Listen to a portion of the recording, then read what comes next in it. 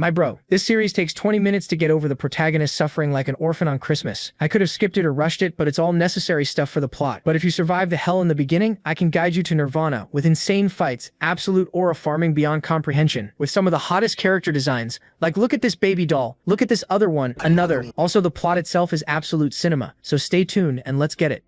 And at the very start, our main character is just calmly buying something at a convenience store. The news says a dust storm is making it hard to see the sky that day. Meanwhile, the protagonist is trying to buy some chips, but the bag is already torn open, so he wonders what happened to it. A little girl nearby starts asking if he's a thief who was secretly eating the chips. He says that's not it. At the same time, the news warns people to stay home since the weather isn't good for outdoor activity. Then an emergency report cuts in. A sudden earthquake is happening near Seoul. At first, the quake is weak and no one has been hurt, but the monitoring station says the strength is slowly rising and action needs to be taken early. Soon, everything on the ground starts shaking and they say the government will respond. But then the broadcast starts cutting out until something appears right in the middle of the street in front of everyone. A massive tower rises from the ground. The protagonist quickly tries to save that little girl, and after the tower comes up, the whole area is wrecked. He manages to protect her during the collapse and asks if she's okay while holding her in his arms. She still keeps calling him a thief, then asks what this thing is. When he turns around, everyone sees a huge structure towering over them, and one of them appeared in England, in Japan, and in many other countries too,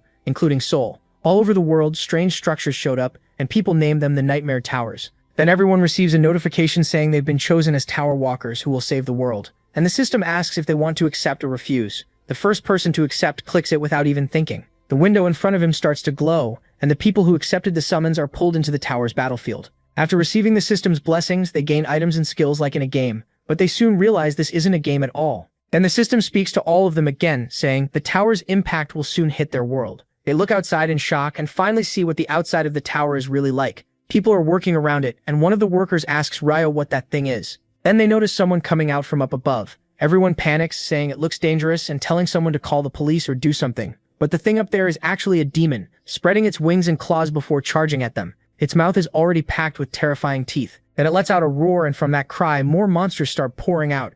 Emergency sirens go off, but the destruction has already begun and everyone has to run. The army tries to do something, but against those massive monsters they get wiped out fast. Because monsters kept pouring out of the tower, a third of the population was wiped out and the people near the tower could only watch. Then the system congratulates them again, saying they've been chosen as tower walkers who will save the world, and asks if they want to accept the summons. After seeing that disaster, they finally decide to climb. That message said they really can save the world, and if they attack the tower together, they believe this nightmare will finally end. Humanity's last hope. Now armed with special powers and skills to stop the end of mankind, the tower walkers begin attacking the tower. During one part of their climb, they run into a stone wall they can't get past. One of them asks what the problem is and wonders if they can't just smash it. Another mocks him, asking if he really thinks such a dumb solution would work. But then someone notices it actually did work. Another calls the team leader over to look at something, a glowing stone lying on the ground. When they pick it up, they learn it's the Stone of Return. It sends the user back to the moment they were first summoned to the tower, while keeping all their memories.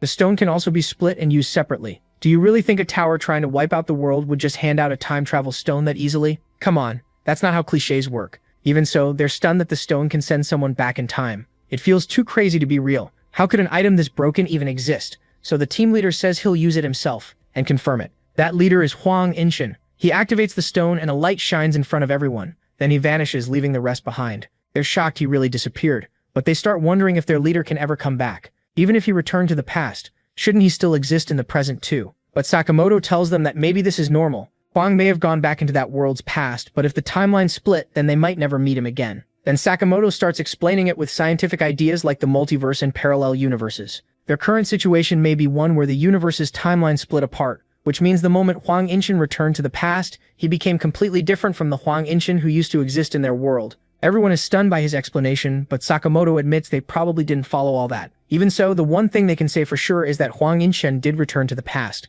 But just because he went back doesn't mean anything will change in this world. Sakamoto adds that, as far as he knows, tower items have never lied before, so the stone should send each user back into a split timeline. Of course, that's still only a theory. They also can't rule out the chance that everyone who uses it ends up in the same timeline. After all, the tower's items go beyond normal human logic. And at that moment, the second tower impact hits the world outside the tower, and more monsters start appearing there again. Before all of humanity on Earth is destroyed, the walkers have to make a choice. Use the Stone of Return to go back to the past, or stay in the tower and die. And that's exactly what starts happening. Many of them are killed as they push forward trying to take down a monster covered in tentacles. One of them begs to be saved, but the creature eats him without a shred of mercy. At that point, they decide it's finally time to use that stone. Still, one of them refuses to give up, while another says he's sorry there's no hope left. He uses the item and disappears right beside him. The red-haired guy drops to the ground, about to be taken by the monster, but then someone appears and slices the monster to pieces, saving the boy. The man who showed up asks if he's okay, and the boy says yes. Then the rest of Group P10 arrives, shocked that all those cowards ran away. Seeing that, the red-haired boy starts crying, and one of them thanks him for holding on to the end. They were humanity's hope, the people who didn't fall for the stone of return and chose to protect the present, not the past. Humanity's final squad, called Carpe Diem. But not long after that, even Carpe Diem ends up completely broken. During one of the worst moments of his life, the protagonist asks himself where everything started going wrong. A little earlier, they were fighting a masked monster. That same brown-haired guy charges in and tells Jahir First Edition to go now. The protagonist rushes forward too, telling him to relax because he's going to kill that thing now. Together, they manage to hack the monster apart and kill it. After that, the protagonist asks if anyone died. His friend says he thinks no one did, thankfully, and even the injured should recover after enough rest. He adds that at this rate, reaching the final floor might actually be possible. Everyone is happy after the battle, smiling at the two of them. Then the protagonist notices something on the ground, a greatsword that suppresses dragons, forged by the Phantom Tiger, the master of the 85th floor, over 1,000 days and 1,000 nights to kill a dragon that held the energy of the sun and the moon. He realizes an even stronger weapon has appeared, and just like Kim Yoon-won said, he doesn't know if they can really make it to the top, but he'll still try. He thought everything was going smoothly, but right now he's in deep trouble in the boss hall of the 99th floor, the Hall of Yamuk. That monster is standing right in front of him, ready to fire a blast of heat. His friends are all collapsed around him, and when he tries to look back, the monster lands a huge hit that slams him into the wall and pins him there like a bug. The protagonist starts coughing up blood, and he thinks it's over. Everything they went through together, all those times, even after all that, it feels like it only led to this pathetic death. But when he looks ahead, he's shocked to see that same friend charging the monster and trying to cut it, landing 2 solid strikes right behind the monster's head. He keeps striking the monster. He yells for Ronald to get up. Still attacking, he keeps shouting. Then he admits he can't beat that bastard alone. But while he says it, the monster suddenly turns and looks back. Then it drives its horn straight into Jaewon's friend, piercing his stomach and killing him instantly. Seeing that, Ronald starts screaming. But when he charges in, the monster swings his friend's body while running with him still stuck on its horn. Then the monster rushes toward a wall, slamming the boy into it and wiping out any chance he was still alive. Watching that, Jaewon burns with rage and grabs his weapon, charging at the monster. But as he runs at it, he notices some kind of energy flowing through the tip of one of the monster's scales. He wonders what that light is and guesses it might help him, so he heads straight for that spot, attacks, and manages to finish the monster. He kills it for good. After that, he starts coughing, completely worn out. Then he rushes over to Ronald, but the boy is collapsed in the corner, totally defeated. Jaewon then notices a colorless return stone already in his hands, and he's stunned. At the same time, Ronald apologizes to him. He just stares in shock, thinking about what Ronald once said, that because the boy never stopped smiling, even in this cruel tower, the Wanderers gave him the nickname Smiling Knight. But now that Smiling Knight says he's lost his smile for the first time. Jaewon tells him to go. He orders him to disappear before he changes his mind, so he leaves Ronald behind, and Ronald starts wondering if Jaewon noticed. He says the stone looks badly worn out. Then, with his last strength, he manages to stand. Meanwhile, the protagonist thinks Ronald is far stronger than he expected, and because of him, he's now convinced that reaching the top of this tower is possible, and as long as he's there, they can do it. He's relieved that Ronald exists in this world. Then Ronald throws himself out of one of the tower's windows. Meanwhile, Jaewon reaches the final door, remembering everything he went through with his friend. Even so, he knows he has to keep moving, and steps onto the next floor. When he arrives there, he's shocked by the glacier and realizes he's in a snowy field. Out in that frozen field, Jaewon is fighting several giant monsters as they rush him. Sharp ice spikes form around him, and one of those monsters keeps chasing him, mocking him and asking if he's finally given up. But Jaefon turns and says no way he's quitting, then asks if the monster is done playing with him. The monster attacks again until MC finally makes it into a tunnel. The monsters keep searching, and from inside he can still see what's happening outside. The monster figures he'll just keep hiding like this forever. Inside the tunnel, Jaefon tries to heal his frozen arm and says it's been 10 years since he reached the 99th floor. He survived countless crises on the 98th, but the danger on the 99th was on a whole different level. That ice has put him through hell. The boss of the 99th floor is the ice dragon Velkasis, and the dragon's breath from the Forgotten Land is hard to endure even with max cold resistance. He says that without the gear left behind by wanderers who were gone, he would have died long ago. That includes the Supreme Dragon's sword he got on the 85th floor, the Ice Demon armor Yun gave him, and also the thing on his arm, the Flame King bracelet. Then he thinks about Han Seo and Yu seeing the girl in front of him in his memory. He apologizes to her, saying things would have been different if he'd been stronger. He remembers her death. Then someone calls Jaewon. He jolts in surprise. The blacksmith asks if he's planning to face that thing again, and he says yes. This time he really feels like he can win. The blacksmith of Atopos, Jae-won, asks if he's serious, then says that's a relief. This is the village won after defeating Alterminus, the boss of the 50th floor, Atopos. Even though dead and injured wanderers arrived every day, people never gave up hope. The priests formed emergency rescue groups to save fighters who couldn't battle anymore, and the workshop smiths made free gear for wanderers fighting for humanity. Jae-won tells Jae it looks like he's the last blacksmith left in Atopos. Now Jae tells him not to remind him the protagonist is his only customer, and worse supplies from the lower floors seem to have stopped, so he's out of ore. He says some ore was still coming a few months ago, and MC thinks that makes sense, because barely any humans are left alive in the tower. He says he doesn't even know what year it is anymore, but 10 tower impacts have happened so far, and after a certain point, people stop being summoned to the first floor's summoning field to climb the tower. He's starting to think the humans in the tower were wiped out. Jae can barely speak, but he asks if something has been bothering Jae-won. These days, while moving up and down the tower, even though it looks the same as always, he says that, thinking back, near the place where the return stone was found, there were some strange writings. They talked about a tower inside the tower and a nightmare inside a nightmare. He says maybe someone else wrote it, but he has no idea what it means and figured it wasn't important. Then Jae says Grandma Helene disappeared 2 days ago. He explains that no one can grow old inside the tower, so if someone vanishes, there are only 2 reasons. Either they return to the past or they jumped from the tower. Helene of Helene's potions and Jae of Jae's workshop were among the last support people left on the floors.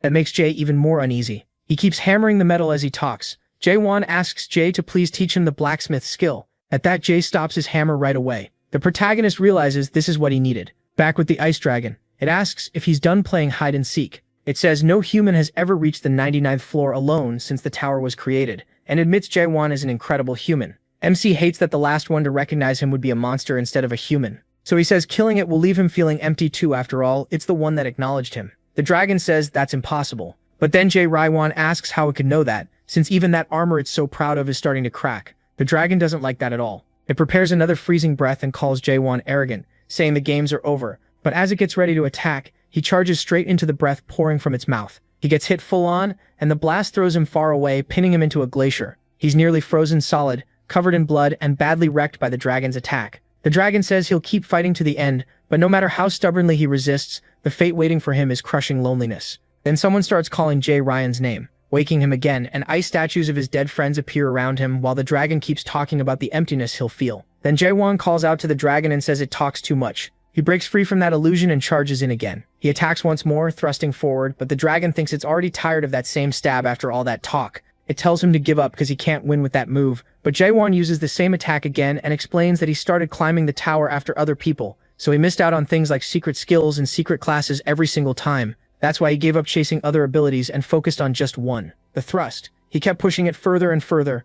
After killing over 50 million monsters with that one attack, his companions thought his nickname should be Thrust. Then he felt that thrust begin to change faster, sharper, and stronger. In the end, it stopped being a simple move and gained attack power close to a secret skill. And because it isn't a skill, it never drained his spirit power. So he never got tired from using it. Even so, this is still rough. Landing only one scratch after hundreds of thrusts is too much. Still, he strikes the same spot again. But the dragon opens its mouth once more to fire another blast. Jae-won thinks it's too late to dodge, but then he feels something. As the monster breathes at him, that same line of light appears in his vision. He realizes it's the same light he saw on the 98th floor. So now he has to focus with everything he has, unleashing the strongest thrust of his life. It slams into the monster's face and deals huge damage to the dragon. The dragon starts shouting at him, one eye ruined, asking how he dared. Jae-won is shocked it still wasn't enough and says that should have finished it in one shot. Then he boasts a little, saying he'll end it for real now. The dragon unleashes several more blasts at Jae-won, smashing everything around him and barely missing as he escapes. He can't believe the dragon is still attacking in the middle of the air and realizes he has no chance of winning like this.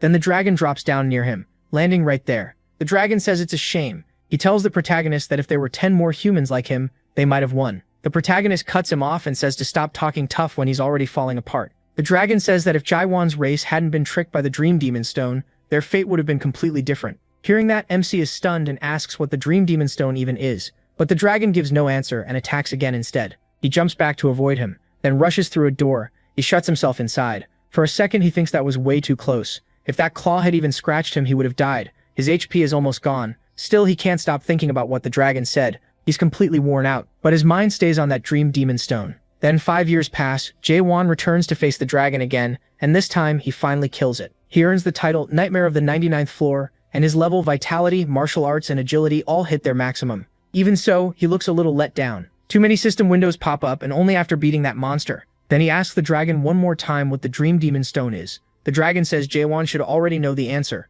It adds that he'll learn the rest on the final floor. The protagonist also gets the Ice Dragon Sword, a black weapon filled with the Frost Dragon's breath, said to reveal its blade when its master wants to fight. He looks at it and thinks it doesn't feel like a sword at all, more like a dagger. Then a door rises from the dragon's blood. It's the final floor. Jaewon gets ready to step inside, but as he moves closer, the door's name changes from blood to control room. When he comes out of the black liquid, he notices something strange ahead. That place shows everything he has gone through so far. He realizes he's looking at the tower's current form, including the summoning field, Atopos, and more. Then someone speaks, surprised that he made it already, saying they thought he'd stop by the village first. The voice tells Jaewon not to be nervous. It says it forgot to send him an important message, and asks him to wait there for a moment, adding that this thing may look nice, but it's actually old, so it's hard to use. A message appears in front of him, congratulating him as the first person to clear every tutorial in World 294. It says his achievement has been written into the immortal Akashic records, and only the monarchs of the Great Lands can see it. Jaewon is shaken by that. He asks what it means for all of this to be just a tutorial, especially after all his friends died. That leaves him desperate, completely overwhelmed by the truth. The speaker asks if the shock was that bad and says they hope MC doesn't stay stunned for too long. Otherwise, he might get swallowed by his own emotions. Then it adds that it's probably too late to say that now, but he still shouldn't take it too hard. He did very well for a human. Then the speaker notices something odd about Jaewon. He's standing there without breaking, staring straight ahead. The speaker realizes he recovered much faster than expected. So the protagonist asks who this bastard is.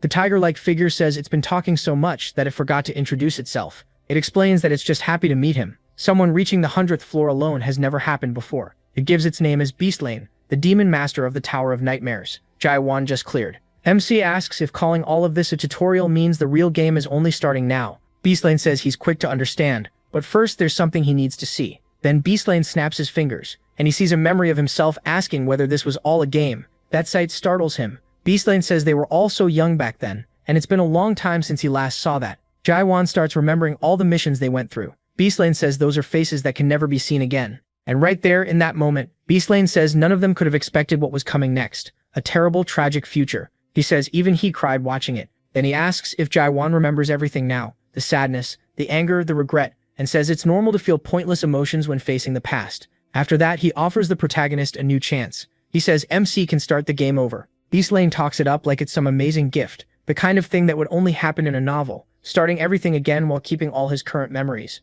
Jaewon starts to wonder if this is really how it ends. He thought climbing the tower was supposed to save the world because that's what the first message said. Now he realizes Beastlane tricked him from the start, and everything was built on lies. There was never any way to stop the tower's impacts. The only thing they were ever able to do was keep climbing. Saving humanity was nothing but false hope. Then Jaewon says Beastlane already knows he's not going back to the past. Beastlane bursts out laughing in front of him, his mouth stretching wide as he asks if Jaewon is still talking about the past. He says he'll make this clear. No item in the tower or the Great Lands can send anyone back in time. Nothing like that exists.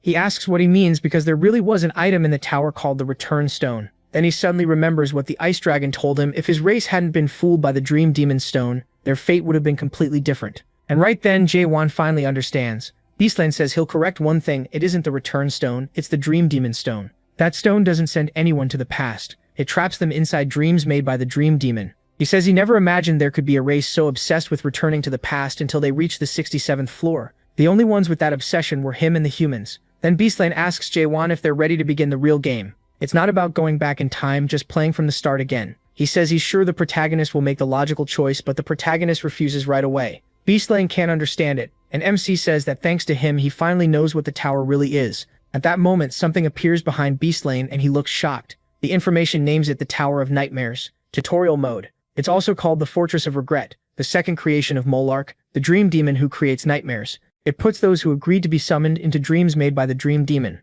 Jaewon says he's already entered the dream the tower created, so in that case he'll hunt down the dream demon himself and move on to the next floor. Beastlane says there is no next floor and that this is the end of the tower, but Jaewon doesn't believe a word he says anymore. Beastlane asks if the clear rewards weren't enough and mocks him for clinging to his tiny memories, but he charges in and thrusts, tearing off part of Beastlane's head. Even like that, Beastlane keeps talking. He says it's fine and asks what the protagonist wants. A secret item, a secret skill, anything at all. He says the protagonist deserves it. MC answers that he doesn't need any of that. So Beastlane asks if he doesn't want to return to his original world. Then he says that since he has seen through the dream inside the Tower of Nightmares, he should have seen this too. There was never any tower impact. He asks what he's talking about, and Beastlane shows him the people outside, alive. Seeing that, the protagonist is stunned and asks what's going on. Then Beastlane moves around him while MC watches people living normal everyday lives. Beastlane laughs and says MC finally understands the situation. No one died. Isn't that surprising? His family, his friends, the people precious to him,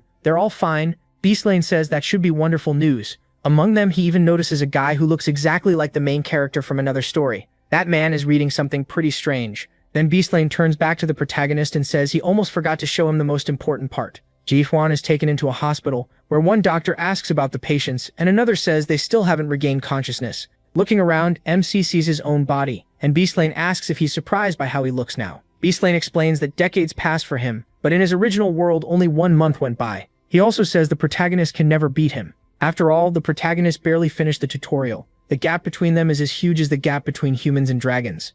But Ji-hwan thinks that's actually a relief. If we're talking about dragons, he's already hunted one before. Beastlane calls him arrogant, but MC attacks again, and once more he is pulled back into the tower. With a bunch of potions in hand, he heads to where Ji-hwan should be. But the place is already ruined and empty, so he decides to forge it himself. He says 72 days have passed, counting today, and he's challenged him every single day without rest. No matter how he attacks, he can't leave even a scratch on him, yet he can't kill him either. He doesn't know why, but the guy has no intention of finishing him off. That's why, no matter how many days or even years it takes, he still wants to kill him. But Beastlane isn't happy about that. He has to hold himself back, because that guy is merchandise he's planning to sell. A very special one. As a cultivator, this is his first time seeing something like this. A cultivator makes sure a product safely adapts to the Great Lands through the second process, which improves it. The first process is choosing the seeds so only the best remain. And that's what the tutorial is for, finding worthwhile products. After that, the chosen products can truly start growing through the real game. The second process is like giving water and fertilizer to the selected seeds so they can develop, but if there's a product that refuses to move on to the next stage, you just shut your eyes and kill it, since a soul isn't destroyed when someone dies in the tower. But what if his soul gets hurt because of the gap between them? That catches him off guard. Thinking about the higher-ups watching him, he realizes the cultivators won't just sit around. He has to raise this one perfectly and sell him, because he's sure it's time to rise and become a high-ranked demon. He also still has to pay back the loan he used to buy that tower. This product is so valuable that even gods who usually don't make deals with demons have contacted him. That makes him start getting pissed off. He thinks Ji-hwan is driving him insane, and the protagonist attacks again. Beastlane demands to know what the hell he wants. Sure, there has to be a reason he's acting like this. He seriously asks if he doesn't get tired of this, because if he'd just agree and start the real game, everything would be easier. People from his world would call that the best choice. So why is the kid doing all this? But he just keeps attacking, and Beastlane finally loses his temper, throwing up a wall between them. From behind the wall, he watches him. Then he attacks again, glancing back but gets caught. Beastlane grabs him by the hand and pleads for an answer. What does he want? He keeps saying he'll give him secret items or hidden skills, so why keep forcing something this pointless? But Ji-hwan says he'll hunt him down and move on to the next floor again. Beastlane gets mad hearing that same nonsense and asks what it will take for him to enter the real game. The protagonist realizes he finally pushed him to his limit, so he says there is one thing he wants to ask. After hearing the request, Beastlane tells him not to be surprised. His universe isn't made of just one dimension. MC casually says he already knows. Beastlane is shocked and asks if the kid's some kind of genius, but MC says everyone knows that stuff. Parallel worlds, multiverses, all that exists on Earth too.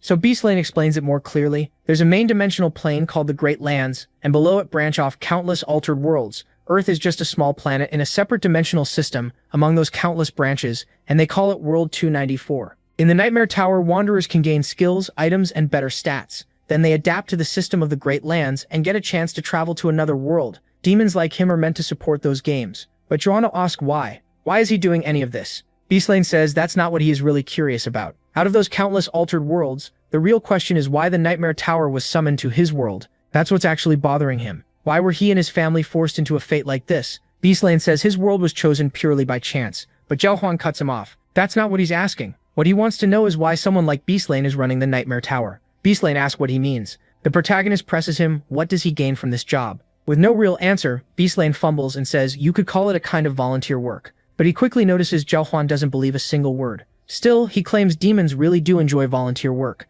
and that many demons help special wanderers on different planets. There's even a place called Paradise where humans and demons live together in peace. But right above his head, a message from the monarch about cultivating the product appears right in front of MC. Beastlane then asks if he finally believes him. He doesn't believe him at all. If anything, he knows too much. Then the protagonist checks his own information and realizes his level is insanely high. Everything in his status is maxed out. He's hit the limit, so now he thinks he has no skills left to evolve. Even so, he still can't reach Beastlane, and that thought brings him down a little. He starts wondering if humans really can be reduced to nothing, or maybe the system of this world is wrong. Then he feels something. He asks himself what that was, sure that this time the feeling was really strange. Realizing it shouldn't exist there, he starts seeing tiny particles in the air and wonders if he's hallucinating. He grabs one and it breaks into grains of dust, drifting through the air. He says they were thin little particles, then they formed into something like a sugar cube, and each time they changed, they took on a different shape. Those particles were the essence of that world, and no matter what form they took, he instinctively understood what they were.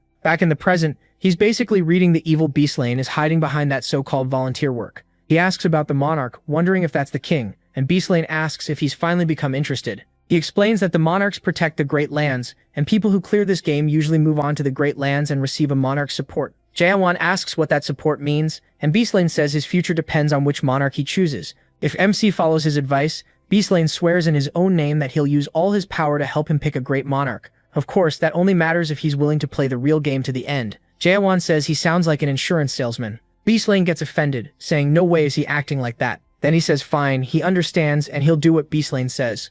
In exactly 10 days he'll leave this place. So 9 days pass, and the protagonist keeps training. Beastlane watches him and notices he's been doing that nonsense all day, but he tells himself it's fine. He just needs a little more patience. They're almost done. He only bought that stupid tower because those bastards tricked him. He gets even angrier, thinking this whole mess is the fault of those scam artists. They told him the tower had been built by a master himself, an ancient first-generation relic, so old no one could measure its age. If it were a third-generation tower, it would have a function to force the tutorial to end without damaging the rewards. But because this cursed first-generation tower lacks that, he can't close the game without making a deal over the rewards. That makes him even more irritated with Jaewan because of all this. Still, he says it's fine. Poor is a sin after all, so he'll just keep using it, since it still works. Then he says tomorrow will be the end. On that day, MC gets several messages. One is a final summary about the Great Lands, explaining how to raise his adaptation to become an adapter, about the 12 zones he must visit even if it kills him, and other things he needs to know. Then a new message appears saying the game administrator wants to end the tutorial, return him to World 294 with all his memories intact, and begin the real game.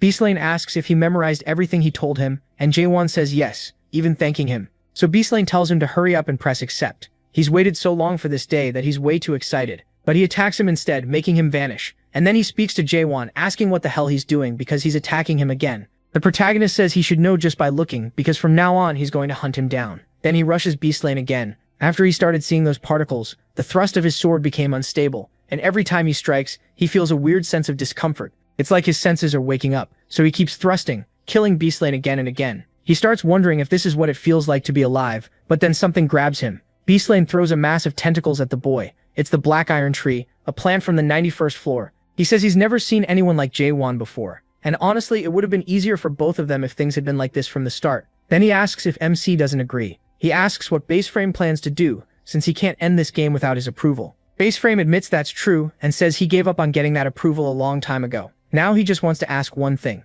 Why does Jaewan think this tutorial never ends? Baseframe explains that the Tower of Nightmares is set to shut down by itself, 100 days after the tutorial is cleared. That shocks the protagonist, but Baseframe tells him he only has to hold him down and drag him quietly into the real game after that. MC answers him right away. He asks if in the Great Lands he's known as the Temple of Provocation. Baseframe is clearly shaken by that. He goes on, he's lived 784 years, crossed 128 worlds, and still uses that awful cultivation on target tribes. Baseframe demands to know how he knows all that.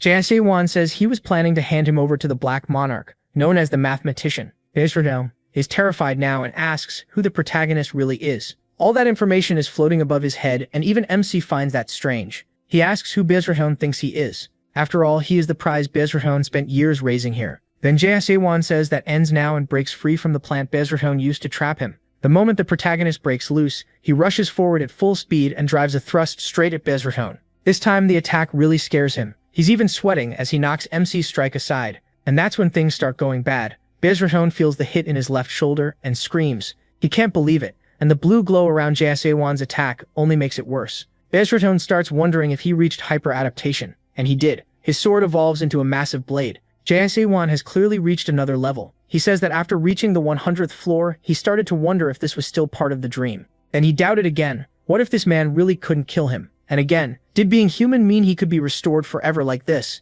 As the world's essence began to break apart, that line of thought led him to an answer. That was the end of all those doubts. Jaewan says he's reached a place where doubt no longer exists. and there, he found understanding. With that understanding, he attacks Bezraton again. Bezraton defends himself like his life depends on it, because it does. He's completely terrified, and he yells out to connect. A notice says the agreed time restrictions have been removed. Bezraton returns to his prime form, becoming even stronger. Now he says he's done playing around, and orders Jae-se-won to surrender. He starts cutting the protagonist all over, saying that adapting so fast to round 2 after clearing the tutorial is impressive, but this is as far as humans can go. He declares that MC can never beat the great Bezraton, then sends spikes up from the ground to pierce him. MC wonders if this is really how it all ends, but then he grabs his sword even tighter. The numbers keep rising, and then he attacks again and again, until the count reaches 9,999,999. Bezraton says Jae-se-won will have to join the real game no matter what, and if he keeps this up, he's the one who'll lose. But on the final strike, he reaches 10 billion thrusts.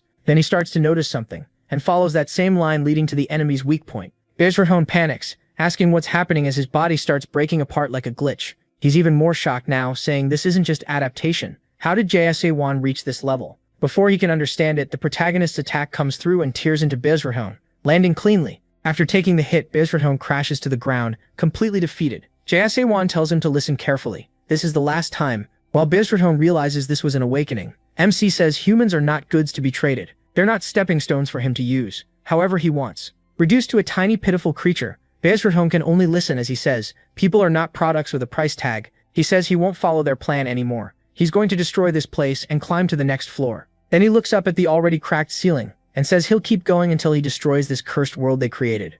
Now all of Bezraton's user data is wiped out, and everything about him has become unknown. Bezraton begs him to stop. He pleads with Jae-won, warning that he's breaking the tower itself and that there's no such thing as a next floor. The protagonist disagrees. He says the next floor does exist. That scares Bezraton even more, and MC says they wouldn't have called him here for no reason. He remembers the 78th floor, the 66th floor, and the writings of a certain artist spread all through the tower, even on the 47th. In the end, every Tower of Nightmares is just an imitation of the first demon at the top of the Tree of Illusion. Those traces were hidden in different parts of the tower, and Jae-won keeps thinking about the top of that tree. He's sure those writings belong to Mulak Armelt, the creator of the Tower of Nightmares, and he remembers what the system told him before. So he asks Bezraton if this place is the root of the Tree of Illusion. Bezraton asks what he's trying to do, and he says that if this is the root, then there has to be a trunk, so if he breaks through the ceiling, he'll reach it. He thrusts upward with terrifying power, and Bezraton screams for him not to do that to his tower. Jae-won thinks he's finally found what he was searching for, and when he appears somewhere else in a forest, he says it again.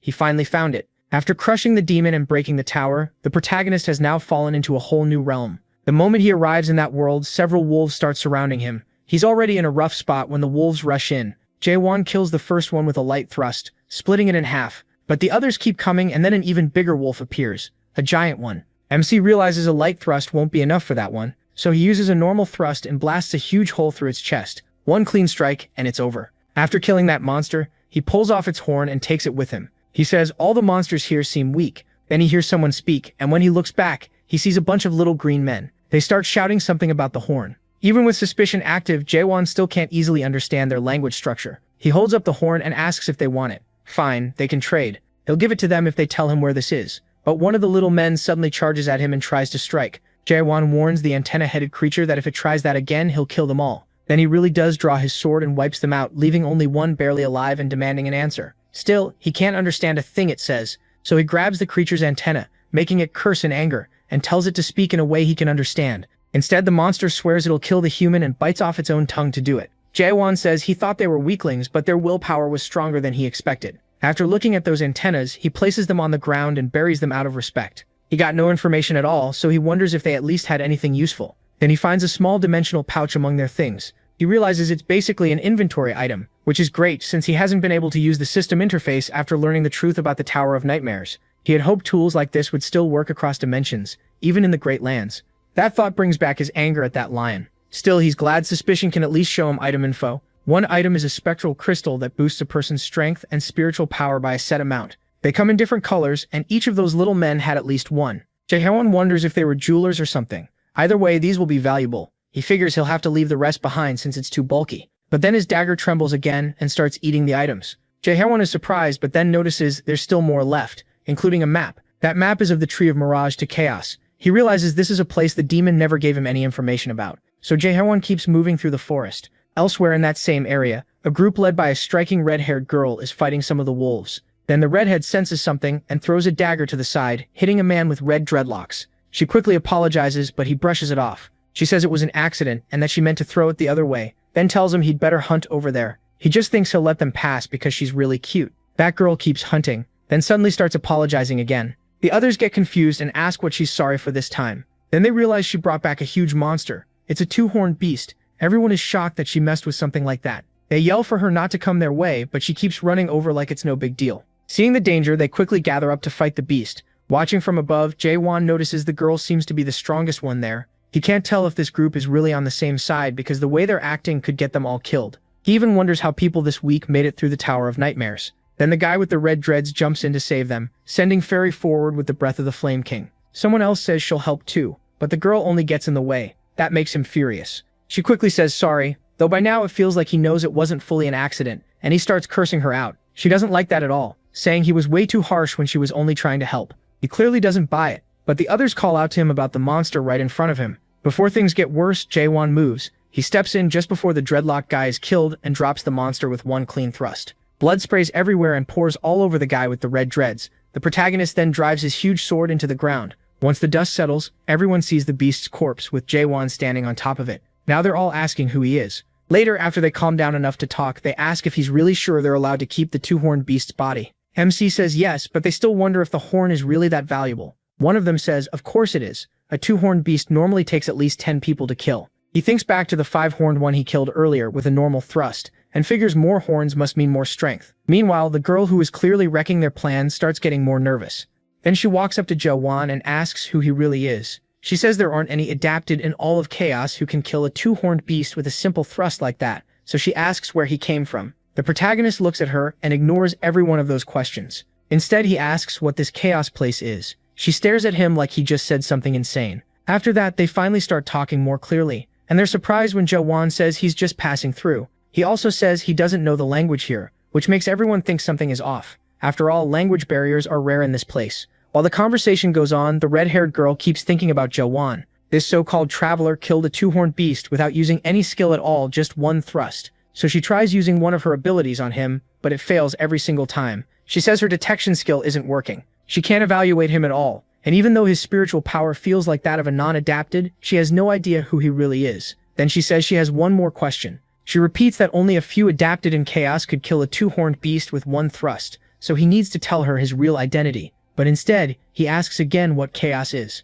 The girl wonders if he's messing with her, but he says no. Then she asks why he's talking like that. Once again, he doesn't understand her, and she wonders if the word identity was somehow too hard for him. Jae-won tells her he knows what identity means. It's just that, when he remembers everything he's been through, he feels like all the ties he had on Earth lost their meaning the moment he entered the tower, and he remembers each of his old companions. He also made new companions here, and new memories too. But they vanished like a mirage at the end of the tutorial. His old friends back on Earth are probably living on without him now, and if the reward for clearing it was starting over with their memories intact, then they probably don't remember him or anything that happened in the tower. So he says he doesn't remember his identity. The girl says she gets it now. She claims it must be amnesia, then asks if he really thought she'd fall for that. Saying it in such a serious voice doesn't make it believable. Jae-won points out that he never said he had amnesia. She calls him an idiot and asks if he's some strong man from the abyss or something. At that, MC says he gets it now and tells her to stop bothering him. He picks up his weapon and it grows at once. The girl is shocked to see that he has a spiritual weapon. That weapon starts making up for what it ate from his bag, and she begins to think the real power didn't come from him at all. It came from the weapon. She says it's reckless to show a spiritual weapon so openly in front of others. The three of them keep staring at it, noticing that he's even feeding more gear to the sword. They think Jae-won is leaving himself wide open, but really he just wants the weapon to return to normal as fast as possible. Then the girl says she can't believe a guy like him ruined her mission. She could have easily finished off the dreadlocked guy herself, but then an idea hits her. She tells him it's fine and says she won't ask about his identity anymore. Instead, she has a proposal. She asks if he'll hear her out. Jae-won explains that the woman who introduced herself as Mino Han gives him a short explanation of Chaos. Then she talks about the others, calling them shameless trash from a clan named Red Fox. The protagonist sums it up. She wants him to kill those guys. She says he'll understand soon enough, because they're definitely coming after him, and tells him not to just stare around. That night, the guy with the red dreads says they should camp there since moving in the dark is dangerous, and they might accidentally provoke a horned beast, so they all stop around a fire to rest. Jae-won lies down a little farther away, thinking that based on the map, the village is close. Then he looks again at those lights and talks about the second stage of awakening understanding. While he's there, he overhears them whispering nearby. One of them tells the captain that MC's spiritual power is the same as a non-adapted's, maybe even lower than his own. That surprises no one, since they'd all noticed it already. So they start thinking he only killed the two-horned beast because of the spiritual weapon. One of them agrees, saying spiritual weapons are artifacts that can only be found in the abyss. Then they ask if he means that abyss branch of the Mirage Tree.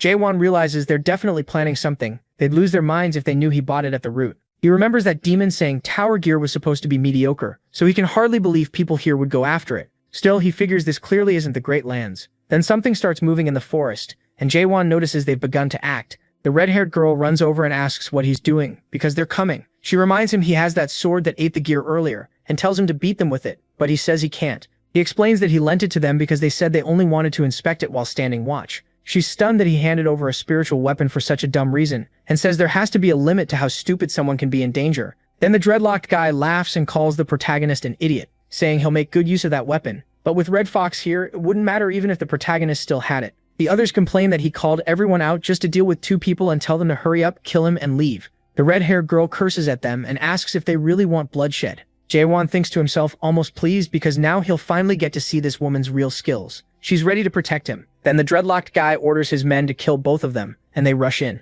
The girl grabs a few kunai and plants them right in their foreheads, killing two at once. The third one comes in close, but she drops him with a kick too. Jaewon just watches from the side while she says sorry, guessing she may have thrown a little too hard. Then she says she's annoyed now, and from this moment on they're about to go through something truly awful. The dreadlocked guy says he had a feeling back when she lured the monsters toward them, and asks if she's really the Witch of Massacre.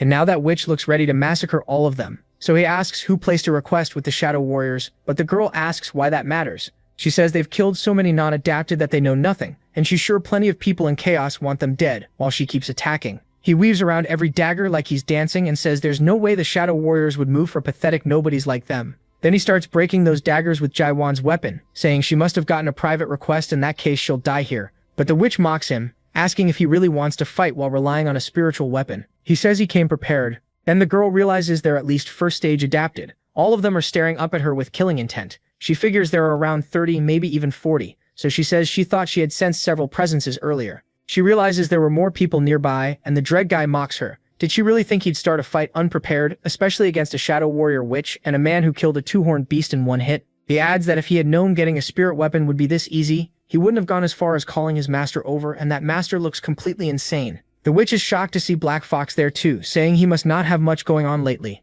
Black Fox tells her to take it as an honor. He's the master of the Red Fox clan, a third-stage adapter. He says over half of the Red Fox clan gathered here for this hunt. She answers with sarcasm, what a huge honor. If they have that much free time, they can wait a second. Even so, she isn't sure she can beat him one-on-one, since he's third stage. So she calls out to Jaewon, apologizing because she didn't want to say this, but she can't protect him. She tells him to take it and run, and MC sees it's a nightmare stone. He asks what it is, and she says it's a return stone. If he uses it, he can escape to the nearest castle. Since it's the only one she has, she's giving it to him. Jaewon realizes it isn't a stone to go back to the past. It's a stone that can save someone in the present. That makes him wonder. Back then, instead of that useless stone, what would have happened if he had been able to give one like this to Yoon Hwang and Shan? Then he asks the witch something. If she could, would she go back to the past? She stares at him like he's crazy, asking if this is really the time for that kind of question. Still, her answer is obvious. No. She says she already did everything she could with her life. If she's going to die, then she'll die today. She'd never go back to the past. Right then, Jaewon touches her shoulder and tells her she won't die today, while pulling out another weapon. The girl is stunned. At the same time, he charges straight at them, and then the slaughter starts. Black Fox yells for them to use the 14th King of Flames formation, and several of them launch fire attacks at Jaewon. But then he uses Lost Enchantment, driving straight through the middle of them with one thrust, piercing each one as he passes. Black Fox manages to block part of Jaewon's attack, but he still takes the hit full on, and he punches straight through Black Fox's chest. Blood splashes onto the Dread Lunatic's face, and Black Fox drops dead right in front of him, while Jaewon stays calm and steady. Now the only one left is the man holding the protagonist's spirit weapon, and he hands it back like a servant presenting something to his master. After taking it, MC gets ready to kill the rest. He uses light thrust and wipes them all out at once. The girl can barely process it. What the hell was that? How can a thrust be like that? She says she thought he was just an idiot full of openings, so she assumed he was reckless. The kind of fool who didn't understand danger. But that wasn't it at all. He's just insanely strong. So she calls out to him and asks who he really is. Jaewon answers that she already knows his true identity. She doesn't get it, and he asks if she's the one with memory loss, now because he thought that was only his problem. She realizes he's making fun of her, so she demands the return stone back, but he says he doesn't have it anymore, he lost it. She can't believe he lost something that expensive. Later, the two of them sit by the campfire again. Jaewon thinks the place feels oddly peaceful, but she keeps searching around in a panic, saying the stone isn't there, and asking if he's serious. Why does she have to go through all this because of some stranger?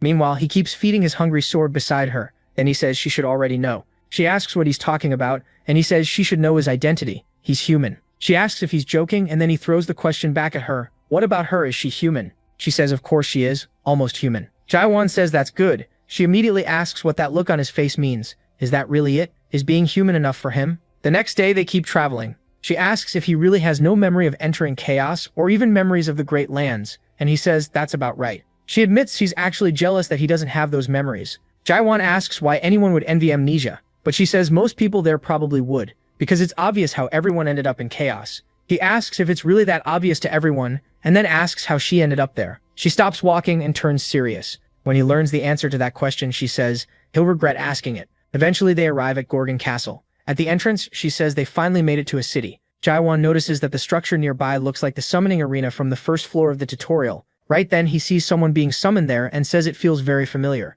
A bunch of people appear completely naked, some screaming, crying, and totally lost. Jaewon says he's seen faces like theirs before. The witch says a lot arrived this time too, then asks if he understands her earlier warning. Now asking someone how they came to chaos is something you never do there. Everyone who arrives comes in suffering. She tells him this is the world of the dead, chaos. The protagonist asks if these people came to chaos because they died in the Great Lands, and she says yes. Death, there is the end. Once someone dies, they become nutrients for the Mirage Tree. Some may have died long before, and they might not even bleed red anymore. Just then, a squad arrives. Their leader orders everyone lined up and taken to the auditorium. He throws clothes at the naked newcomers and tells them to cover themselves and form a line. Then he mocks one skinny boy, saying he probably died because he was too weak, and asks if he used to be some kind of webtoon artist. The witch then calls out to James, and he looks surprised, especially seeing her at the checkpoint. She says she just happened to come this way, and since they aren't strangers, she'd like him to let her in. James apologizes to Mino but says things have changed. Now everyone entering the castle needs a certificate.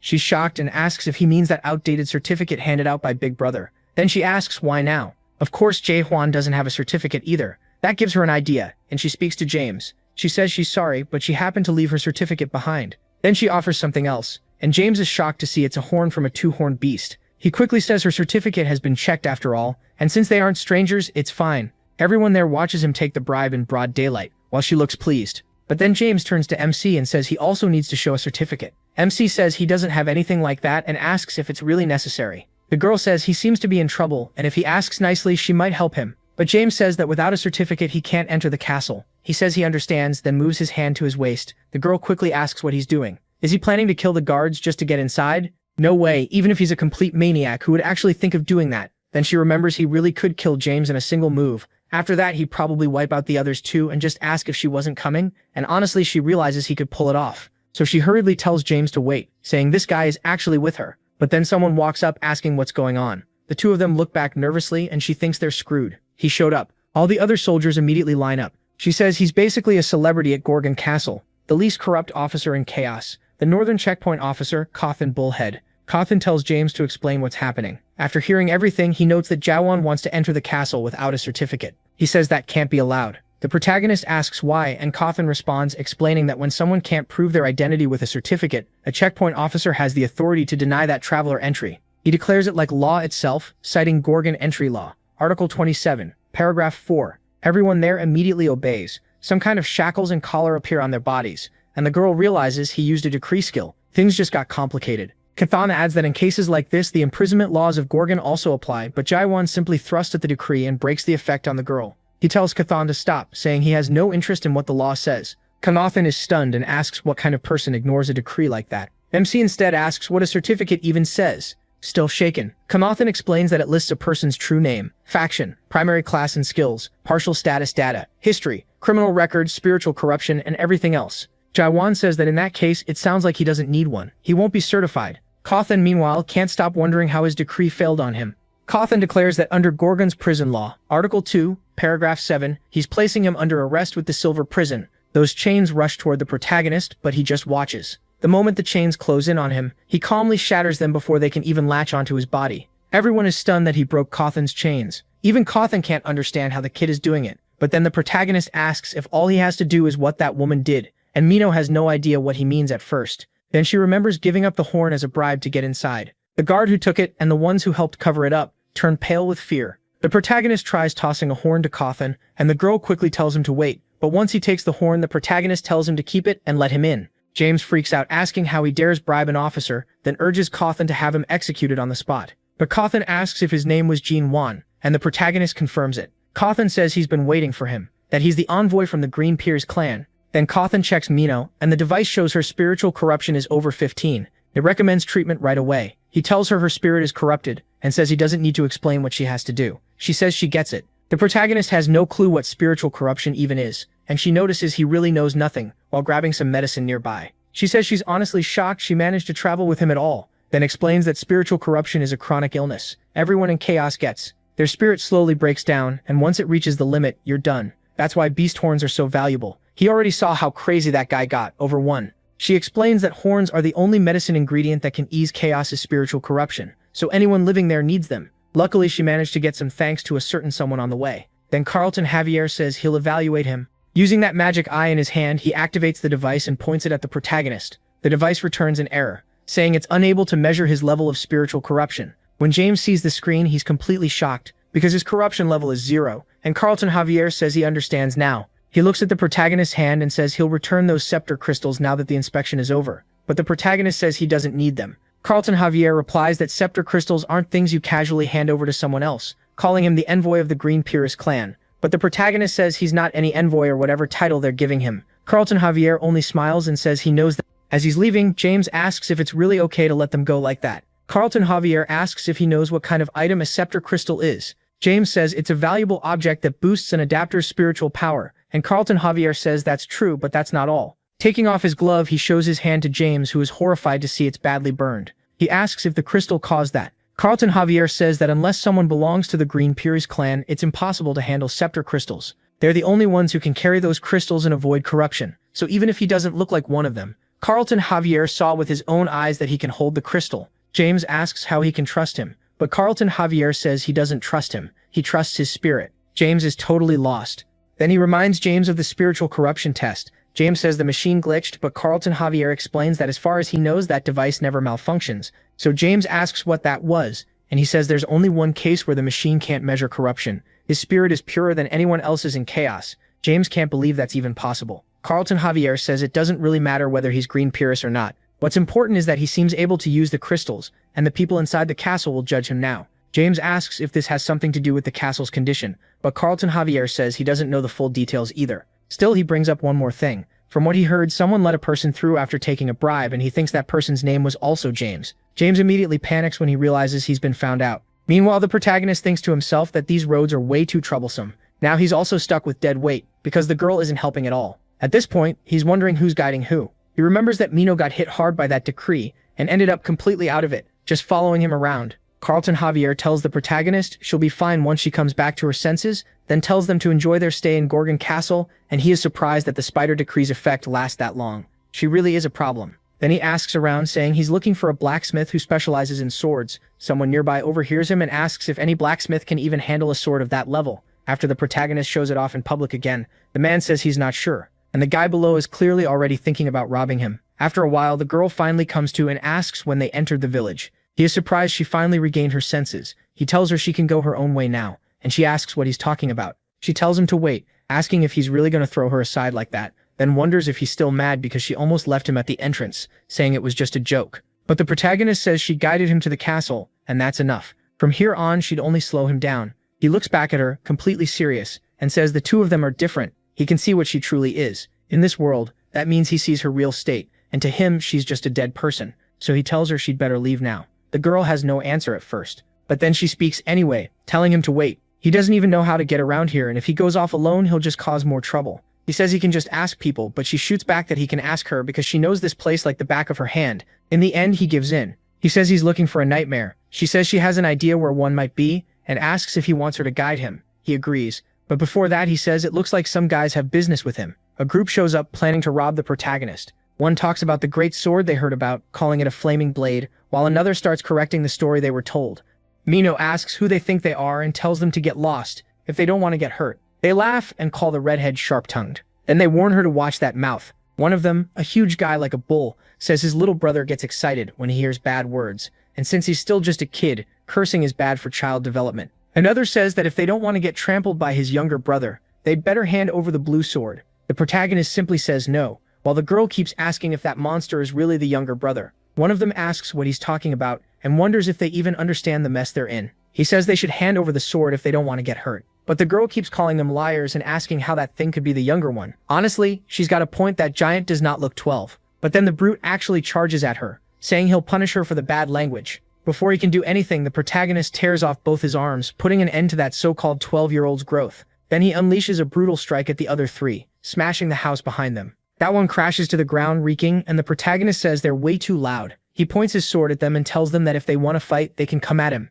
Even then, one of them yells, asking how he dared cut off the precious hands of his little brother. He swears they'll never forgive him, but they still turn and run while shouting that he'll pay for killing their beloved younger brother, until one of them points out the brother isn't even dead yet. The whole thing turns absurd. Then the three who are left rush the protagonist, shouting that they'll show him the bond between brothers, but the protagonist only raises his sword. After all that noise, the protagonist is left wiping off the slime. He wipes off the weird blood this place uses from his sword. The girl is amazed and asks how he solves everything with one thrust when he has other skills. He just says thrusting is all he knows. Light thrust, medium thrust, heavy thrust, serious thrust, and a few thrust combos. Basically very Saitama-like. She asks if he's serious and says he reminds her of someone else who only uses one move, except that person only uses slashes. He finds that strange too. Then she brings up his last attack and asks why it missed. He doesn't get what she means, so she spells it out. If he was aiming at those guys, why did he blow up the roof above them? Did his aim slip when he adjusted his strength? He says it's because while they were dealing with those thieves, someone on the other side was hiding with an invisibility skill.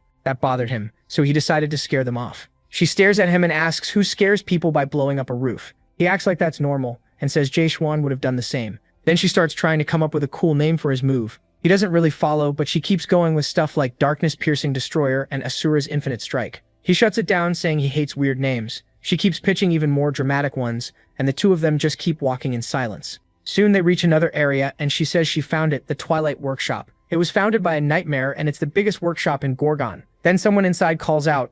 The voice asks if their customer is there to place an order. A boy comes out and apologizes, saying any order made today will take a long time. He introduces himself as Naven, a craftsman from the Twilight Workshop. The girl asks why, wondering if they're fully booked. Naven explains that the workshop manager is away, and the assistant manager is busy too. Something about testing the craftsman. So if they're looking for something, he says it's probably better to buy a finished item instead of ordering one. They look over and see the assistant manager with the other craftsman. He's talking about a sword made from the horn of a four-horned beast. It will be finished once someone drills a hole for the gem. Everybody jumps in, saying they want to try working on a four-horned beast horn too. But he reminds them this is a horn from a four-horned beast, and asks if they really want to try punching a hole through something that tough. Mikal Garnad likes their spirit anyway. He says whoever manages to make the hole, doesn't matter who, gets to be assistant manager of the Twilight Workshop for the rest of the day. That leaves everyone wondering why the thing is so hard. Then they start trying, but all they do is wreck their tools and break a hammer. They can't understand how Root managed to refine it in the first place.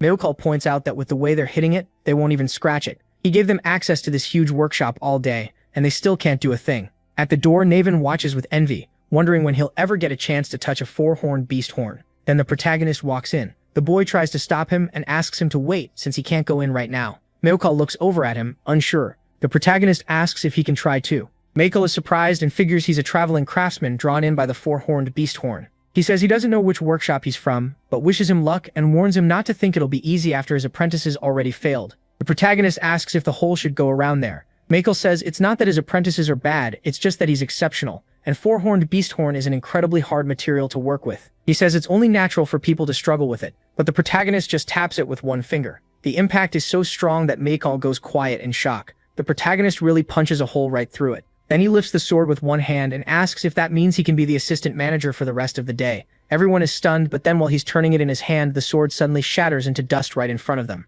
The protagonist just looks surprised it broke, saying it way too casually. That makes Meokal start yelling at him, unable to believe how calm he's being. He says he ought to crack his skull and asks if he has any idea how expensive that horn was. The protagonist answers that he was holding back. Mino asks what he means by that. He explains that smashing something completely is easy. Breaking it just a little is the hard part. Still, he says he's sorry. Meokal snaps back, asking if he really thinks an apology is enough. That was a four-horned beast horn worth a fortune, and it was part of an order from the primordial universe. What are they supposed to say now? The protagonist says he'll make up for it with an even better horn. Michael asks what kind of nonsense that is. How could a lunatic like him replace something better than that? Then the protagonist reaches into his bag. He says he'll repay them with this instead. A horn from a 5-horned beast. In other words, something better. Everyone is shocked because it's really from a 5-horned beast. It's Mikhail Garnad's horn. The protagonist asks if they can accept it, since he doesn't have another 4-horned horn or anything like that. Mikhail changes his tone instantly and says of course they can. Now calling him dear customer,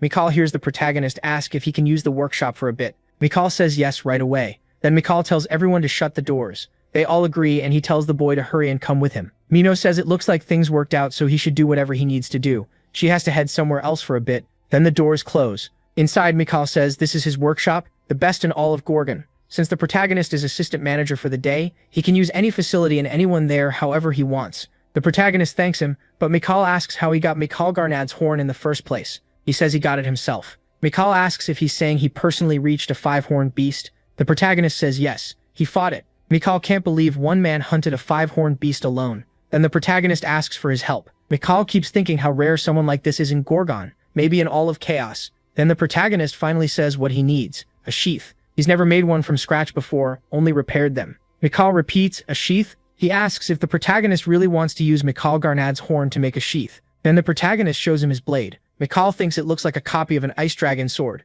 Since it was made by a nightmare, it's rare and it's beautiful too. Even so, he thinks Mikhail Garnad's horn is too good for that and says it would be better to forge a whole new sword from it. Then the blade starts shaking. A second later it trembles with hunger. It slips out of Mikhail's hand and rushes at the horn to devour it. He's stunned. He never expected it to be a spiritual weapon. From the spiritual energy he can tell the soul of some elite race is sealed inside it. He can't figure out how that even happened. Then he notices the protagonist's sword is evolving. Its shape is changing. So this must be a major evolution. When it's done, it'll need a new name. The protagonist isn't sure about that, but Mikhail explains that when a spiritual weapon goes through a major evolution, it loses its old name. The only problem is that the materials are gone now, but the protagonist says that's fine. He has one more horn. Mikhail can barely process that, but then remembers if it's from a 5-horned beast, of course it had 5 horns. So he asks again how he can help, and the protagonist says Mikhail should first show him how he refines materials. Mikhail agrees and asks if there's any shape he wants. The protagonist leaves that choice to him, saying he's the expert. That almost makes Mikhail panic from the pressure, and he says he'll have to show the skills of a true master craftsman of Dawn.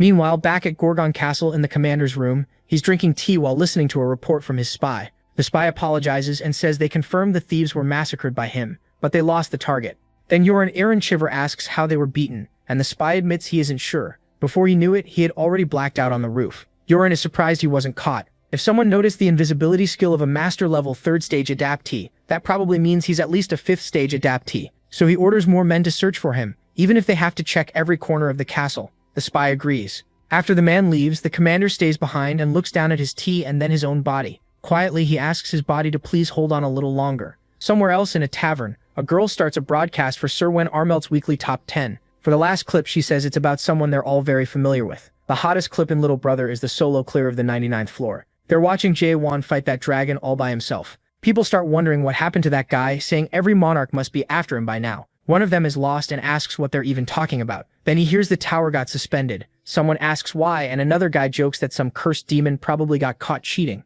They say the culprit ran off and ditched his training duty and that the clip is probably fake too. After all, who could clear a 1st-generation tower alone? Then they point out most demons can barely buy a tower without taking a loan, so destroying one like that makes no sense. One says that if it were him, he'd just sell it on the open market or something. Then he asks the owner for another horn beer. A moment later, the door swings open and Mino walks in. She heads inside while everyone stares at her. Mino goes straight to the counter and takes a seat. The second she settles in, some idiot starts hitting on her. She glares at him and tells him to get lost. He backs off, saying fine, but warns her not to do something she'll regret. Mino starts wondering why she feels so awful. All she wants is more to drink, enough to kill her mood completely. After draining the cup, she snaps again. She can't believe that bastard has no shame at all. She keeps asking why he acts like that, and what he could possibly know after everything. The bar owner, Claire, cuts her off. She says Mino has talked enough and should stop, especially since she can't even get drunk. Claire asks why she's chasing after a guy like that if he's such a jerk. Mino can't explain it. She only says he gets under her skin. He wrecks everything and keeps carrying that sword around like the rules there mean nothing to him.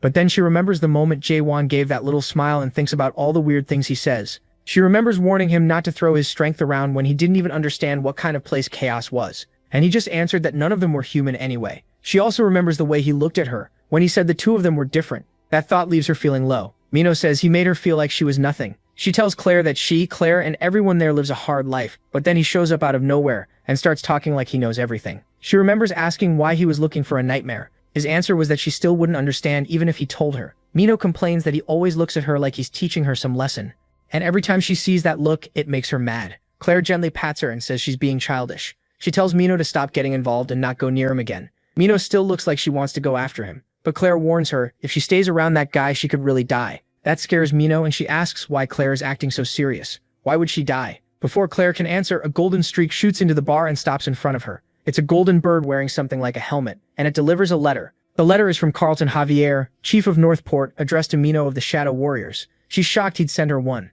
As she wonders why, a terrible feeling hits her. Then someone suddenly asks if she's the Witch of Massacre. Mino instantly reaches for her swords. The name has set her off before, but before she can draw one, the man grabs her arm and lifts her with a single hand. He says he doesn't mind rough introductions, but he's busy, so they'll save that for later. Right now, there's something he needs her to do. Meanwhile, Mikhail Garnat is still trying to work on the five-horned beast's horn, but his hammer snaps and he falls hard. Terrified by the beast's soul, he blurts out that this thing shouldn't even be here, and wonders how anyone is supposed to refine something like that. He shakes in fear, asking how anyone in the world could handle it. Jebekirwin tells him to move and asks if he forgot what they're trying to forge. Mikhail says that's not the point, but the protagonist reminds him that he promised to help. Then the monster lashes out again, and MC tells him to actually do his part. Mikhail basically says that's impossible. He is the only one who can crush this thing in one hit. Even so, he still tries to help, but every tool he uses breaks. Finally, he gives up, saying his tools can't even scratch it, and the horn is far beyond anything he can refine. Jaewon says this isn't about level. He covers Mikhail's eyes and starts talking about the first stage of awakening. Doubt, the power to break the world's true nature. Then he opens Mikhail's eyes and explains the second stage, understanding, the power to grasp that broken world. When Mikhail looks at the thing again, everything starts moving like slime. He thinks it looks wrong, and then that slime begins taking shape. He stares in shock, asking what's happening. For the first time, he sees the monster's real horror, and he's even more shaken. The beast lunges at him, and Jaewon yells for him to get back. Mikhail can only stare, asking what this even is. Is this really the true form of a five-horned beast? He can't believe he used his weak little skills so casually on something like that. He thinks this can't be real and looks toward the door like he just needs to wake up. He keeps telling himself it has to be a dream. The protagonist calls out to him but then gives up. Mikhail bolts out screaming for help, but the moment he gets outside he sees everyone dead, showing their true forms. He starts trembling and the people outside, actually his assistants, ask if the assistant manager is done refining yet. Mikhail stands there in total shock. He looks up, sees a black hole in the sky, and hears a voice call him a fool, saying he still has no right to see this place. The vision nearly drives him mad. He can only ask himself how a world like this can exist, and how he ended up in it. What he saw, just for an instant, was the world MC sees all the time in chaos. Back inside, MC jumps at the thing again and starts refining the horn by force, easily overpowering the beast and pinning it down. He climbs on top of it and gets ready to strike again. The monster tries to fight back, but Jaewon draws in a breath and slams it with one massive blow. One hit is all it takes. Mikhail is still losing it nearby, wondering why this had to happen to him. After some time, he finally calms down and says there are things in this world that stay pointless no matter how many times you try. A human like him trying to reach the talent of nightmares or break past his natural limits was hopeless from the start. Mikhail Garnat admits he may have grown too old to deal with a horn like this, and says he should have looked for someone else sooner. Then he explains that Jaewon really came for the workshop manager, a nightmare, but that manager left a while ago. Mikhail apologizes that the only one left was a pathetic human like him, and wonders how someone who never even built a tower ended up called an apprentice. The protagonist says race doesn't matter. If Mikhail can make the sheath, that's enough. So just do it. Mikhail refuses, saying he's already tried more than enough. MC answers that he can do it if he tries 100 million times. Mikhail almost cries at that and says MC really is young. He says it may look like he never tried, but he did. More than anyone knows. He tells him he kept trying even while watching him, though he's not sure the boy will believe him. Back then, the blacksmith had told himself he had mastered every forging skill. He was sure he could repair almost any weapon from the Nightmare Tower with a 99% success rate. But once he reached that number, a strange thought hit him. Maybe he hadn't been moving toward 99% success at all. Maybe he'd just been running as hard as he could from that 1% chance of failure, and with that, his skill had already reached its limit. Jaewon tells him he's someone who worked harder than anyone else. Then he asks if Mikhail knows how the principle behind processing actually works. Mikhail finds that question strange. Processing is a nightmare's original skill, something that's existed since the beginning, just like fire or water. How could a human explain the roots of the world? And even if he could, what would be the point? The protagonist says the point is simple. Mikhail has been using the skill without understanding what he's really doing.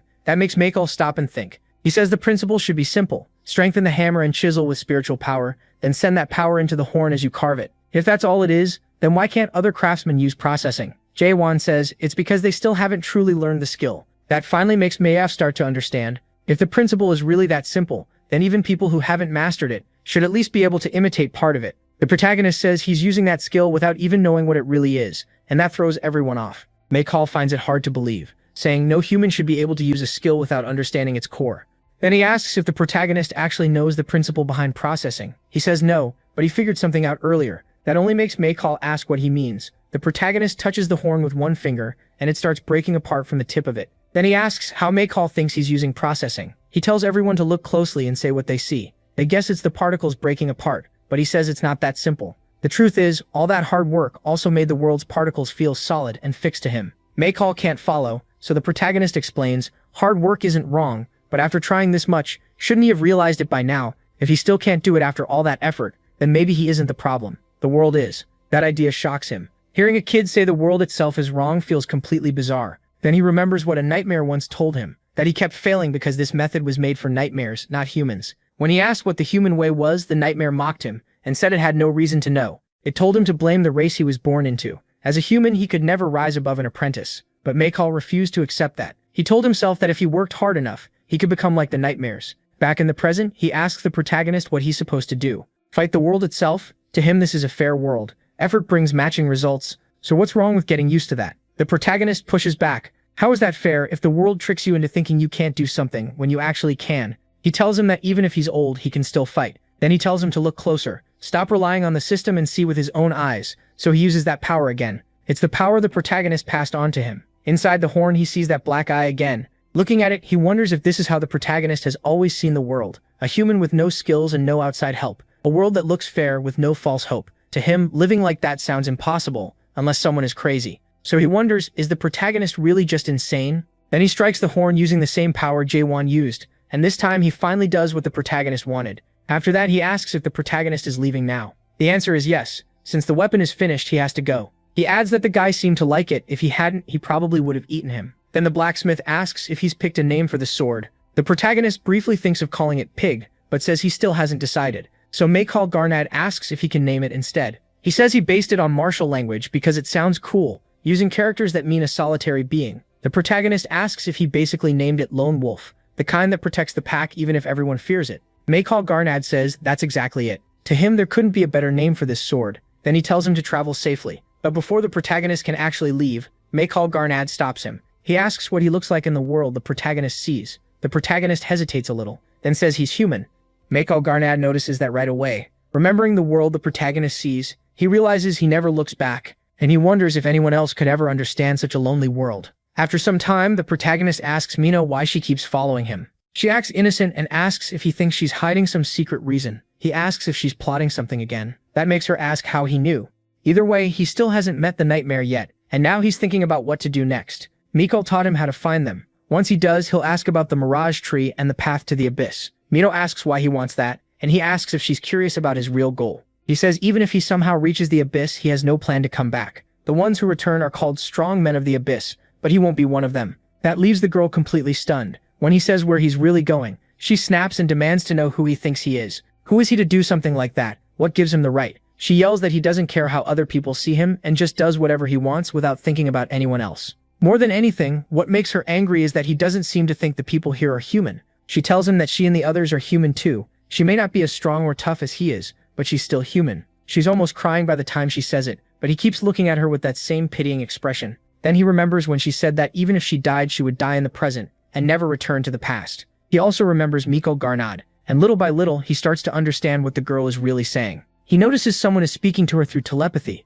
telling her not to dwell on useless thoughts. If she breaks the promise, the old woman's life will be taken, so she needs to lure him there with her words. He realizes something is wrong. Now he sees it clearly. They have a hostage and they're after him. He figures out it's the men hiding in the alley across the street. For a moment, he wonders if he should step in and save the hostage, but he sees no reason to. To him, saving people changes nothing. Reality stays the same, and all he sees around him are corpses. That's why this world feels rotten to him, a place ruled by numbers and data, full of people who sold their souls for bigger numbers. He thinks he should shake her off and go find the nightmare. But then the girl calls out to him and snaps him out of that mindset, saying that in this way she can't see him as human at all. She says they'll part ways here. How could she keep traveling with someone chasing a goal like that? He doesn't understand anything. When she says they won't meet again, he wonders why he's seeing this woman as human once more. That thought catches him off guard. Meanwhile, one of the men in the alley says the witch slipped away and orders someone to send the messenger hawk, since they brought all the nightmares there for nothing. The protagonist is surprised to hear there's a nightmare nearby. If one of those things is with them, then he'll have to change clothes first.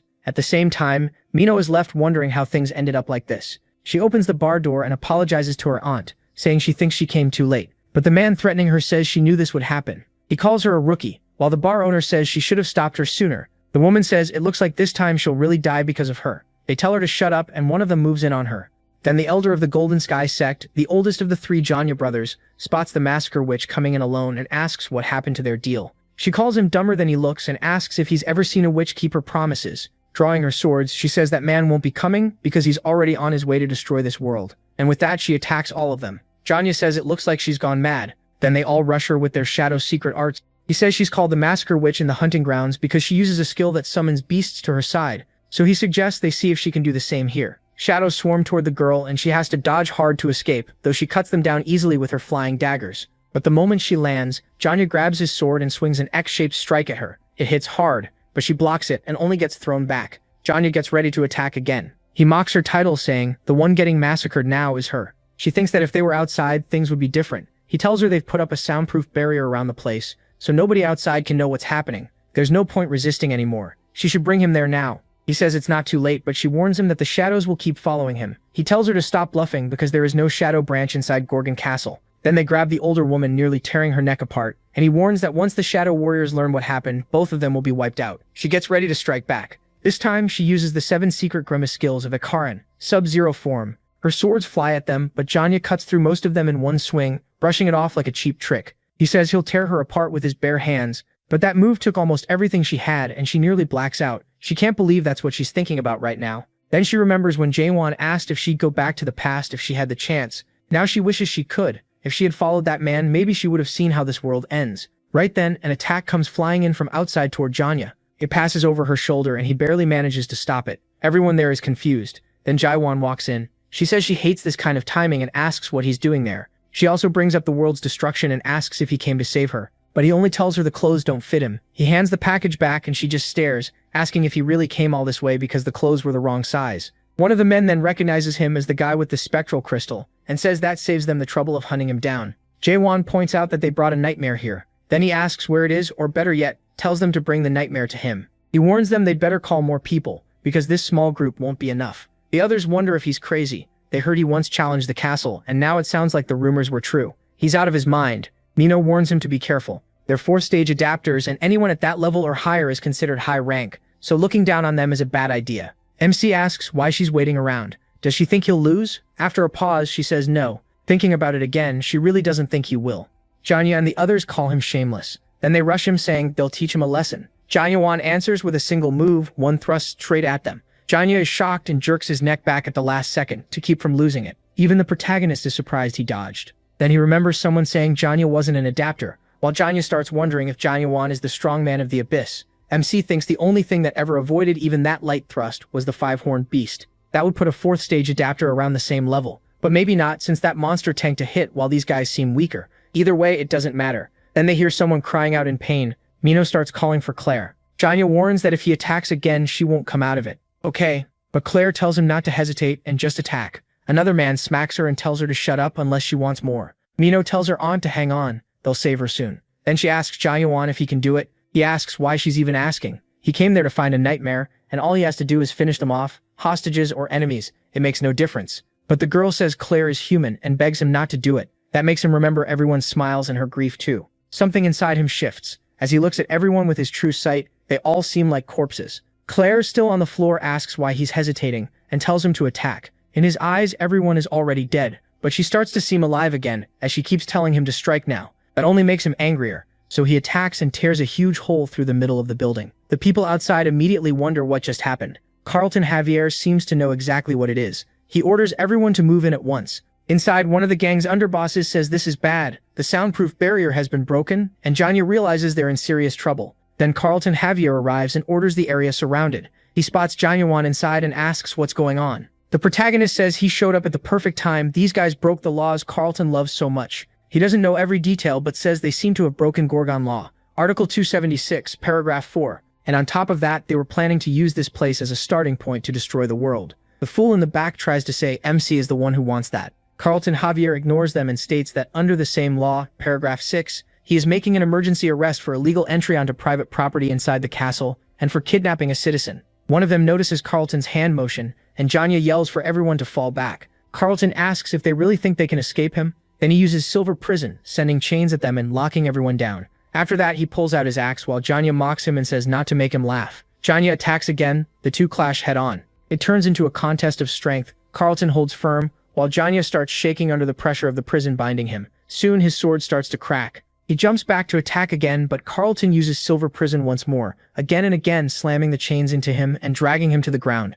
That leaves him completely beaten, flat on the floor with Carlton's axe at his neck. At that point he surrenders. Carlton says that was the smart choice and fully restrains him. But Janya says he still wasn't sure Carlton was really innocent until now. Then he pulls out a smoke bomb, throws it behind him, and smoke fills the whole place. After Janya escapes, Carlton is shocked he was forced to use black cloud there. One of the men says someone from their group may have breathed in some of it. Another calls him an idiot. They told him to keep his mask on right. Then he says to wait a bit, because if he only inhaled a little, he might live. Then another man arrives, shocked they used black cloud without the sect leader's permission. He asks if the massacre witch is really that valuable. This is an elder of the Golden Sky sect, the sex demon, Ryuk Solang. He asks if they hadn't promised to hand her over once they caught her, adding that he doesn't like them dead. One of them says it wasn't because of the witch. Silver prison was there. He's surprised the chain guy is inside, and when they confirm it, he says it would be great if Carlton inhaled black cloud too. That would be worth watching. Then he notices something. Speaking to Janya, he asks who that bastard is, standing in there like he's dreaming without even wearing a mask. Janya shrugged, readies his sword, and sends out a thrust toward them.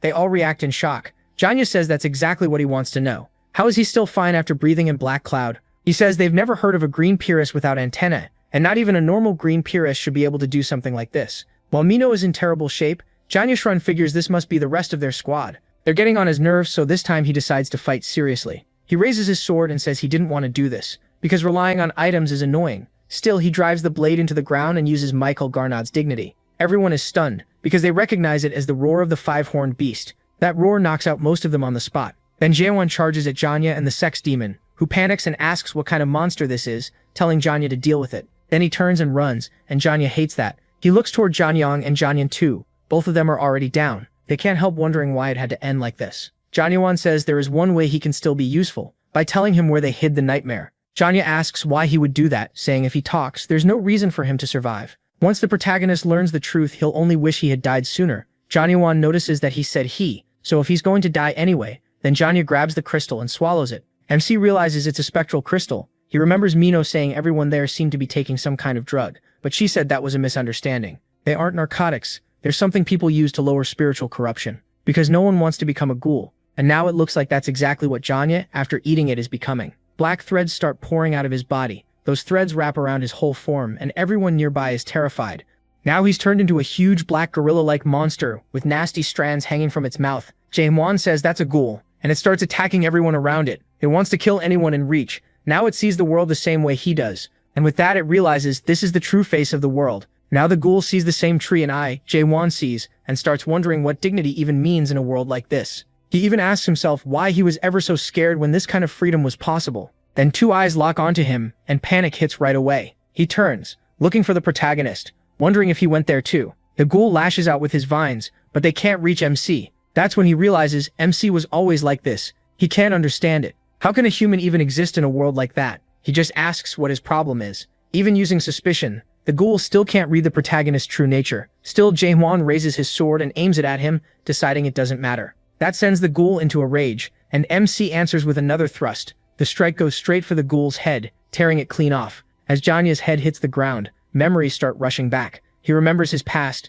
thinking that once again it's raining. He stares at Jaewon and the bodies scattered around him. Then everything starts to quiet down, and he picks up his sword again, wondering what this guy really was. He hopes one of the others still knows where the nightmare is hidden, then leaves that wrecked place behind. After that, they warn everyone not to get close to Mino, saying she's still sick. One of the men arrives and calls for his boss. The one in even worse shape is Carlton Javier himself, and he tells them to hurry. They need to warn the inner castle. But Mino turns to Jaewon and begs him, please kill her while she's still herself. That makes the protagonist pause. He realizes this person is human, but he can't use comprehend on her, because his suspicion keeps shaking every time he tries. He wonders why the dead would collapse over something like this. about useless emotions on the path he's walking. He knows he shouldn't hesitate, but then Claire grabs Jae-won's hand, saying it still might not be too late. Then one of the rescuers cuts in and says Mino needs a hospital right now. Claire asks MC to wait just a little, so they take Mino with them. They wonder if she can still survive, but say she has no chance if the ghoulification keeps getting worse. Jae-won watches from a distance as emergency alerts go off. Gorgon Class 4 with lesser ghouls appearing inside the castle. Everyone starts running, confused, while orders come out for all citizens to evacuate at once. One person asks where they're supposed to go, but he asks the wrong guard. That man is already turning into a ghoul. The guard lunges and starts killing everyone in front of him. More people keep dying until the troops arrive to protect the rest, and the man leading them is clearly no joke. While Jae-won watches from inside the tent, Claire asks if he's the one Mino mentioned. The person who ignores all the rules here, judges the world by his own eyes, and still holds on to his humanity. She says she knows people like him. She's seen them before. People too foolish to fit into life here, acting that way because they have no other choice. But Jae-won says that's not it. What they really lack is courage. Claire asks what they would even need courage for. Some higher ideal? A more righteous will? She guesses he's the kind of person who chases things like that. Maybe he is. She says she can't know what he's thinking because she doesn't have that courage. But there is one thing she does know. She's sure he's dangerous. Jae-won thinks he wishes she wouldn't leave. Then Claire tells him he needs to go. He remembers her saying people here have already found hope, and if he stays they'll start hoping for even more. People like him are what keep her from giving up on this world. That reminds him of someone once asking him not to give up on this world either. Then someone asks how much medicine they have left. The doctor says they used too much stabilizing the Castellan, so there isn't much left, and the mood drops fast. James orders them to bring every bit of reserve medicine they still have. As Jae-won watches them prepare it, he wonders if that ingredient is a beast horn. Now he sees how it's used. They say even a 3-horn beast horn isn't enough to purify him, and beg their chief to hold on a little longer. He asks if there's really no way to bring someone back after they turn into a ghoul. James snaps back. If he knew a way, why would he be doing all this? Jae-won tells Carlton Javier to wake up already. He needs to ask him something. Then he grabs him and slaps him awake, making James demand how he could treat his chief like that. But Carlton really does start coming back, and instead of getting mad, he says he has a favor to ask. He wants the protagonist to kill him, saying he is the only one who can. The protagonist asks if, in a moment like this, he shouldn't be asking to be saved instead. Carlton Javier brings up Gorgon Special Law, Article 1, Paragraph 4. Anyone whose corruption begins must be put down. MC thinks that's a stupid kind of loyalty, but also that if he'd had a few men like this, maybe he wouldn't have been trapped in that cursed tower for 40 years. Meanwhile, the alarms keep reporting spiritual corruption has reached 94, and ghoulification will begin soon. Someone orders everyone to get back immediately. The man who arrives is Jahir, extermination commander of the Great Anti-Ghoul Squad, adapted to the 5th stage. James only gets more terrified when he sees him. Jahir states that under Article 1, Paragraph 4 of Gorgon's Special Law, he must execute Carlton Javier, chief of the North Post, along with one other infected person. But then Jae-won stops his sword with one bare hand, blocking the strike. Jahir is stunned and he says he can't kill this man yet. There's still something he needs to ask him. Jahir can't believe his blade was blocked barehanded. He says he doesn't know who Jae-won is, but Carlton Javier will soon become a ghoul, and the ghoulification of a 5th stage adapted fighter would cause a disaster. They're only trying to stop that. Still, the protagonist isn't sure Carlton Javier really has to turn. He says this might be able to stop the process. They realize he's talking about Gonarch's horn, and think it might give them a chance. MC simply grabs the horn and crushes it in his hand, leaving everyone horrified that he used such a valuable material with pure brute force. Then they pour the medicine made from it into Carlton Javier's mouth, and Mino's too. Luckily, the measuring device shows Carlton Javier's value isn't rising anymore. But something goes wrong with Mino. They say she's too weak, and the ghoulification isn't stopping. Her level hits 95, and they admit they can't stop it now, telling someone to call Zhang He. Claire says she knows that old man can perform the ghoul cut, and Jae-won listens closely as she explains that the ghoul cut severs the corruption itself. One of them says the doctor is in the inner castle handling more important matters, and they can't call him just for this. Claire immediately pushes back at the idea that this is just this. He says he can't leave things like this. They tell him to move, but he doesn't look like he plans to. He's already reaching for his sword, ready to settle it by force. He says he'll be the one to kill that woman, because that's what she asked of him. Jahir stays quiet and listens, while Jae-won uses suspicion. Claire asks what he's doing and tells him to stop right now, but he sees suspicion point to a spot right in the center of Mino's chest, so with extreme care he starts to strike. But then something rises from the ground and pulls him into a completely white space. Jae-won wonders what's going on. Then an old man appears and asks what happened to his Mino. He pities the poor girl and asks to help her,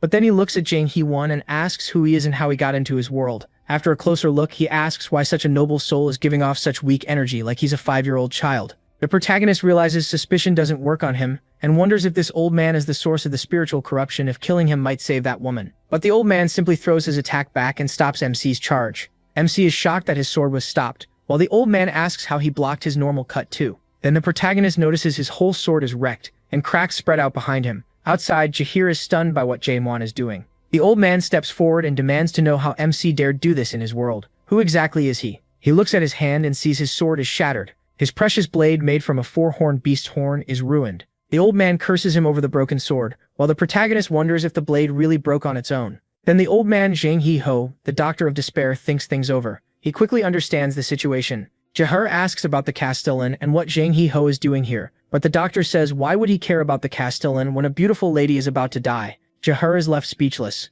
Then Jang Hee turns to something even more important, asking Jang-won what he'll do now that he ruined the ghoul cut, which can only be done with a sword made from a beast horn with at least 4 horns. But when he sees MC's sword, he pauses and asks what kind of blade that is. He rushes up to him, amazed, asking where he got such a beauty that sharp blade, and even the sheath made from a 5-horned beast horn. He demands to know how he got it. The protagonist grabs the old man's hand so hard it almost breaks. He asks if lending him the sword would let him save that woman.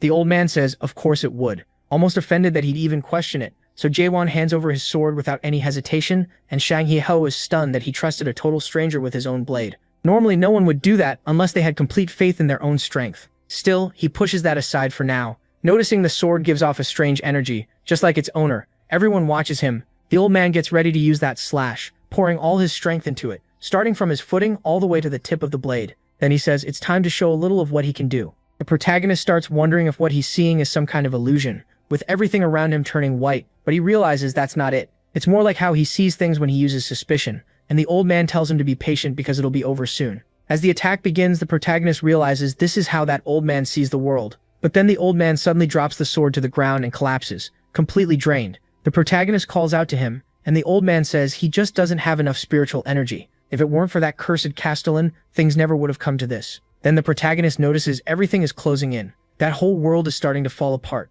A painting of Mina appears, and the old man desperately doesn't want her portrait to disappear. He apologizes, ashamed of how pathetic this is. But the protagonist picks up the sword again. The old man calls it pointless. Jae-won hasn't even synced with his world, and he's already trying to copy his slash. He says the protagonist can't cut with it, but MC says he'll still try, even if it's only an imitation. The doctor tells him to stop, warning that not just anyone can use that slash. Jae-won says he's wrong. This isn't courage, it's responsibility. He remembers Claire saying people like him drive her crazy, and tells everyone to shut up. For the first time in his life, he took up a sword to save someone, and as he says that, he starts stepping into the same world the old man sees. The old man is shocked, wondering what the hell this kid is doing. He tries to remember what that girl looked like and starts to recreate her. He paints her whole image back together, remembering she was playful and stubborn, and even though she was an assassin, she was fragile too. She was loyal, and also he feels like something's still missing. Then it hits him. He adds a mark beneath her eyes saying she believed in people and finishes a beautiful portrait of her on that canvas. Then he thanks the old man for reminding him she had a birthmark. With that, the girl finally looks complete, smiling at him. Her corruption level starts to drop, and the gallification seems to stop. Javier can hardly believe it. Claire rushes to her and asks if she's okay, but Billa just wonders why Claire is crying. The doctor walks up to the protagonist and says he looks a little less stupid now, even if his spiritual energy only went from about 5 years to maybe 10 at best. Then he asks who this kid really is. He brings up the Gull Slash, or rather the Gull Thrust, and asks where Jae-won learned something like that. Then Javier turns to the doctor and asks if that man really used something similar to Gull Slash, and the doctor admits that as much as he hates to say it, yes, he did. He explains that Gull Slash isn't a skill, which is why no adapted person has ever been able to learn it. Then the doctor says that like him, Jae-won is an awakened one. Awakened ones are normal beings who escape the system's rules. They're a tiny group of humans who gained incredible power by rejecting adaptation, and they have enough strength to completely change the balance of power and chaos. Even across the whole Great Lands, only a few people are known as awakened. Javier realizes that because the protagonist is awakened like the doctor, he was able to use Gull Slash. He starts thinking this might change everything, but the doctor tells him to calm down. They still don't know who the protagonist really is. But Javier remembers the doctor once said that if there were another person who could use Gull Slash, it might be possible to save the Castellan. He says nothing matters more than the Castellan's life. But then several people enter the room saying they have permission from the inner castle and ordering everyone to move aside. Javier looks at the men in black and recognizes the captain of the Black Shadows, a 5th stage adapted. He demands to know why those bastards are here. The Black Shadow squad should have nothing to do with exterminating Gauls, and his own squad already dealt with all of them. But instead the men come in,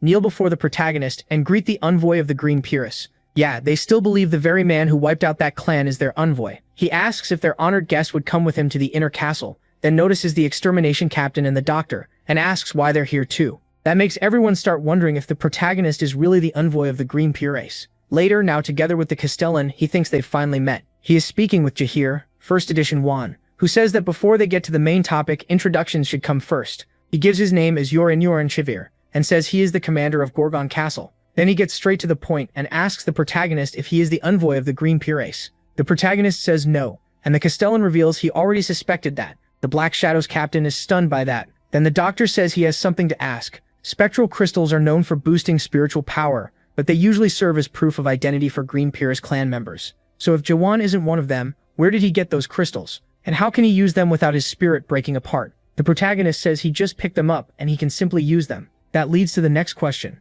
What happened to the crystal's original owners? The protagonist says they're dead, and Jahir First Edition asks who would dare hurt members of one of the 5 noble clans of the Great Lands. The protagonist says he killed them himself. Jahir First Edition is shocked, but Yurin tells him not to overreact, saying Jawan must have had his reasons. Everyone is left speechless. MC explains that they attacked first and tried to take a horn he had, so he fought back. Yurin remembers that the Green Purist clan is notoriously greedy when it comes to materials, so that explanation makes sense. Then he asks him to tell him more about what happened after he arrived in Chaos. After hearing the whole story, Yurin gets right to the point.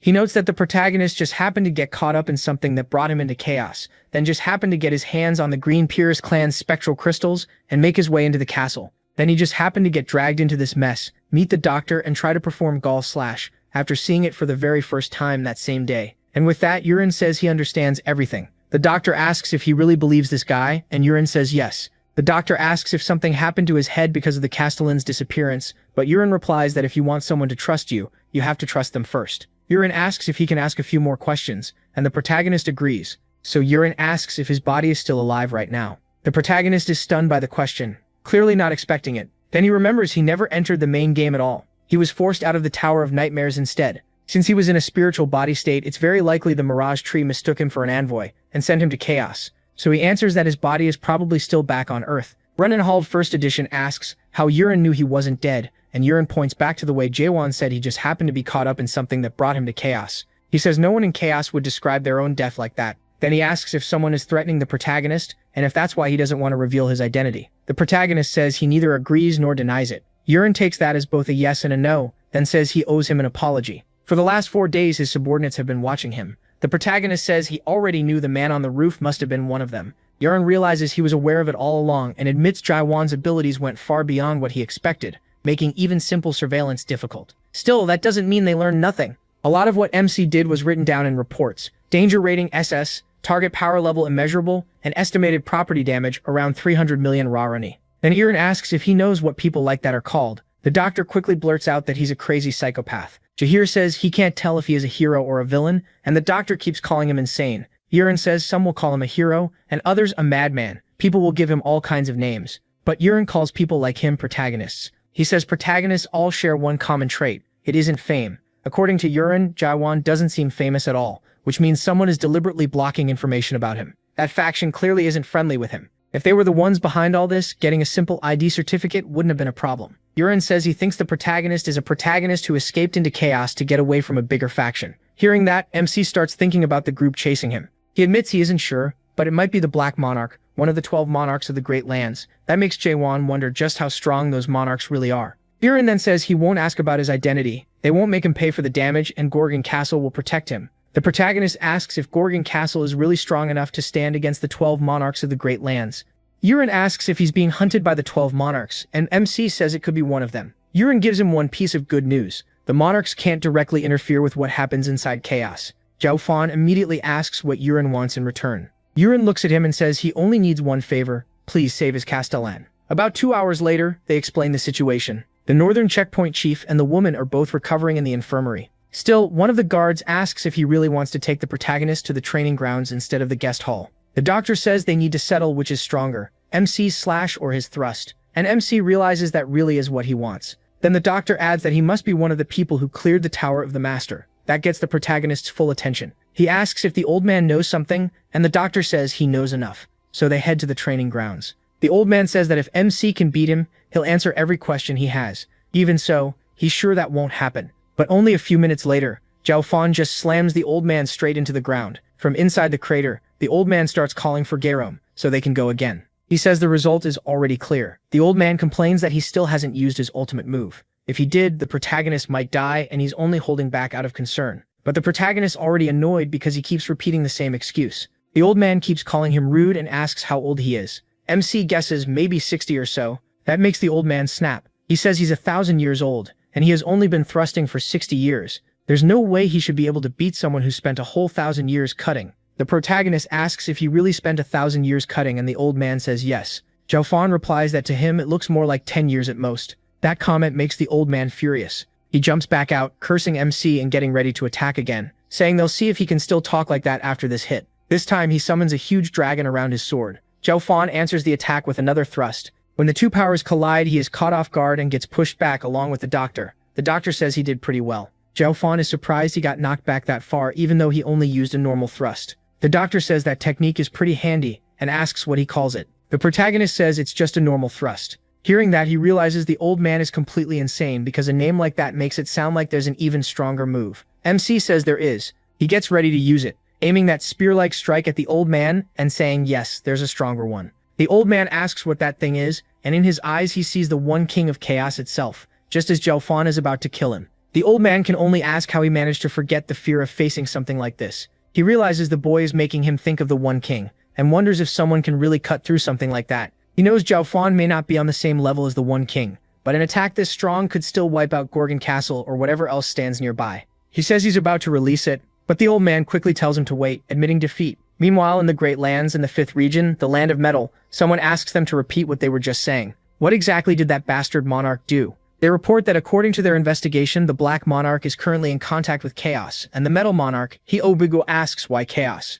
After all, every monarch of the Great Lands is bound by the pact that stops them from interfering in chaos. His subordinate says it's a little complicated and tells him to look at the screen. There he sees everything Jae-won has done lately. The subordinate says this is the video going around under the name Solid, Completion of the 99th Floor, or something like that. Hyo-yu asks what that has to do with anything, and whether the video might be fake. The subordinate explains that the person in the video is someone the Black Monarch of the 9th region wanted to recruit. Hyo-yu asks where that person is now, and the subordinate says what happened is this. After refusing to finish the tutorial, he broke through the tower's ceiling and escaped into chaos. The monarch asks how that's even possible, since the cultivator should have been watching the 101st floor. The subordinate answers that Jae-won killed the cultivator. That catches the monarch's interest. He asks if this is some kind of joke, but the subordinate says he could hardly believe it either. Even so, the Black Monarch seems certain. So the Metal Monarch starts wondering if those bastards from the 9th region have a link to chaos. The subordinate says that's something they only found out recently, but the Black Monarch has been interfering with chaos for a long time, and some of the 10 sects of chaos have been in regular contact with him.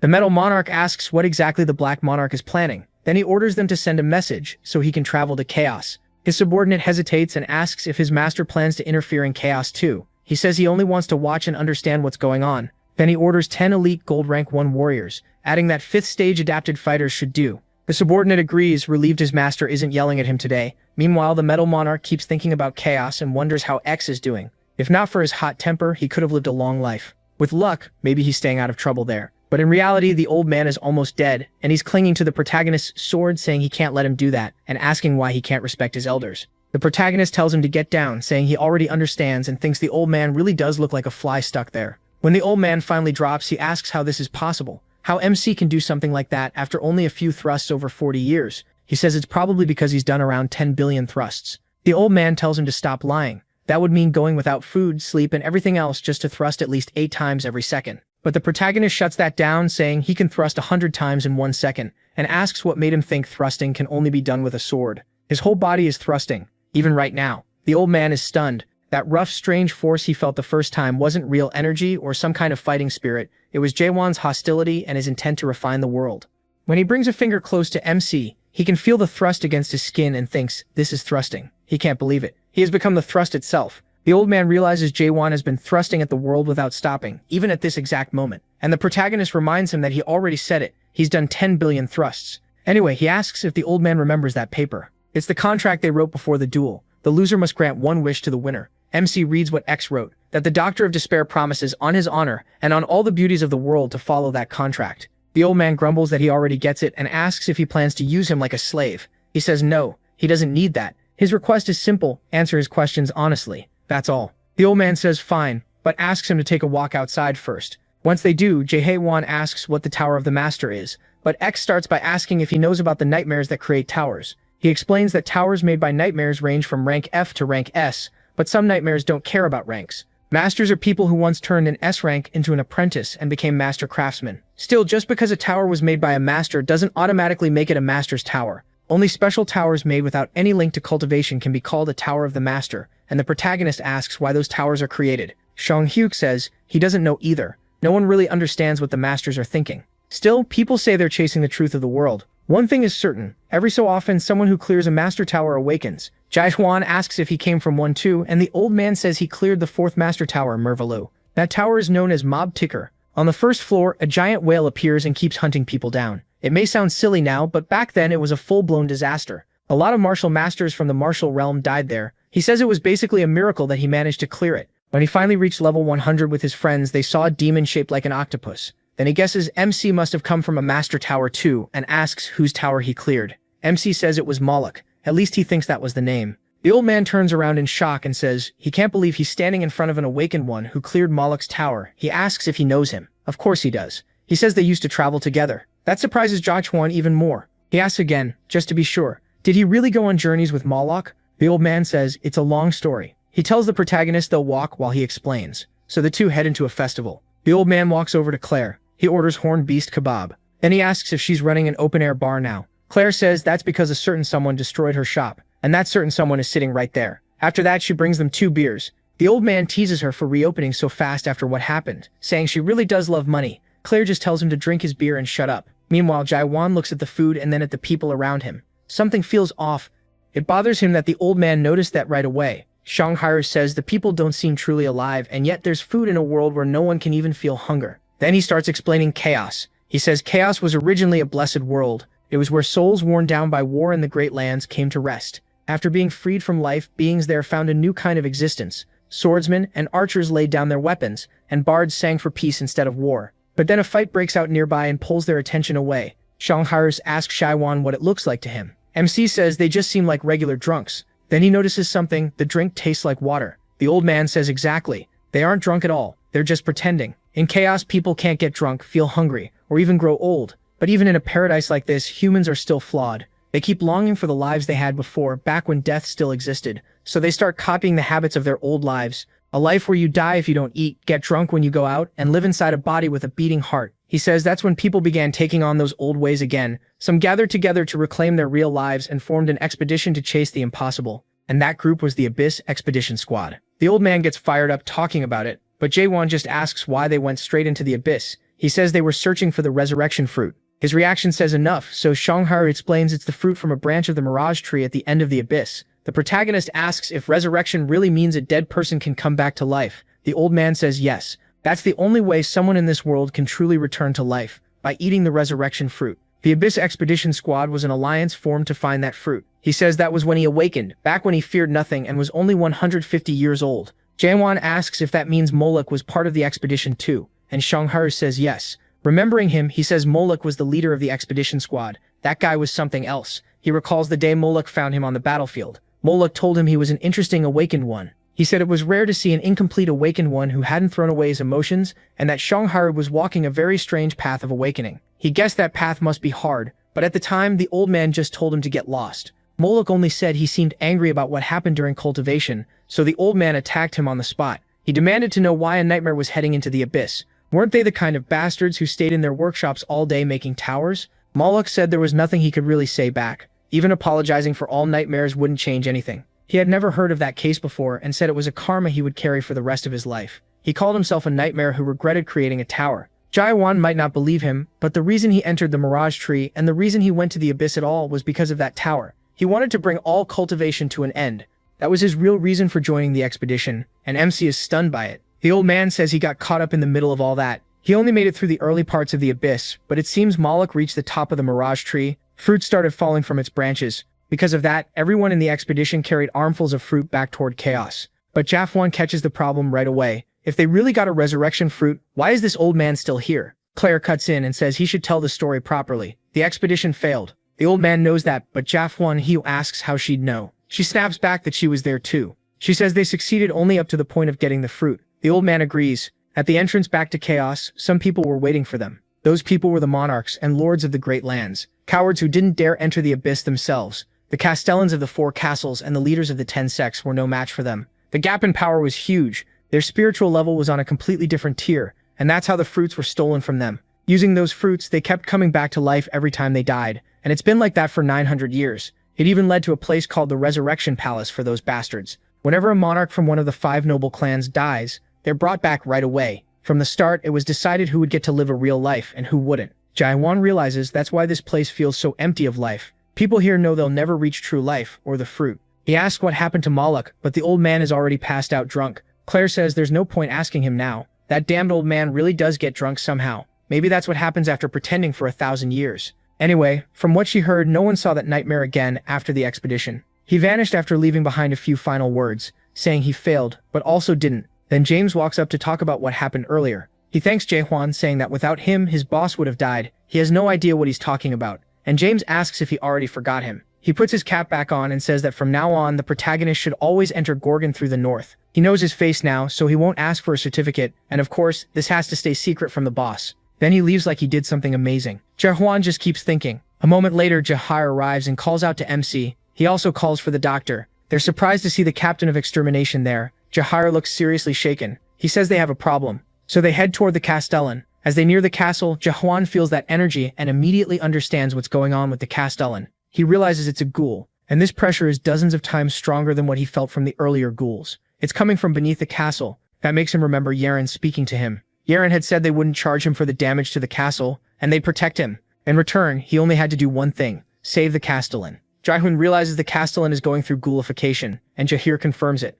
He says the attack came suddenly that day. It normally happens only once a week, but this one came earlier than expected. He doesn't want him to get the wrong idea. The Castellan is an incredible man. Before the ghoulification, he was a living legend. He was also one of the few people who joined the Abyss expedition with the Doctor, which really shocks the protagonist. Then Jahir says that now that he thinks about it, MC can also perform the ghoul cut. Since the Doctor is in no state to help, he asks if MC could take his place, but MC says no. He says he can barely copy it and is nowhere near that old man's level. If he were taught properly, maybe he could, but then they get closer. Jahir notices Jae-hwan trembling. He starts thinking this has gone bad, and everything suddenly turns chaotic. Then they realize the Castellan has already fully transformed. When Jahir looks ahead, he sees who is standing there. It's the chief of the defensive horn and the captain of the twisted horn, and they say it's been a long time. One of them speaks to Jahir through telepathy, saying he must be the one who used the ghoul cut. Jahir tells them to move, there's no time to waste, and they should know that. The other says he can't do that because of his orders, and Jahir demands to know whose orders those are. And he realizes they're using Defy the Heavens. One of them asks what he's talking about. Jahir fires back that to them, the only sky is the golden sky. Right then the man with the axe moves. The spearman jumps in too, rushing Jahir, who's shocked they got so close without him noticing. He tells Jae-hwan to dodge, then shoves the boy back. The two attackers charge in, but Jahir blocks both strikes without giving up his ground. Jae-hwan can tell he held them off pretty well. Even so, Jahir is stunned. He never thought the Golden Sky cult had reached this deep inside the castle. He says the people from the outer castle have gotten bold. Did they forget who he is? They answer that they're not the same as before, and Jahir knocks them back. He warns them to think hard about this. If they change their minds now, the Castellan might still forgive them. But the two just ask, what Castellan? They mean that thing locked in the basement. That thing can't even control its own power, let alone tell good from evil. They say that isn't the sky they used to serve. Then they ask if the captain of extermination still wants to serve that monster even now. Jahir says he still believes the Castellan will come back, but one of them says that's exactly why talking to him is pointless. The hammer guy suddenly swings, nearly smashing Jahir in the face, and a huge blast erupts. The hammer user lands beside the spearman again, and says that if Jahir were smarter, they wouldn't have to fight. Isn't that right, Captain of Extermination? Jahir really was hit, and the blow sends him crashing into a house. As he gets up, he remembers they're only 4th stage adapted. Even together, they shouldn't match a 5th stage adapted like him. So why can't he keep up with their speed or strength? This isn't normal growth. It's more like ghoulification. Something is seriously wrong, and it's dangerous. He tells him to run, but he tosses the old man straight at Jahir. He says that's payback for getting thrown earlier. Jahir has no idea what to make of that. Then the short hammer user says he didn't catch the protagonist's answer, and asks again if he's the one who can use the ghoul cut. The protagonist asks what he'll do if he is. The short guy says MC looks unadapted, so he can tell whether it was all just rumor. He wonders if that sword really let him use the ghoul cut, and figures a kid that small probably can't even throw a proper punch. But he asks if a punch is what he means, appearing right behind him. Then he throws a hard punch right into the short guy's face. The skinny one calls out to the defensive horn, but he gets no room to breathe. Jahir faints with one hand, then hits him with the other, saying his guard has way too many openings. After all, he's trying to defend himself with something that looks like a broomstick. It's way too thin, and there's plenty of space to get through, so the protagonist takes it. He drives a heavy punch right into the man's chin. That forces him a step back and he tries to attack again, but Jahir slips back calmly. Mid-strike, the skinny man changes the angle of his spear and tries to catch MC off guard, but he avoids it again. The skinny man rushes him once more, and he says he can feel a stronger energy than before. He asks what kind of power this is. Revenge? Maybe? But then he realizes it's not that, because half the man's mask is broken, and now the protagonist can see his face. While the skinny one asks if someone like the protagonist really thinks he can save the Castellan just by showing up. The protagonist notices the truth. He's scared. That shocks him. Betraying everyone with that little courage is almost funny. Jahir says saving people isn't his thing. That old man over there handles that. Then he stops the spear using only his feet, leaving the skinny man stunned. Even Jahir is surprised. MC leaps at him, ready to stab, and says things are different when it comes to killing people. While Jahir deals with those two outside, down below in the underground chamber where the Castellan is held, Uriim is with several high-ranking people. They say it hasn't even been a full day since the ghoul cut was used, so how is he already like this again? Uriim says he saw it himself. The doctor came by this morning, and both the ghoulification and the energy had calmed down. So why is he like this again? Why did it have to happen now? Just when they finally had a bit of hope that it might be curable. They might have saved him if the Castellan had lasted one more month. But the doctor says that isn't possible now. Jahir ghoul cut is only an imitation, and unlike Mino's case, the Castellan's corruption is severe. Any normal person would have become a ghoul long ago. He only held out this long because his will is so strong. Still, in a month his ghoul cut might become something worth betting on. The doctor says he's never tried it before, but with two people it might work. And if it's the protagonist out of everyone, then maybe it really will. Uriim hates hearing that because one of them must know about Jahir, and he had already suspected there was a traitor among them. He says people who can control spiritual corruption have appeared, and one of the others is shocked, so it's true, even if they aren't from the Green Purist clan. Uriim says exactly, and that's why he wants to see it himself. That surprises the others, and they remind him that anything tied to spiritual corruption is extremely dangerous. They ask why John Hannah won't just send a captain or minister instead. He says they really don't have much faith in him. Then John Hannah asks if they've forgotten who he is. He survived the hell of war, and even if he lost in the war over the fruit, he'll keep throwing himself into anything tied to the lives of Gorgon's people. But when the Castellan returned, he couldn't believe the state he was in. The Castellan had gone out on an inspection and came back spiritually corrupted, and the people who saw it happen are in that room right now. He wonders if it was Maham. Then he addresses all the guards, saying this is a serious situation. Uriim warns that it's dangerous, and says they should only go in once the doctor arrives. But Maham argues that if they delay any longer, Gorgon is finished. Uriim says they can't use the ghoul cut without the doctor there, and asks if Maham is planning to kill the Castellan. Maham says they can't beat him even if they all rush him together, so Uriim asks what he plans to do. Maham says he'll use the ghoul seal. Uriim is shocked and says no, that's the final option. But Maham insists it'll be too late if they wait any longer. At the very least, they need to preserve the Castellan's spiritual energy through the seal. Uriim points out they don't have a spectral crystal to perform a ghoul seal, but Maham calls for the commander and says everyone already knows, so there's no need to hide it anymore. He says the man has arrived and that person brings in a box. It's the captain of the Black Shadows. Uriim can barely believe it, because the captain of the Black Shadows belongs to the commander's faction, and he's a traitor too. Inside that box is the same one holding the spectral crystal Jerome had. Uriim says this concerns Gorgon's future, and asks why he was hiding something so important. More than anyone, he should know what happens if the Castellan becomes a real ghoul. Then he openly accuses him, saying he must want to turn the Castellan into a mega ghoul. Isn't that what he was after? Uriim says he saw with his own eyes how much damage even a single mid-level ghoul caused in Gorgon. Mega ghouls are disasters that command countless ghouls and leave ruin everywhere they go. Does he really want that to happen? Uriim has no answer. With the Castellan raging and the doctor absent, Meishiam's argument starts to sound valid. But Uriim says this isn't something just anyone can do by holding a spectral crystal. The ghoul seal is a secret art of the Green Purist clan, so how does Meishiam plan to bring one of them here now? Meishiam tells him not to worry. He says he already called people who learned the technique, but Uriim sees they aren't from the Green Purist clan. Maham admits that, but says they can still perform the seal and save the situation. Uriim feels like everything here is deeply wrong, because if the ghoul seal is done like this, the Castellan's spiritual energy will be sealed inside the crystal. And since energy isn't inherited in chaos, whoever holds that spectral crystal with the Castellan's spiritual energy inside could inherit it and become the master of Gorgon. If Gorgon falls into the wrong hands, everything is over. Then he realizes something besides an irregular like Jerome. There may be someone else who can hold the spectral crystal without being from Green Purist. That makes him remember when the Castellan said that people able to control spiritual corruption had appeared. Uriim is shaken as he connects all the pieces. From the Castellan's spiritual corruption half a year ago to his rampage today, all of it was part of the Outer Commander's plan. He orders the men to stop the Outer Commander, but none of them move because they've already been fully bought off. Uriim and Shiver drops to the floor in despair. realizing they were all part of it. In that moment, he feels like there's nothing left he can do. All he can do is apologize to the Castellan. As the technique begins, Roman Shiver blames his own weakness because he failed to protect Gorgon. He says he's truly sorry, crying as he speaks. Then the entire ceiling starts breaking apart. Chunks of stone crash down below. A huge hole opens in the ceiling, and everyone wonders what the hell just happened. When Yurin looks up, the others do too, and they realize the protagonist has arrived. Jahir is with him. Maihan demands to know who this guy is and how he got in there, but Jahir tells him to stop pretending and throws a man down below. Their lies are already exposed to everyone. These men confessed everything.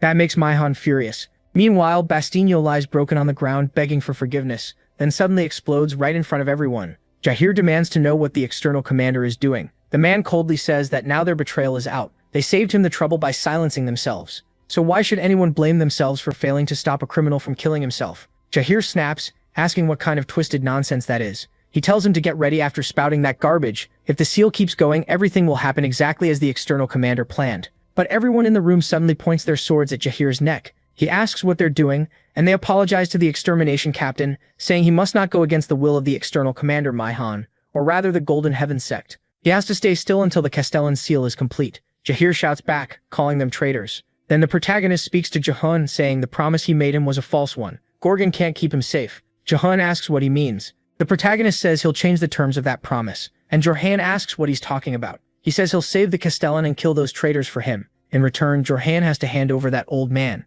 Then he'll bring back the Abyss Exploration Squad. If that happens, they can help him. All three of them are stunned by what the boy is offering, and Maihan mocks him, saying he talks big. He's heard the rumors about the man who killed Janya with a single thrust. He thought it was made up, but maybe it was true after all. In that case, they'll have to use everything they've got. Everyone charges at him while the protagonist raises his sword. Before they can even land, he unleashes thrusts in every direction, cutting them down one after another, and that captain loses an arm. The others glance over and realize they're completely screwed, but the protagonist keeps striking down anything that moves. He points out that they just keep coming at him. Even injured and falling apart, they still try to reach him. So he realizes there's no other choice and fires a straight frontal thrust, wiping out a huge number of them. Maihan tries to stop it, but instantly knows blocking is impossible. So he tries to deflect it and send it off course, but it nearly hits the Castellan. Yurim looks back and panics. He realizes that if Maihan had tried to block it head-on, he would have died. That overwhelming destructive power leaves Yurim terrified. Then they ask the Elder Chief what to do. Keeping the plan going is getting harder, and if they can't hold the Ghoul Seal, they'll have no choice but to move to Plan B. He orders them to release the Black Cloud immediately, even if it affects all of Gorgon. But the protagonist hears every word they say. He addresses Maihan directly, saying he already knows he's Gorgon Castle's external commander and also the Elder Chief of the Golden Sect. He says he doesn't know what Maihan is trying to do or why they're infecting spirits, but one thing he does know, he likes people like him. The protagonist gets ready for a devastating attack, and Maihan sees it coming. He yells that it doesn't matter what it is, they need to stop it. At the same time, the protagonist says he's truly thankful people like Maihan exist. Because of that, he doesn't have to feel guilty about wiping this world out. Then he unleashes the strongest thrusts he's used on this planet. The attack shoots upward, bursting into the sky like fireworks, and everyone is left in awe. Yurin Shiver can't even move. Jahir tells him to get it together, but Yurin just stares at that overwhelming hope. He remembers the Castellan's words that the people there needed hope, a hope that would never waver, an overwhelming hope. And now he says he's finally felt the overwhelming hope the Castellan spoke of, coming from a man who talks about destroying the world. That was the last thing he expected. After that attack, Maihan is split in half, actually into so many pieces no one could count them. Still, he admits the boy is truly monstrous, but it's too late now because Gorgon, the Castellan, is already finished. The protagonist walks over to finish what he started, and drives his sword into the man's face. Then Jahir calls out to the protagonist, who asks if the old man is still asleep. Jahir says they've shaken him over and over, but he won't wake up. The protagonist then hurls the old man hard into a wall, and everyone yells, asking what he's doing. The old man thinks that pain feels weirdly familiar as his pelvis screams in agony, and Jahirin says he should have woken up on his own. They call him over fast. The Castellan is at his limit. Then the body starts to move. The target's spiritual corruption rate has passed 99.9%, and ghoulification is now about to happen. The system starts calculating the target's danger level, but reaches the conclusion that it can't be measured. The system's final verdict: Mega Ghoul. Gorgon's automatic alarm system activates, and everyone starts running to evacuate. The guards order a full evacuation with no exceptions. They have to prevent any more incidents. James curses and asks what the hell this is and what's happening in the castle. Then the old man tells the extermination captain that he and the internal commander need to be evacuated. He tells the protagonist to help out, saying his thrust is still too sharp to be used for saving people. The protagonist asks when he changed swords, and the old man gets mad, reminding him that he was the one who broke the last one.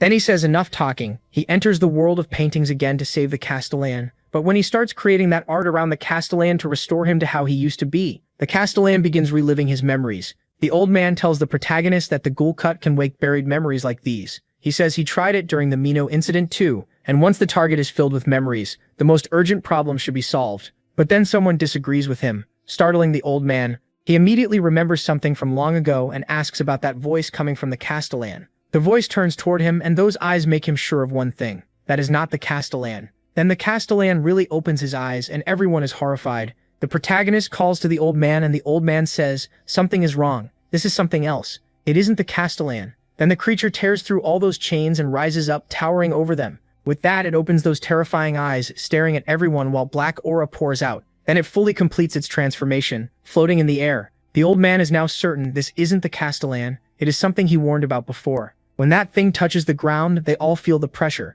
And it says, "It's astonishing. Who would have thought it would reach this place through that body?" That thing is pure hatred. It says that in the end, this man also became a ghoul, and then it notices a familiar face. It starts smiling at the doctor, calling him an incomplete awakened one, and asking why he's still in chaos. Didn't he get what he wanted in the abyss 900 years ago? The old man says that creature is the owner of the ghoul palace at the center of chaos, the only being who can open a gate to the abyss, the one and only king, the catastrophe. The protagonist thinks that even with suspicion, he still has no idea what this thing really is, and the situation starts to annoy him. The one king, meanwhile, enjoys their fear. The protagonist can tell it's like a ghoul, but not one, and asks what the hell it is. The creature just waves its hand and asks why he never left chaos. Its influence spreads everywhere, destroying the old man's world. It can't even imagine the old man stayed behind to save a world this worthless. The doctor is shocked that with just one motion, it completely erased the world he built. Even then, the one king keeps smiling at the whole situation. It says the protagonist is an interesting human, because even after fully awakening, he still has a human heart. The old man thinks the one king used the Castellan's corrupted descent into Gouldom to take over his body. So what they're seeing now is only a tiny shadow of the one king. But he's already shaking, thinking that if just a shadow feels this overwhelming, the real thing must be beyond imagination. Under that pressure, the monster seems hundreds of times bigger than it really is. Then the protagonist calls to the old man and asks if he failed. Right after that, he says he'll just kill the thing. The king repeats that word, kill? Is he saying he plans to kill the great one king? Then it starts stretching its neck until its head bends away from its body in an L shape, laughing at the protagonist and calling him funny. The doctor warns the protagonist not to do it. This isn't something that can be killed or stopped. Not even Mulak could do anything against it. This may only be a shadow, but it's still unbelievably strong. The Proto tells him not to be scared. They can win this. The old man can't understand how he's staying so calm in front of something this powerful. Then the king bursts out laughing. It's loud enough to show he doesn't take the Proto seriously at all. After that, he casually puts his neck back in place. Then he stares at the boy. This time he spits a sword out of his mouth and tells him to come if he wants. Grabbing it with both hands, he pulls out that great sword. He calls him a foolish awakened one. A human-hearted awakened fool daring to face him head-on, and the monster looks more than ready for a fight. So the clash is finally about to begin. He says he always knew that brat was strange, but never thought he'd go this far. The king is surprised there are still people trying to reach the end of that world. Still, he says that's not enough, and grabs the Proto by the head. And he says the boy is even weaker than that nightmare from 900 years ago. The Proto can barely break free, but he jumps away at the last second, escaping the Castellan's sword. At the same time, he manages to stab the creature's arm. He tears it right off. He thinks that's good, one of its arms is gone, so now he can slow down, but the severed arm suddenly comes flying back at him. He has no idea what's happening and only has time to barely dodge the attack. It almost smashes him in the jaw and he answers with another, stabs straight through the middle of that ghoul-like body, but it keeps attacking like nothing happened. Then it catches part of the Proto's cape. The king says corruption is a sickness of time. Now the Proto's arm is injured, and the king explains that one look at the Void Sword can make hundreds of years pass, or rather, thousands. A soul can't endure that much time. It ages, rots, and turns into a ghoul. But the Proto says that won't work on him. He stabs into the damaged flesh and rips it away, saying he just has to tear out that part of his soul. The king is shocked that he cut away part of his aged soul and stayed sane. He praises that terrifying willpower but says this is the end. Then he starts pulling more swords from his body. The Proto is horrified by that. There are way too many blades. The king gets ready to control them. He moves the swords through the air with his mind and aims them at the Proto. Then he launches the great swords at him for real, and the old man ducks because he knows there's nothing he can do. The king suddenly notices the sword in the Proto sheath and says it's a replica of the Tower of Nightmares. He mocks it as a fine toy made by a nightmare, while the Proto does everything he can to avoid the incoming blades. The old man grows more worried, but the Proto says he knows what to do. He plants his sword in the ground and gets ready for the king's next attack. The king comes in fast and the Proto stops his sword while the king is still in midair. The old man gets thrown backward, while the king leans in and whispers that if he keeps resisting like this, his soul won't last. The Proto knows he's right, he can't win like this. No matter how many times he uses his insight, he can't find a weak point, and the strange particles in this place make it even harder to focus. Then he remembers when the doctor told him his unique world was called the blank-marked world. It was born from his wish to keep alive the memories of everyone who disappeared, and every awakened one has a world of their own. That world takes shape from the keyword they gained when they awakened, tied to an emotion or desire. The stronger the awakened one, the more beings they can carry into that personal world. So the Proto realizes it's time to turn this around, and he knocks the Soul King's sword away. Then he throws himself forward. He fully activates his world, the world of oblivion.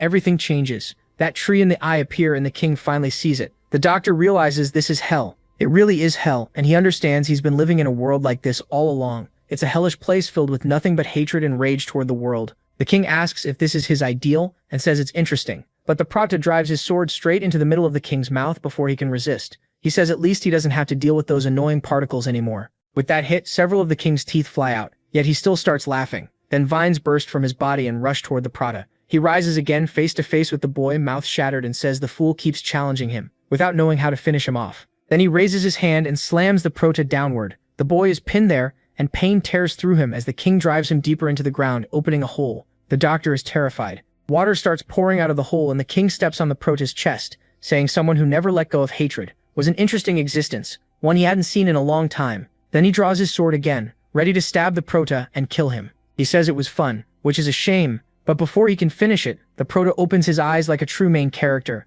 and before the king can react, the Prota fires an attack from below. It hits him right in the middle. The king is genuinely surprised and the Prota says it was fun, but he's only getting started. The king says that's hilarious. The boy can't leave even a real wound, and yet the king starts rebuilding himself after being knocked down. His body pulls itself back together, becoming even uglier. The Prota can only ask what the hell this is. Now at this point, he looks like an Elden Ring boss. Then the monster attacks again. The Prota slips out of the way, but the monster swings its hand up at him. He blocks it, but then gets smashed away and J1 is sent flying. He ends up pinned into a wall. The boy coughs up blood and the king charges him again. Once more the Prota dodges, appears behind him and sets up another thrust. But the monster turns at the perfect moment, sees the strike coming, and knocks it away. The king says that for hundreds of thousands of years he has watched the beings who shape the world and every one of them climb that tree carrying different questions. He stares deep at the Prota and asks what answer he's seeking up there. While carrying a world like this, what his question even is. Then he attacks the boy again, but the Prota manages to hold him back as the king says he gets it.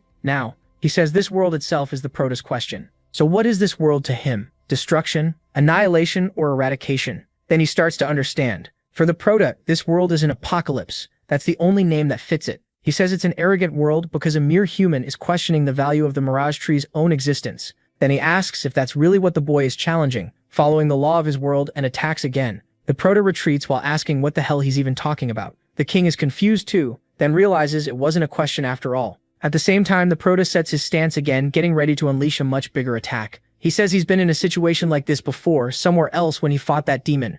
Then it clicks. The thing in front of him is the shadow that descended into the Castellan, which means he still can do something. He prepares a thrust. The king notices, but the Prota's attack comes too fast for him to do anything. After that, the king is nearly falling apart. He calls the Prota an arrogant man and asks if he still doesn't understand that he can't kill him. But with every strike he becomes more twisted and hideous, and finally says this insolence is getting boring, so he'll end the Prota for good. He lunges at the boy, literally trying to bite Jawan whole. But then the Prota draws his blade and readies the next attack. As he jumps, he starts seeing those same lines again, the ones that show a weak point. He says he knew it. The king was connected to that body. With that, he strikes right at the connection. The king thinks that's impossible. That power belongs in fiction. Then the Prota drives in, his sword with all his strength, and the king calls him an existence living for the apocalypse. He says he'll be waiting for him at the entrance to the abyss. With that, he finally leaves. The Prota is left wrecked, huge chunks torn from both arms, and that was only a shadow of the king's true self. He starts thinking he needs to get stronger. Plain thrusts aren't enough anymore. He remembers the heavy thrust in particular. It's a good move for fighting an army,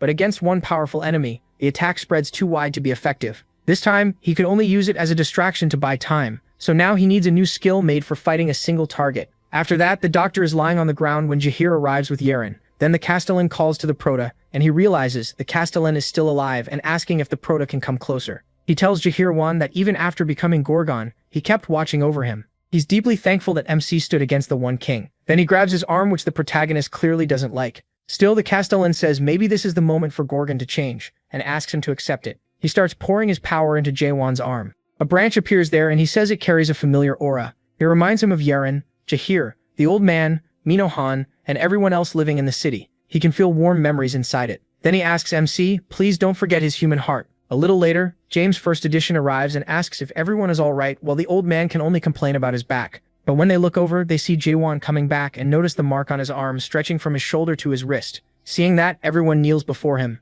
Yerin is shocked, thinking about the Castellan. Then he finally understands if this was his wish, then so be it. He says he and Yerin Shiver will serve the new Castellan of Gorgon. Everyone bows to Jaewon. Then 2 days later, Yerin Shiver comes to him who wants nothing to do with the role. He says he's not the Castellan and already made that clear, but Yerin Shiver says he seems to have forgotten the details of his promise. So he reminds him the protagonist promised to save the Castellan and kill the traitors, while Yerin Shiver promised to help organize the expedition squad to the Abyss. The protagonist asks if he's dumping the responsibility on him because the Castellan died, and Yerin Shiver admits that's basically it.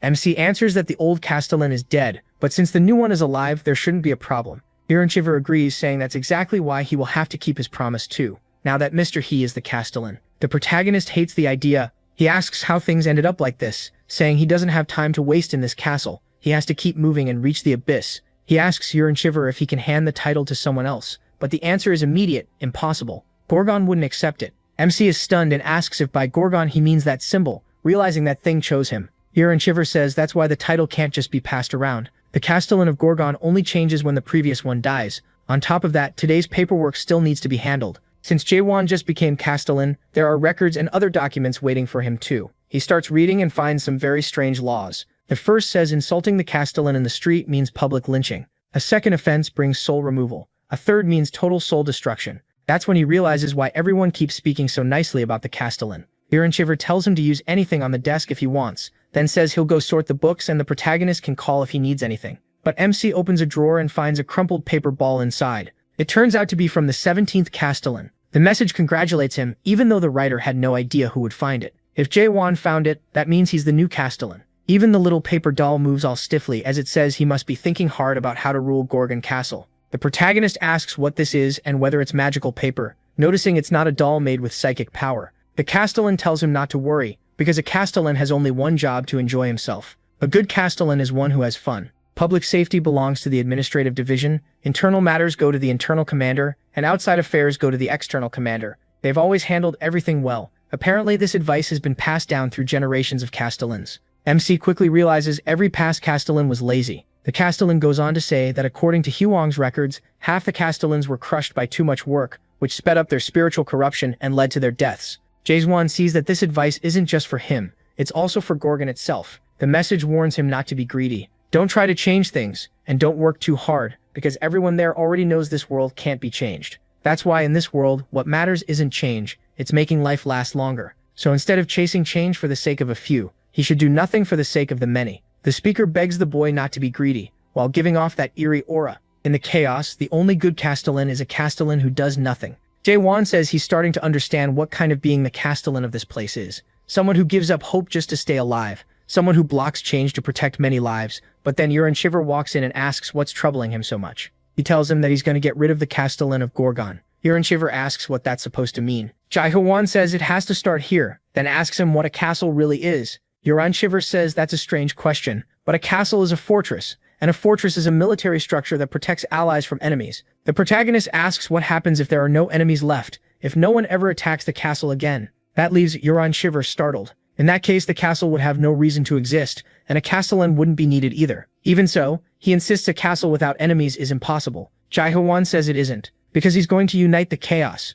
After that declaration, the story explains that funerals don't exist in the chaos. Instead, they hold floating soul ceremonies to say goodbye to people who have vanished forever. A funeral is meant to remember the dead, but a floating soul ceremony is meant to erase them. During it, the story of the vanished soul is told again and again, so that after the ceremony ends, their name is never spoken anymore. It's the final gift the chaos gives those who are gone. Euron says they knew Emil Groshek, but they can't bury him. He no longer exists anywhere in the world, no body, no soul. Only memories remain, while he becomes food for the Tree of Mirage. That's why they must forget Emil Groshek. During the week-long floating soul ceremony, they speak of him one last time, over and over, until there's nothing left to say. Jaewon thinks he's finally learned the name of that old bastard, Emil Groshek, the one who forced the title of Castellan onto him. Then he catches the thoughts of people nearby and they're shocked that MC is wearing the Castellan's clothes. They wonder if such a young soul really became Castellan, saying they heard he isn't even 100 years old yet. Crying, they ask if Yorin is plotting something again. Then someone approaches him saying he looks like the kind of person she'd love to fight.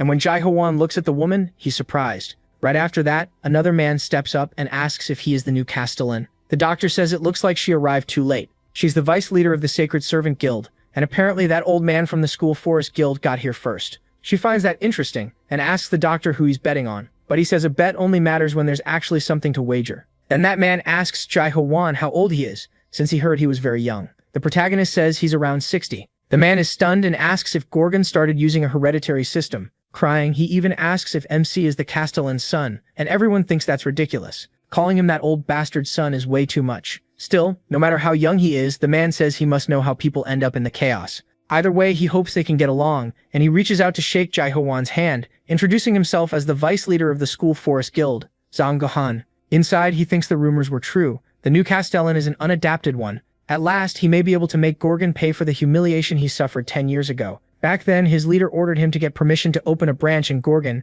no matter what it took. He says that while bribing the guards at the northern outpost, he was caught by that arrogant commander. At the time, Carlton Javier declared he was under arrest for bribing the guards, and after that, Emil asked how he could ever allow a branch from someone who tried to bribe his men and stir up trouble. That left him furious. He was rejected directly by a Castellan, just as arrogant as the outpost chief. But now, the Castellan is dead, and that damn northern outpost chief is in the hospital. The new Castellan is just some rookie. To him, this is a gift from heaven. So he grabs Jae-won with bad intentions and activates a top-level battle formation. That energy rushes straight at the protagonist. He's shocked when he sees the 8 gates of hell. As soon as one gate opens, a giant dragon comes out from inside. On its back, the dragon opens its mouth and prepares to blast fire at Jae-won. The others are stunned, asking if the Castellan situation hasn't gotten crazy. That bastard really used the 8 gates of hell on the Castellan. They call it unbelievably cruel, way too much for a 60-year-old kid. Watching it all, Zhang asks MC what he thinks of his strongest battle formation, saying he must already be trapped in a hallucination created by Tiamat's hellfire. That red dragon should be the one screaming and begging, but he says chaos has its own special way of greeting people. Zhang starts shaking as the protagonist squeezes his hand even harder. Still holding on, Jiawan tells him, now it's time to return the favor, because Tiamat is already dead beyond the gate of hell. Then MC pays him back with the lost enchantment. That strange eye of his locks onto Zhang, and Zhang lets out a scream, feeling like he's staring straight into hell. Everyone around them is shocked, unable to believe Jae-hwan broke free from the 8 gates of hell. Zhang Huan says that insulting the Castellan should earn him a public beating, but he'll go easy this time and only warn him to be more careful. The doctor is disappointed, saying that was way too boring. He expected a real beating. Meanwhile, the woman can only wonder who this kid really is. With that over, the ceremony moves on to the Castellan's opening speech. Jae-won walks up to the podium, and even the doctor looks surprised that the kid is really going to give a speech. Then a bad feeling starts creeping in. He introduces himself as Zhang Huan, the new Castellan of Gorgon, but says he doesn't know Amel Groshek, doesn't know what he did, what kind of life he lived, and honestly, he doesn't care. He already knows everyone is unhappy with him. They're probably thinking some young guy with weak spiritual pressure became Castellan just by luck. And he admits that's partly true, because to be honest, he wasn't even in Gorgon. Still, Gorgon accepted him as its Castellan. So even if he says something crazy like throwing away the title or uniting chaos, even if he gives off a dangerous feeling just by standing there, some people still decide to hear him out first. The crowd is stunned. They can't believe an outsider became their ruler, and some even wonder if he's from the Palace of Reincarnation. What will happen to chaos now? Yurin Shiver says it doesn't matter how strange he is. Jae-won is still his master, and that sends everyone into an uproar. Yurin adds that he believes the protagonist wouldn't do anything that would put Gorgon's future at risk. But before long, someone comes to see him. Jahir apologizes for bothering him so early, but says things may have gotten out of hand. Yurin quickly gets ready and rushes to the room. When he opens the door, a flood of papers bursts out and scares them both. Garen Shiver stares and asks how much work has piled up. The whole room is packed with documents, so he says no one could fake working in a mess like this. But the one inside isn't Jae-won at all. It's Carlton Javier doing all the work. Darren asks what he's doing there when he should be in the hospital. Carlton answers that his master told him to stay there, so Garen Shiver asks where his master is. Meanwhile, MC is far away, smashing statues, and every one of those statues is Carlton Javier. The doctor complains about all kinds of Carlton versions being destroyed, even one that looked like Carlton in agony, whining about how much money they could have made. Jae-won just says the important thing is that he created a new technique. Then he grabs his sword and takes a fighting stance. The old man notices the setup is smoother than usual, and from the way the blade moves, he figures it was inspired by his own slash. He starts thinking the move will be called Shangyu Thrust, but the protagonist asks if he wants to get stabbed like the name suggests. The old man gets annoyed, asking what the kid is even talking about. After all the effort he put into naming it, Jae-won only got more full of himself. Still, he says it's worth testing. The moment MC attacks, the old man jumps aside to avoid the strike. Even Curver reacts, and the old man asks if he was seriously trying to hit him. complaining that the kid has no respect for elders. Then he looks back and realizes someone else was standing there and got hit. That person is the leader of the Thunder clan. He's shocked to see him collapsed on the ground. It's Anyang, leader of the Thunder Dadius clan. The old man wonders what happened to him. A few minutes earlier, they had asked Anyang if he was sure the Castellan was at the training grounds. He said yes, and then peered through a small gap, spotted Jaiwan, and started charging up his power. Calling on the power of Thunder Dadius, he declared that today he would become Castellan. He didn't care if others called it cowardly. To him, assassination was still true one-on-one combat, but then he noticed something flying his way. Jaiwan's attack. When he wakes up completely wrecked, he jumps in shock. The doctor is surprised he's awake, and Onyang starts yelling again, asking why the doctor is there. He rambles that he's always admired dirty tricks, and knew a day like this would come. Then he asks who the hell the protagonist is, and the doctor tells him that's the Castellan of Gorgon. Anjoang says he's never heard of anyone like him in Chaos or even in the Great Lands, and the doctor admits he hasn't either. So Anyang says that's exactly why he's asking. How does any of this make sense? The doctor replies that it really doesn't. Honestly, nothing about Jaiwan makes sense, especially after everything he's done. Anyang realizes the doctor means it, but says it doesn't matter anyway. He tells MC to fight him again, swearing he'll win this time, and he demands to know how the Castellan attacked before he even showed himself. The doctor points out how shameless that is, since Anyang was the one trying to assassinate him. Jaiwan simply agrees and accepts the challenge. That only makes Anyang angrier and he charges in. He slips past the first two strikes. Anyang admits he's faster than he looks, then swings down with his daggers and asks why Jaiwan won't try dodging this. As he launches the attack, he bursts forward like a blur straight at the protagonist. But when he stops, he realizes he still couldn't hit him. That only makes him even madder, and he says he didn't want to use this yet. Then he starts drawing on the power of Thunder Dais, forming a spinning force above his head. He declares that this next move will end the fight in one blow with the power of Thunder Dais. But right when he's about to fire, Jaiwan appears behind him. MC says that skill takes way too long to charge, and lands another thrust. Sometime later, someone opens the door and reports that the Castellan barely defeated the Thunder Clan leader. He says the news is already spreading, and then heads back out. The doctor says he did well, but figures a lot more strong fighters will start challenging Jaiwan now. Anyang says it took him exactly 100 years to reach that point, because he came from one of the 5 great families of the Great Lands, the Yang family. He, Yang, had once been part of that family, or rather more exactly, he was a slave beaten by his masters. The companions who cleared the tower with him also became members of the family, and they thought they'd spend the rest of their lives together. But one by one, they were sold off to battlefields or died as slaves, so he worked for nearly 100 years. Most of the other slaves died, but somehow he survived. After building trust for all that time, he finally earned the rank of official servant. But on the very day he became one, he fought against his fate for the first time, because he couldn't keep living like that forever. Throwing away the 100 years of trust he had earned, he stole the Yang family's vault of secret techniques. Among them was the highest-ranked skill he got his hands on, the Thunder Daos technique. The moment he obtained it, the cells in his body were restored,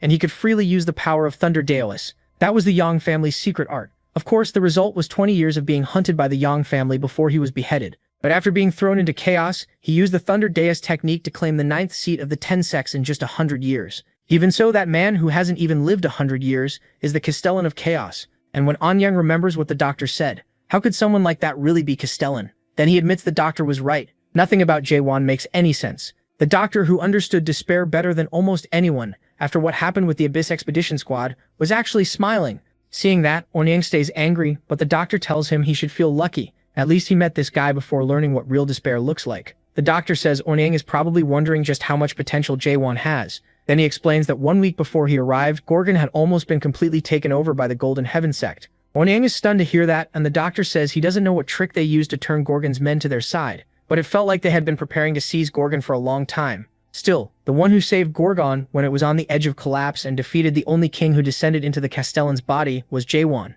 their current Castellan. Onyang is shocked and says the doctor should have told him that sooner. The doctor fires back, asking who tried to assassinate him before anyone could explain anything, and tells him not to blame others for his own mistakes. Then another person suddenly arrives and surprises them both, announcing that Gorgon has come to request a duel with the Castellan of Gorgon. He says he came with the leader of the Sun Sea sect, but first he wants a match of his own. He's Kang Wang, leader of the Flame King sect. Jaiwan tells him that's not needed. He tells both of them to come at once. He's working on his technique and doesn't have time to spare, leaving them both stunned. The doctor just sighs and says a lot of people are about to get hurt today. The two of them agree, saying he'll regret talking like that. Kang Wang rushes in, using his firepower to coat his sword and strike. At the last second, Jaiwan slips away and avoids it. The blow tears through the wall behind him. The doctor says he'll burn down the whole training ground, while Yuan points out that in this heated state, he probably can't hear a thing. Kang Wang keeps attacking, and the protagonist catches the blade, locking him in a raw power clash. Kang Wang asks if he's scared of the flames, but Jae-won says not at all. He drives a punch straight into the sword, even with his hand covered in fire. That forces Kang Wang to shift his grip, and MC tells him to let him know later whether he feared that thrust, because the moment he strikes, Kang Wang vanishes from the room, blasted through the wall. Jae-won thinks it's still hard to control his strength. The doctor wonders how he's supposed to explain this to Yorin, and even Yong can hardly believe it. Meanwhile, the Sun Sea leader floods the area with water, putting out the flames as he draws his sword from the water. He says Kang Wang will be fine, and Jae-won reminds him he told both of them to attack together. The man answers that he just hates heat. Then he raises his sword and politely asks him to be his opponent. The two of them stand face to face. Seeing him summon that much water, Jae-won notes one used lightning, the other used fire, and now it's water like some kind of Pokemon lineup. Still, jokes aside, he can tell this one is stronger than the others. So the protagonist moves first with a thrust, but Kamen stops it and counters right away with a sideways slash. Jae-won notices this man is different. He can't sense despair in him like he did in the others. It's more like Kamen is holding back. MC attacks again, but Kamen dodges and is caught off guard when Jae-won comes from above with another thrust, driving it straight down at him. Kamen barely avoids it and guards himself. When he sees that strike, he realizes Kang Wang would have been finished if he tried to block it. So Kamen admits he lost, but Jae-won says he's hiding his real strength. Kamen replies that some things are clear even before a fight reaches the end. Since he lost, he says they'll talk about the Abyss Expedition Squad. Later, when Kang Wang wakes up, he starts cursing the Thunder Deus leader, shocked that he lost by such a small gap. The doctor asks if he plans to blame someone else for a fight he lost himself, which only makes him angrier. Then Yong says that no matter what, the question now is what the two sect leaders will do. Since they lost, they have no choice but to join the Abyss Expedition Squad. Kamen says he actually came here planning to join from the start, and when asked directly, he confirms it. Kang Wang thinks about Kamen, remembering he's always been that kind of man, a close friend of Emil, the former Castellan of Gorgon. Back then, though, he lacked the skill to join the squad. In those days, the expedition squad lost all its strength and hope at once, and Kamen saw the end of it with his own eyes. 900 years have passed, and he kept sharpening his blade with revenge in his heart. Kamen says he was planning to head for the Abyss soon anyway, and the doctor is surprised. He says fine, then asks what the Flame King will do, and Kang Wang says he has no choice after losing the duel. Then he asks about the Thunder Deus leader, who says he's made up his mind and starts to leave. Everyone asks where he's going, and the doctor can't believe it, asking if he's really planning to challenge them again after seeing the gap between them. But instead he drops to his knees at Jae-won's feet, and no one understands what's happening. He declares that he, Yong, leader of the Thunder Deus sect, swears loyalty from this moment on to him and the Castellan of Gorgon. Seeing that, the protagonist tells him he doesn't need to swear loyalty, but Yong insists. He says he'll follow with absolute loyalty, even after death. Jae-won dryly says he's already died once, and Yong is left stunned. Then Yong begs him to accept him into his family in any role at all, even something like captain. The doctor asks what family he's even talking about, and Yong hurriedly says he won't steal anything like secret techniques, just please accept him. He used to belong to the Yong family and ran away after stealing their techniques, so now he wants to do the same again. The doctor asks if he really means that, even as the leader of the Thunder Deus sect. Did he think about the sect's future before saying it? Yong answers that the Thunder Deus sect no longer exists in chaos. The doctor asks what he means by that, and Yong says only 7 survivors remain, including himself. Then he explains that 1 week ago the Thunder Deus sect was wiped out. The doctor asks if he's really saying the Thunder Deus sect is gone, and Yong says yes. The doctor asks when it happened, and Yong repeats that it was a week ago. So the doctor sums it up, the Thunder Deus sect was destroyed, and by coincidence Gorgon announced that the new Castellan would be chosen through duels. So Yong came here aiming for the Castellan seat, thinking this was his one big chance.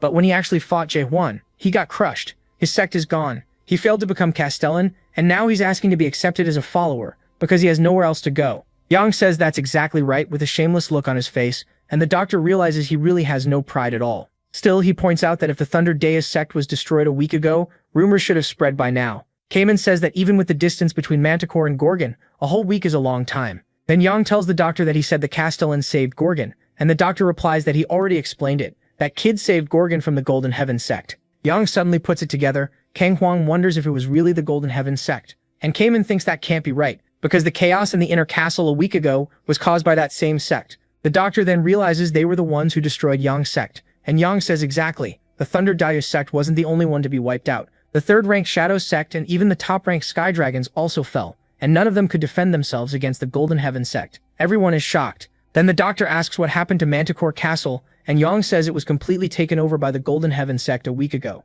The doctor thinks that explains it. There's no way news like that could be hidden for a whole week unless the castle itself was involved. They must have sealed the area with a barrier, which means the Golden Heaven sect, after taking Manticore, is controlling the skill system and blocking message skills too. Kang Hwang asks him to slow down because he isn't following all of this. He asks if that means 3 of the 10 sects of chaos were beaten at once, and all by the 10th ranked Golden Heaven sect? The answer is yes. Cayman says he'd heard rumors that the Golden Heaven sect had been growing stronger, but how did they become powerful enough to completely seize Manticore in just a few years? Then Jaehwan asks if a lower number in the ranking means more strength, and everyone turns to stare at him in shock. Yang starts making fun of MC, asking if he only figured that out now even as Castellan. Jaehwan instantly gets mad, almost ready to kill everyone, and some of them go pale. One look at his killing aura makes Yang drop the joke and apologize, begging him to spare him while promising to explain everything. The protagonist calms down at once, and Yang is shocked he's still alive. The doctor notes that he just escaped death. Yang explains that MC should already know there are 4 great castles and 10 sects ruling chaos,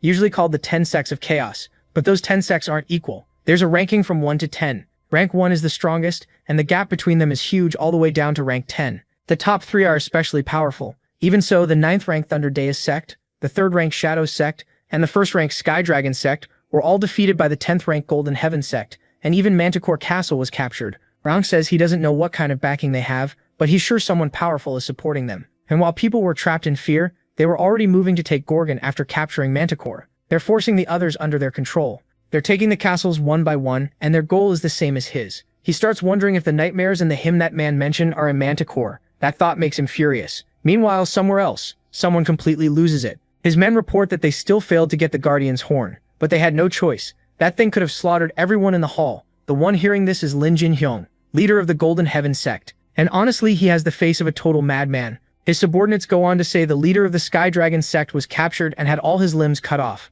while the leader of the Dark Forest sect is still resisting, though not for much longer. Jinhong grabs a kunai, then flings it at one of the heads nearby, saying that's great, and asking if they captured the leader of the Thunder God sect too, but they admit not yet, and the man speaking gets a kunai buried in his shoulder. He begs for forgiveness while Jinhong calmly says it's fine, telling him to forget it. Then he asks where the man ran off to, and they're told he likely escaped to Gorgon. That catches Jinhong off guard. He didn't expect the sect leaders to join forces the moment Manticore fell. Then his thoughts turn to Gorgon. He heard some damn fool there is risking his seat as Castle Lord of Gorgon to form an Abyss expedition squad. Jinhong can't believe anyone in Chaos still thinks that way. And even though they had fewer troops than Manticore, the first Elder Mihan worked hard to gather the foundation stones. He's probably too ashamed to face the Dark Monarch now. So Jinhong orders them to open the screen. There he sees the name Jaehanwan, the new Castle Lord. They confirm that's right, and now that he looks closer, the name feels strangely familiar. Then a message arrives. It's from the Dark Monarch, and Jinhong immediately wonders if it's about tracking down the runaway product.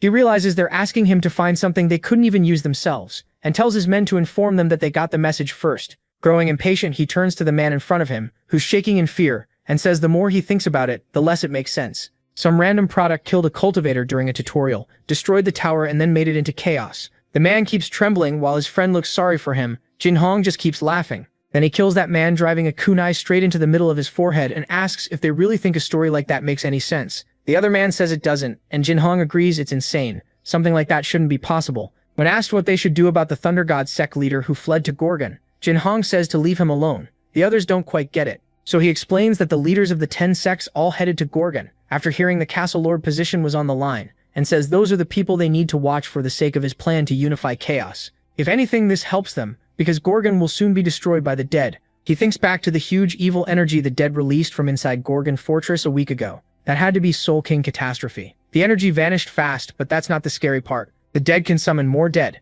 and those bastards are about to learn why Soul King catastrophe is known as one of the 12 monarchs of the Great Lands. But the doctor says that's impossible, because the monarchs agreed not to interfere in chaos. Yang asks, who besides the monarchs could give strength great enough to stand against the 10 sects?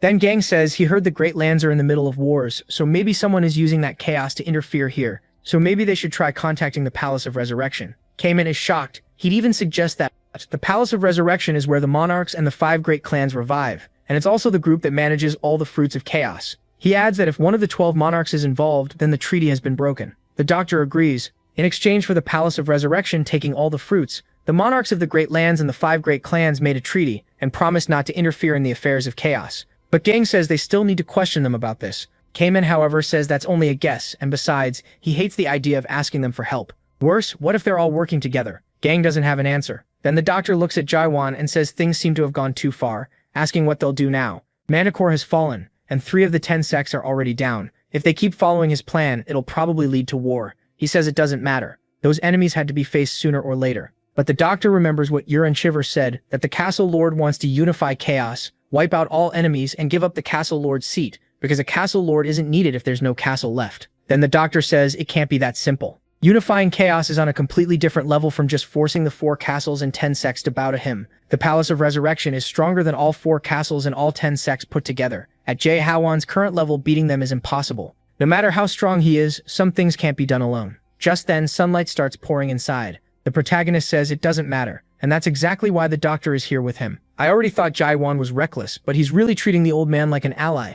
He looks at him and the old man is stunned. MC says they were right. He doesn't have much experience, and he hasn't lived that long. But since the old man is here, that's enough. The old man asks when he ever said he'd join him, so he simply asks if he won't. The old man gets awkward, wondering why a mere 60-year-old brat is making him feel this way. Then Jae-won turns to the others and says, just like they heard, he isn't only recruiting for the Abyss Expedition Squad. He's going to unify chaos and destroy the Palace of Resurrection that took the fruits 900 years ago. The Abyss Expedition Squad will leave only after that. What he needs are real allies who will go all the way with him, and if they don't think they're ready for that, they can leave now. Kamen asks what he'll do if none of them agree to help. Jae-won says then he'll do it all by himself. Kamen fires back, asking if he didn't just say that doing everything alone was impossible. The protagonist answers that he made it this far alone. That shocks all of them, and then they start laughing, especially Kamen, before saying he's right. Kamen says he'll go with the Castle Lord, whether it's to the Abyss or the Palace of Resurrection. Young says he's in too since their bodies are already one. But MC says he doesn't need that kind of thing.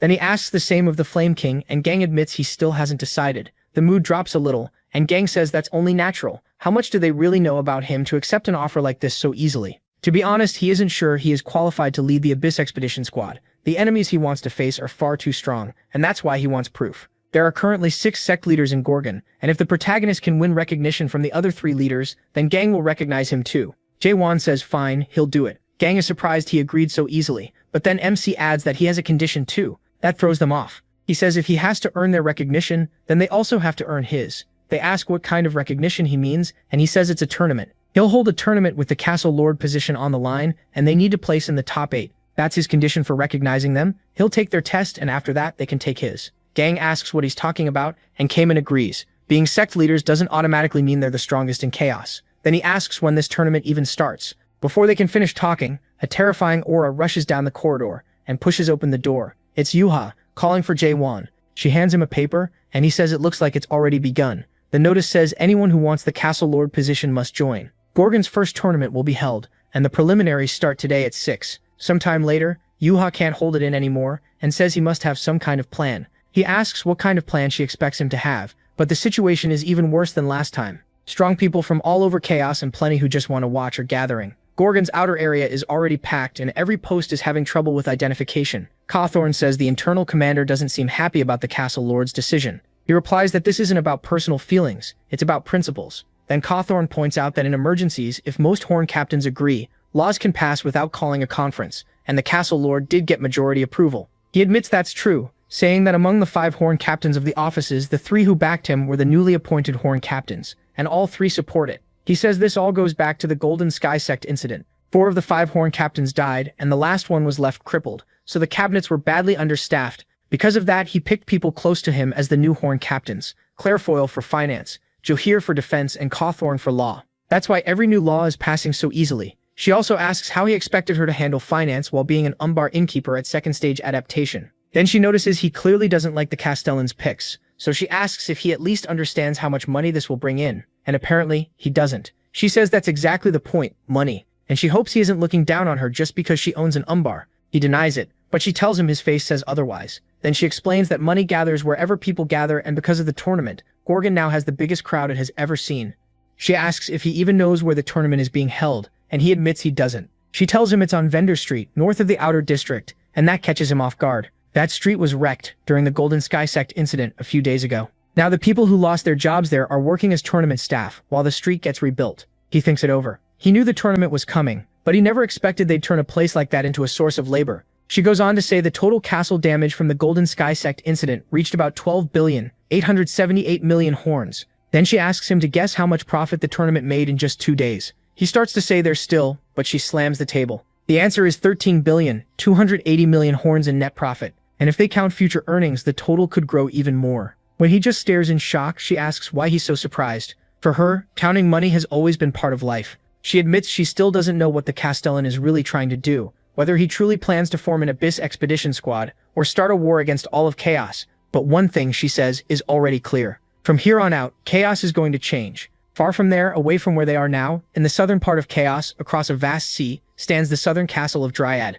It's a natural fortress made from branches and secretions from the Guardian's plant-type horn, built to draw in water from the great castle. There, the Castellan of Dryad feels that something bad is about to happen, and Lincrop speaks to Dryad about that uneasy feeling. She then uses her supreme skill, clairvoyance, and begins to see farther and farther away until she spots something that truly alarms her. Ghouls are heading toward Gorgon, and among them is Marguerite Reverse Walker, one of the 3 great ghouls. The moment he realizes she's watching, he looks back at her. That gaze hits her like pain itself, and she instantly knows she has to warn the Castellan of Gorgon. So she sends a crow, or whatever that thing was, to Jaewon. Meanwhile, in the hastily built Colosseum, the whole crowd is going wild. One man says they've already reached the round of 16 in only 3 days. That man is Shin Mugawoki, leader of the Primordial Universe sect. Then the doctor arrives and says it's all because of Kang Wang, who went wild in the prelims, breathing fire and trying to kill everyone. Mugiwoki is surprised to see him there and says it's been a long time. The doctor agrees. Then the two of them lock eyes in a pretty tense stare. The doctor says Mugiwoki looks stronger now.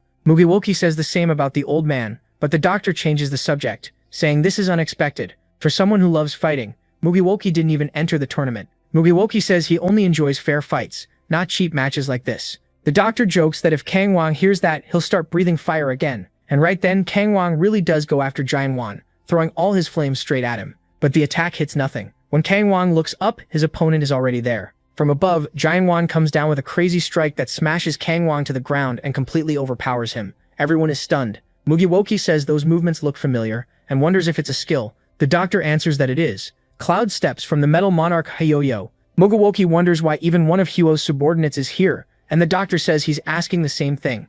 As far as he knows, some monarchs are planning something around this tournament. Then Jahir announces that the round of 16 is over, and the quarterfinals everyone has been waiting for are next. Mugiwoki is shocked. They're already starting the quarterfinals and says it's way too fast. The doctor says that's just the Castellan's impatient personality. In the stands, some people get excited because it's finally the turn of the leader of the Forest School sect. They're about to see the skills of the greatest strategist in chaos, Zugi Myung, who enters the arena acting full of himself. Looking down from above, the doctor notices something. Zugi is laughing at him. When the man even winks, the doctor gets annoyed and says he'll have to beat him up later. Mugiwoki tells him to calm down. Zugi isn't even 400 years old yet. Then Jahiron steps into the arena. The doctor says the kid just saw him threaten to beat Zugi in his place. Once the two stand face to face, Zugi says he's heard all about the Castellan's plan, but it's impossible. Mugiwoki is surprised to learn that man is the new Castellan, and the doctor confirms it. As Mugiwoki watches him, he wonders whether Jahiron can really beat Zugi Myung. Zugi then says it's strange. The protagonist's energy feels similar to the doctor's, and he asks if he's his student.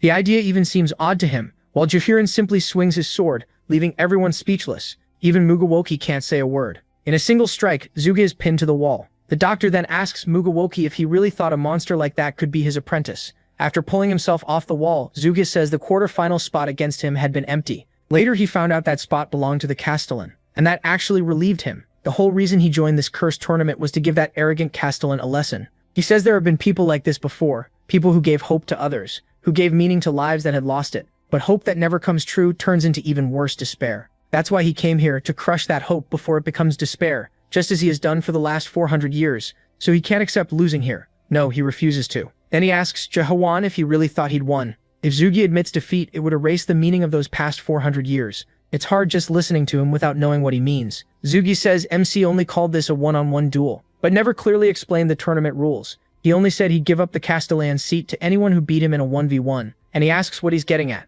Zugi answers that he wants an intelligence battle against the Castellan. He asks if it isn't only fair to fight in the way he's best at. The crowd starts yelling that the Forest School sect leader is shameless and should just admit he lost. The doctor says he knew this was coming. Mugiwoki says it's hard to decide a winner in a battle of wits, and the doctor says Zugi must be suggesting that game strategists love so much. So he tells everyone to watch closely, and Jahiron says that's fine. He asks what exactly Zugi means by a battle of intelligence, and Zugi takes that as acceptance. Right after that, everything around them starts to change. The whole place turns into a miniature model, and they enter the world of strategic formations. Jaehwan asks what this is. The system says that since he's a beginner, he can check the rules and controls in the manual. Zugi explains that even though it talks big about formations, it's basically just a game. He says Nightmare Marks created it, inspired by a game from the frontier, and even the strategists of the Great Lands play it often. Quietly, he thinks to himself that he's the best at this game in the entire Abyss. He asks if the protagonist needs time since beginners can read everything first, but the protagonist says no, it's much simpler than he expected.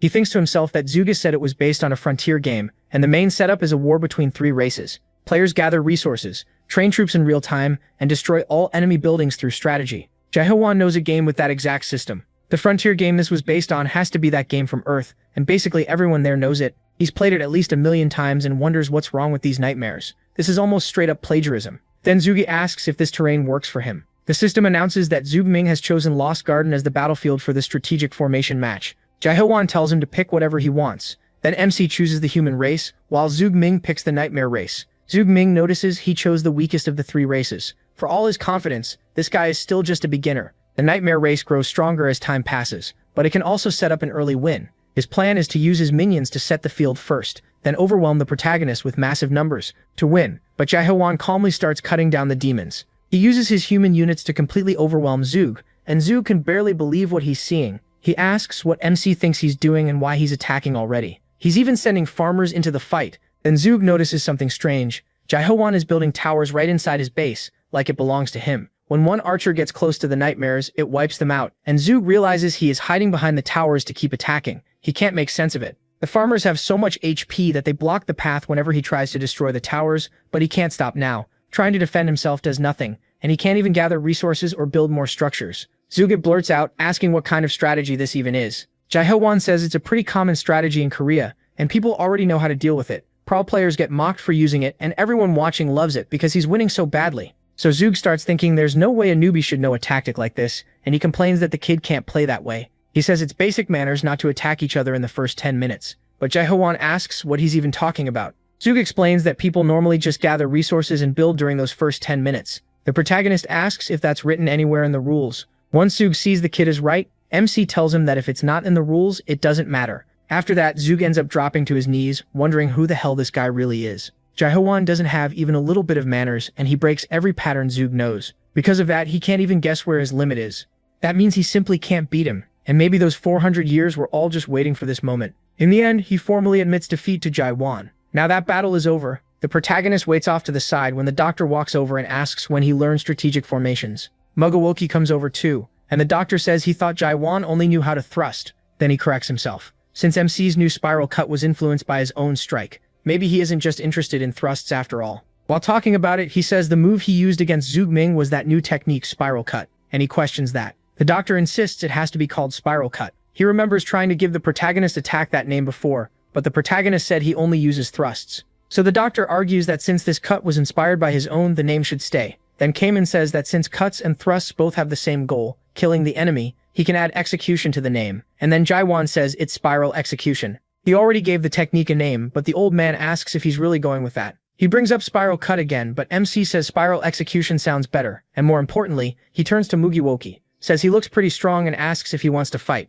Mugiwoki realizes that's a pretty aggressive greeting, and the doctor reminds him that he attacks veterans instead of showing them respect. Jae-hwan answers that none of the veterans here are weak old men. They're old and strong, so there's no reason to go easy on them. And the doctor asks Mugiwoki if he heard that, saying he never loses an argument. But in his mind, Mugiwoki thinks this is the first time since the Abyss Expedition Squad was disbanded 900 years ago that he's seen the doctor enjoy himself this much. That makes him remember Moloch. As leader of the Expedition Squad 900 years ago, he gave the Abyss hope and dreams. But in the end, he became a symbol of despair. Mugiwoki wonders how the protagonist compares to Moloch and whether he's really a worthy replacement. Judging by the fight in front of him, MC has serious strength, and his talent alone might even surpass Moloch's. But then there's his personality. Mugiwoki can't feel any sense of justice in the boy. He's the complete opposite of Moloch, who was calm and kind. On top of that, he wonders what this killing intent is that he's feeling. It feels deeply strange. The more he stares at Jae-hwan, the more it feels like that giant eye is pulling into his mind, and he senses something there. He even looks back, then asks the doctor if he is also awakened. The doctor says it took him long enough to notice. The protagonist is fully awakened. Then they announce that the next quarterfinal match is about to start, and Jae-hwan is already interested. He heads toward the arena, but the doctor asks where he's going since it isn't his turn. Meanwhile, Mugenwoki is shocked that MC is fully awakened, but MC tells them it would be a waste of time to just stand around waiting. Mugenwoki realizes that means he has already passed the third wall of awakening. The protagonist steps onto the arena once again, and the doctor starts wondering what kind of mess he's about to cause this time. Then when Jae-hwan gets there, he says that aside from Kamen and Yang, those three look fairly strong.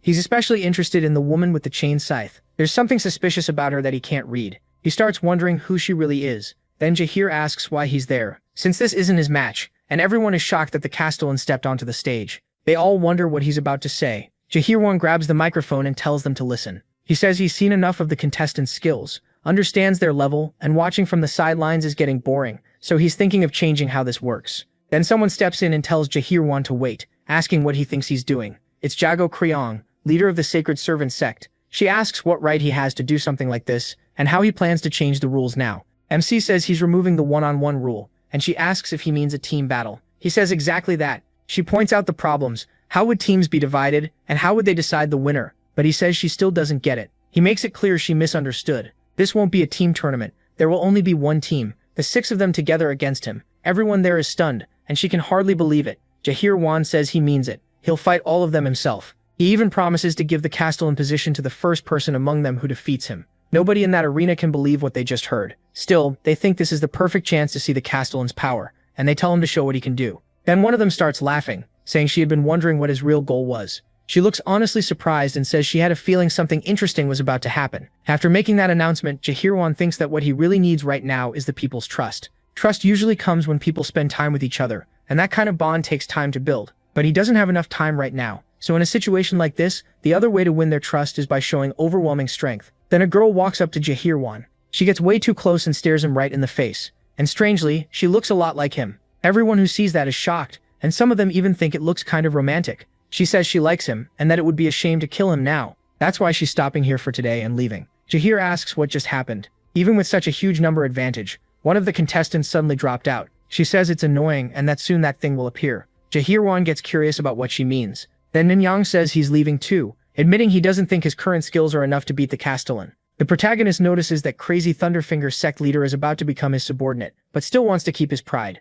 Cayman also makes an excuse and says he'll quit too. He admits his skills don't even come close to the Castellan's. Jahir notices that the leader of the Sun Sea is worrying about something as small as whether the match is fair. He's just like the others. People really don't change. At this rate, everyone is going to leave. And even if he beats the rest, it won't make much of an impact. Gakirun tells MC that's too bad since things aren't going the way he wanted. MC says it's a shame indeed, but if that's how it is, then the 3 of them can attack him. She gets irritated, saying his arrogance and recklessness just keep getting worse. Even if the others backed out to spare him, she'll still attack. Then Nessa of the Black Veil tells the other woman they'll use this chance to teach him a lesson.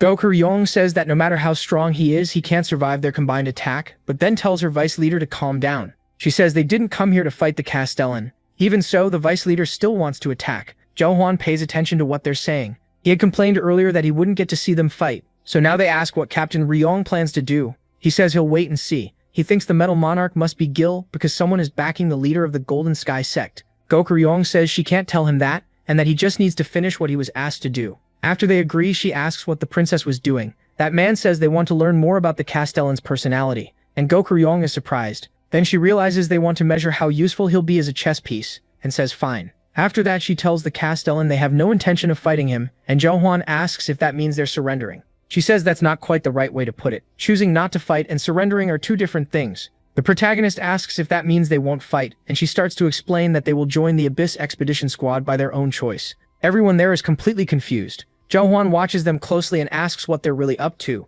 but Gokryong pushes back saying there's no scheme at all. They're simply joining the journey meant to bring life back to the residents of Chaos. The crowd in the stands can't believe it. Instead of drawing their swords, these women are talking about something else entirely. Gokryong says that since they came all this way, she should be honest. She never meant to take the Castellan seat for herself. Then she asks if she's wrong. After all, from the very start, this tournament was never meant to choose a new Castellan. Its real purpose was to gather people for the Abyss Expedition Squad. She adds that she's honestly impressed by Zhou method. Ever since the squad failed 900 years ago, no one had tried to build something this big again. That's why she says she's proud to stand with him. And she's sure the audience feels the same. The Castellan position isn't the only thing people care about right now. Then she throws her veil up into the air and activates her eye power on Zhou, summoning a swarm of butterflies. The whole place turns pink as she says she wants to hear everyone's honest thoughts. That gaze can look straight into people's minds, forcing them to face what they truly believe. She asks whether they came here to watch a fight with their own eyes, or for the life and future of Chaos. This is her supreme skill, Eyes of Justice. She says she wants to believe Chaos hasn't completely forgotten what true passion is. And just like that, people start thinking the leader of the Sacred Servant sect is right. They begin asking themselves what they really wanted to see. Zhou wonders if this is some kind of skill, because everyone looks completely dazed. He even wonders if he should snap them back to their senses with a few thrusts. But then someone raises a hand and says he agrees with the sacred sect leader that he didn't come all the way from the north just to watch petty fights. It's Honorable Sword, and everyone is shocked to see him there. Dokur Yong turns and looks right at him, and Zhou Huan is caught off guard by what's happening since all of them seem to be in on this together. Meanwhile, somewhere else, Carlton Javier is walking through the castle. He notices something ahead of him, and when he opens the door, he sees a messenger crow from Castellandride. He's surprised to find a messenger there, saying he left the office empty for too long and wondering when it arrived. Then he reads the message and goes pale. A horde of ghouls, including a mega ghoul, is heading for Gorgon Castle. When he looks out the window, he realizes it's already too late. They're way too close. At the same time, Jaehuan also notices the shift in the weather, and Gokur Yang says that's exactly the point. What they need now isn't infighting but harmony. That's why the tournament should end here. The goal has already been met, countless souls gathered, ready to risk their lives to join the Abyss Expedition Squad. And now that she feels the moment is hers, she moves to finish this. She asks everyone to listen, saying there's still one important issue left. Who should lead the squad? The doctor realizes she's about to take control, and Mugewoki sees through her little game too. He says she's using her top-tier speaking skill together with Eyes of Justice. Now that the other skills have stopped, he wonders what the Sacred Serpent sect leader is really trying to do. Then she says that she wants the Castellan of Gorgon to lead the squad, because he has more strength than the 10 sect leaders combined, plus a sharper mind than the leader of the Forest School sect. In her eyes, the current Castellan of Gorgon may be the most gifted person in Chaos history. People start thinking that maybe this really was her goal all along, even praising her for lifting someone else up instead of herself. But then Honorable Sword objects. He says the position of Abyss Expedition Squad leader can't be decided by strength and intelligence alone. She asks what other qualities he thinks are needed for the role, and he answers that a leader must be able to guide countless squad members and have the right personality. So he says they should test the Castellan's character, and that she is the perfect person to do it. She asks how he wants that done, and he suggests a Justice Inquisition for the Castellan of Gorgon. Her little plan is working perfectly, and she loves it. Now people start to understand they can judge his personality through a Justice Inquisition, and they urge her to begin. Then Red speaks to the sect leader saying she requested the Justice Inquisition, so everyone except the Castellan must leave. She says there's no helping it. If that's what everyone wants, then she'll do it. She activates another one of her abilities and turns to the Castellan asking if he will accept the leader position if he passes the Justice Inquisition. The doctor realizes that if they really go through with this, they've cornered him. Mugiwaki notes that most people know about the sect leader's Justice Inquisition, and some high-stage adapters even ask for it to gain more enlightenment and move to the next stage. The doctor thinks that if Jae-won had blasted everyone away like usual, the Abyss Expedition Squad would be a problem for another day and no one would want to follow a leader who stabs his own team to death. But if he does nothing, his personality gets tested instead. And with a personality this messy, facing the Justice Inquisition could ruin him. So the doctor wonders what Molak will do now. MC simply agrees. She asks if that means he accepts the Justice Inquisition, and he says yes. That makes her smile. But one man nearby wonders why the two of them are just standing there doing nothing. He keeps waiting for the Justice Inquisition to start, but then he notices a ship. Jae-won is on that ship. She says the setting for this Justice Inquisition is the vast ocean where most situations like this are messy. He is trapped aboard that boat, and then a huge wave hits, throwing everything into chaos. She explains that this is why ships sink so often. A man calls out for the others to hold on while he tries to pull them up. Then she says that luckily a rescue ship arrives. Someone on that rescue ship shouts that they need to save one more person, but the boat only holds 10 people. If they take one more, it'll sink. Another man says they have to leave that person behind and save the ones they still can. Then someone grabs Jae-won's hand and calls him captain. He's caught off guard and wonders when he even ended up on the rescue ship. Then the test question appears before him. Save the people who can be saved and give up on one person, or refuse to abandon anyone and rescue all of them, even if the ship sinks. Jae-won looks at her while she tells him to make his choice. Now he starts to understand how this Justice Inquisition works and she asks what he'll decide. The protagonist realizes some people would call him cold-hearted if he picked option 1.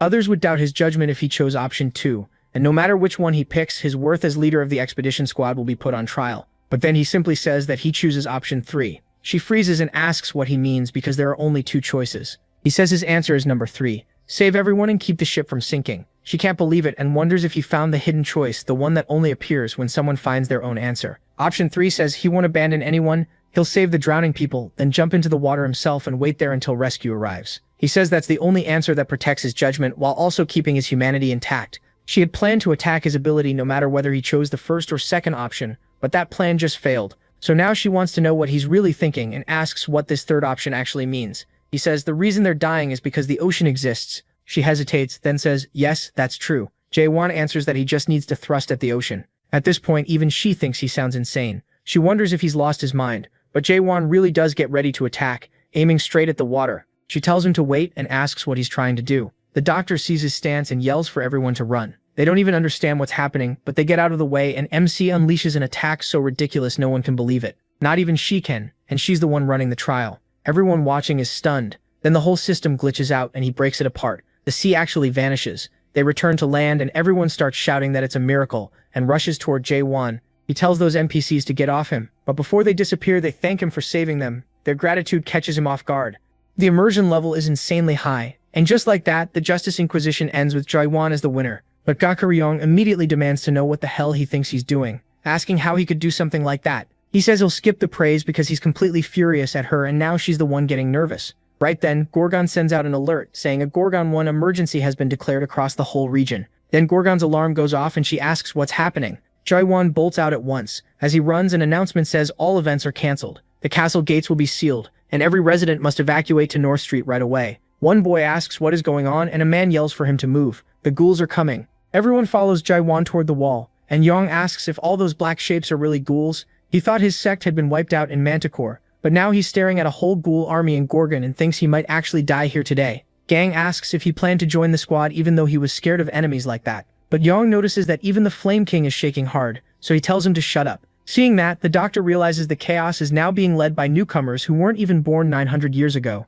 The Primordial Universe, the South Sea, the School Forest, the Sacred Servant, the Flame King, and the Thunder Dais. He spots them all there and realizes 6 of the 10 Chaos sects have gathered in one place. He never thought he'd see a scene like this again before dying, so he asks Moguro if this reminds him of what happened 900 years ago. Moguro asks if he means the time they went to the Ghoul Palace, and the doctor says yes. It really does feel similar, though he still has no idea why that thing is here. The ghouls kept calling more ghouls, and whenever a mid-level ghoul appeared, smaller ones followed behind it. If a large ghoul showed up, medium ghouls came with it. And now in Gorgon, the Ghoul King, Soul King Catastrophe has appeared. The very reason castles build walls, the monster that spread fear across the whole abyss, is coming closer. A mega ghoul is heading straight for them, the reverse walker, Magritte, screaming as it charges toward the castle. Then everyone starts getting attacked and eaten by the ghouls. People beg for someone to save them, but the monsters show no mercy at all, killing everyone they reach. The girl thinks this is the end. There are just too many monsters flooding in. Even so, when nobody has any hope left and the ghouls keep pouring in, the Honorable Sword is the first one to run into the mess.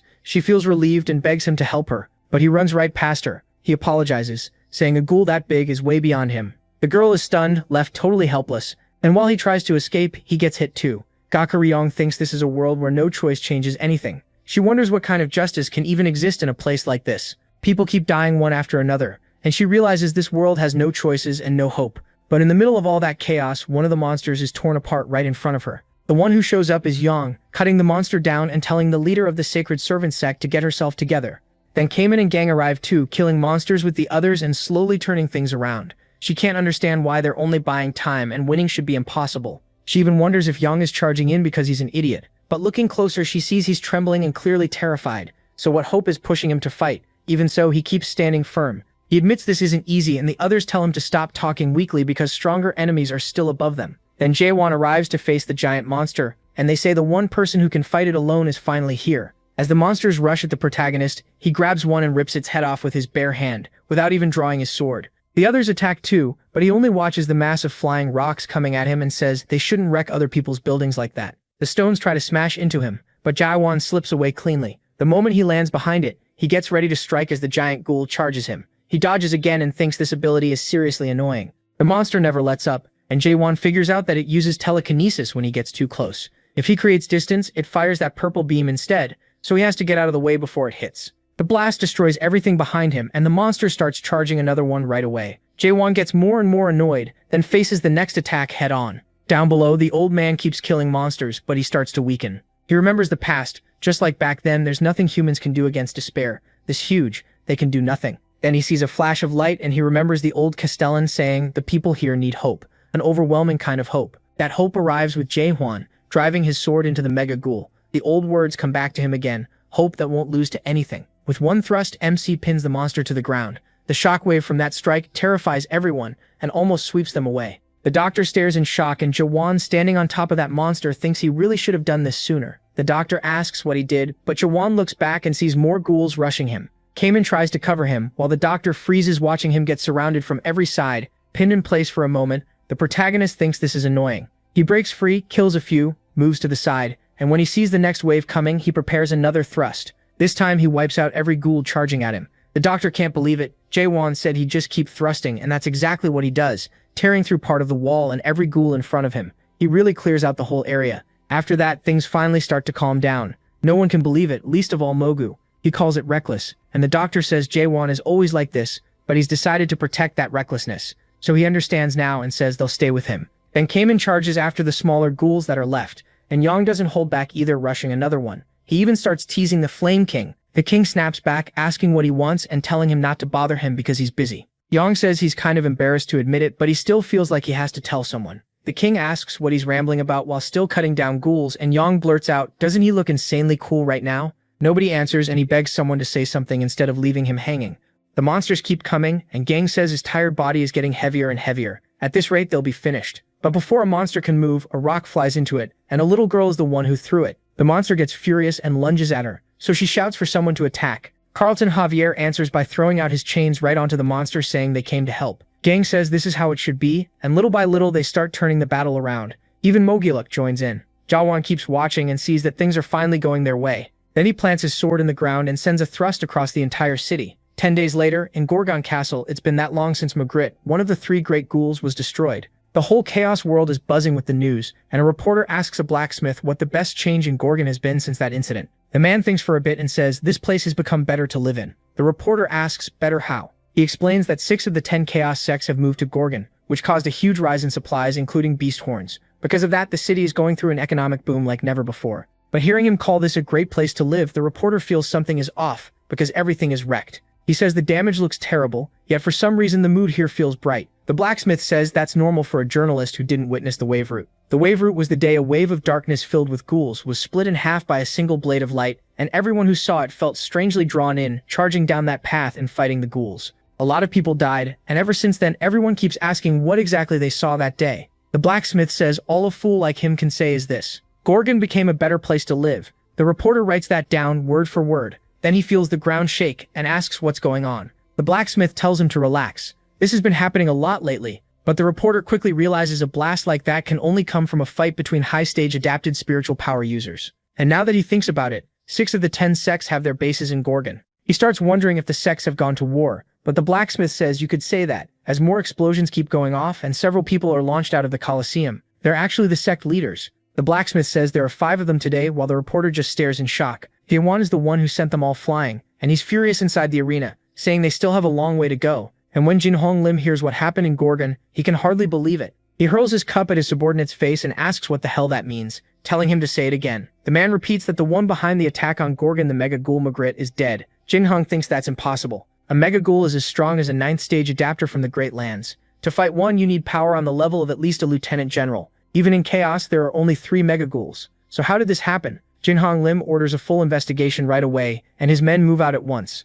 Even then, Jin-Hong Lim can't accept it. To him, this has to be some kind of mistake. 4 days later, word spreads through the area about the destruction of the Golden Heaven sect's northern branch. Back in Gorgon, Jinhuan is crushing those sect leaders and openly calling them weak. He asks what they've been doing for all these centuries, while all of them kneel in front of him and take the scolding. Jinhuan asks how he was supposed to beat something like that. MC calls him out, and Jinhuan freezes up. MC says the only thing Jinhuan really has is fast footwork, and Jinhuan can't even answer back. Then he turns to Kang Huang, saying his power is solid, but he's far too slow. As for James, Jinhuan says he wastes too much time thinking before he moves. When it comes to Junya, he says she has good speed and sharp thinking, but her endurance is terrible. Finally, he points to Kamen, calling him the best of the group. His basics are strong and he has no major weakness, but that also means he doesn't truly stand out in anything. According to him, they all share the same problem. They achieve too much without having to struggle enough. The doctor admits the kid really knows how to hit where it hurts, but the protagonist says the old man is weak too, especially after living for 1,000 years. The old man gets annoyed, yet deep down he knows the protagonist is right. 900 years ago, the leaders of the 10 sects were all at least 7th-stage adapters. The strongest of them, the leader of the Sky Dragon sect, had reached the 9th stage. Even with fighters that strong, the expedition was still brutal. That just proves how dangerous the Abyss really is. Jinhuan reminds them that during the recent attack on the Golden Heaven sect's northern branch, half of them were either badly injured or nearly died, and that wasn't even their main headquarters, Manticore. If they ended up like that from fighting just one sect, how do they expect to survive an expedition? That's why he says they'll go through special training for 1 week, starting now. They're all shocked, and even Zhang starts thinking he's about to come out of this totally built. He speaks up and tells MC that everyone there is an adapter, The 15 adaptation stages that measure their strength aren't something you can just leap over in a few days. Normally, it takes 10 years for an ordinary person to reach the first stage, then 20 more for the second, 40 for the third, and another 80 to reach the fourth. Most people die before getting that far. That's why anyone above the fourth stage is called a high-stage adapter. Jinhuan asks what point he's trying to make. Then comes the real question. Is he trying to turn them into awakened ones? That leaves everyone stunned. Jinhuan says he's heard awakened ones don't grow step by step the normal way. Instead, they jump forward through sudden insight. The protagonist confirms it. Yes, he plans to turn them into awakened ones, if they can completely let go of their own worlds. None of them really understand what that means. Jinhuan asks what he's talking about, and the doctor explains that a perfect awakening has 3 stages. The first stage is breaking the world of adaptation they've lived in until now. Anyone who reaches that point gains eyes that can tear the world apart and see its true core. Someone asks if he means doubt. Jinhuan doesn't fully know the theory, but Yang still can't understand what it means to destroy the world of adaptation. Jinhuan explains that it means giving up all the system's benefits, like skills and status. That shocks him, and she mocks him, saying she's amazed someone with that level of understanding became the leader of one of the 10 sects. He argues that even if he's the smart type, he's still a hyper-adapter. Hyper-adapters are people said to be blessed by the system with extreme compatibility with it and with skill interfaces. They grow 10 or even 100 times faster than normal awakened ones. Most powerful beings are like that, including the 12 monarchs. But Kang Wang calls him an idiot and says there's no one there who isn't a hyper-adapter. To them, there's no way someone would throw away that kind of talent overnight. But Kamen reveals that he isn't a hyper-adapter. He says that if giving it up will make him stronger, then he'll abandon everything. Skills, his world, all of it, except for his hatred of the monarchs. The others ask if the leader of the South Sea sect understands what he's saying. This isn't just about giving up what they've gained. They ask if he's forgotten the Great Disappearance. Jaiwan admits he doesn't really know what that is. Then Janya begins to explain. It all started with the appearance of the Fisher. It suddenly appeared in the Great Lands 700 years ago. The group called Fisher declared war on cultivation the moment they showed up. They brutally killed the monarchs of the 4 regions who opposed them, then made a declaration. Anyone who wanted to become awakened had to go to the Forgotten Lands. They had to deny the world itself. Back then, tens of thousands gathered in the Forgotten Lands, but almost nothing is known about what happened after that, because they literally vanished. Yang is shocked it happened to all of them. Janya says only a very small number ever came back, and one of her companions was among them. She claims she had become awakened, though only at the first stage. Jaiyuan asks what happened to those who returned. Jaiyu says all of them were broken. They suffered severe mental damage. Some went insane, and others lost their memories. The symptoms were different, but one thing was always the same. None of them knew who they were. Jaiyuan thinks that over. Then he tells Janya there are 2 things worth saying for now. First, he is not part of the Fisu. He understands why they'd suspect him since he's awakened, but that doesn't change the truth. Second, awakening really is dangerous, just like she said. That's why he'll only take volunteers. She asks what he'll do with those who refuse, and he says he'll still make them stronger. She asks how, and he says they just need to raise their adaptation stage. She can't believe what she's hearing, and asks if he wasn't listening. The leader of the forest sect already said it was impossible to raise an adaptation stage in 1 week, and they don't have enough time. Jaebuan says he can solve that problem, and tells everyone to come with him. Then they head outside. They arrive at a purple castle. The blacksmith looks at MC. He welcomes him, and Jaebuan asks if they can begin right away. The blacksmith says yes. Shang is stunned to learn the building was made from beast horns. Then the blacksmith says he'll show them, and the moment he touches the castle, the whole thing changes color. He tells them to watch closely. Then all of them get a notification. It asks whether they accept the summoning of Carpe Diem, the Tower of Nightmares. Even the doctor is shocked, asking why a Tower of Nightmares is here. The guy straight up built the tutorial. It's insane, and soon they're pulled into the tower Carpe Diem. Once they arrive, none of them can believe it. The doctor says humans really created a Tower of Nightmares with their own power. Kamen says that even if it only has 2 floors, it's still amazing. Jang gets excited to return to this place, this time to break cultivation instead of being cultivated by it. Yang says this is exactly what he wanted too. Then Jae-won tells them that from this point on, all training will happen here. Time moves 100 times slower inside the tower, so 1 day outside equals 100 days within. That means 1 week becomes 700 days, almost 2 full years of training. He adds that spiritual corruption will speed up in reverse to how much time slows down, and their souls will grow heavier because of the increased density of time. To prepare for that, the tower has a function that automatically throws them out once their spiritual corruption reaches 80. There will always be beast horns outside the tower, so they don't need to worry about corruption. Yang says he thought the Castellan was a heartless bastard, but he's actually pretty nice. Jaiwan asks what nonsense he's talking about, and Yang declares he's decided to follow him for the rest of his life. After that, the protagonist says he'll divide the ones who want awakening from the ones who don't. Those who want to become awakened should go right. Those who only want to raise their adaptation stage should stay on the left. Sometime later, Jang is already fighting while shouting and asking how he can look down on the Sacred Serpent Sect's skills. Young fires back that no matter how fast her sect is, it still can't match the speed of the Thunder God. But then a blast of fire comes flying at him. He barely avoids getting hit. The flames pass right by him. Kangwang says speed doesn't matter. What matters is destructive power, and the Flame King is the best when it comes to that. Then Zhang shows up. He calls it pathetic and says that's exactly why none of them are making progress. Everyone turns to look at him and immediately starts chasing that loudmouth down. Meanwhile, Emil watches from a distance. He remembers what Jaewon told him earlier when he realized Kamen was the only one who wanted to awaken. Then Janya asks how exactly MC plans to raise everyone else's adaptation stage. She explains that for high stage adapted like them, getting stronger isn't easy. They either need a certain level of enlightenment or a new top-class skill to raise their mastery. Jaehwan says that part is easy to fix, but she points out that top-class skill books are hard to get and asks if he robbed one of the 5 family's vaults or something.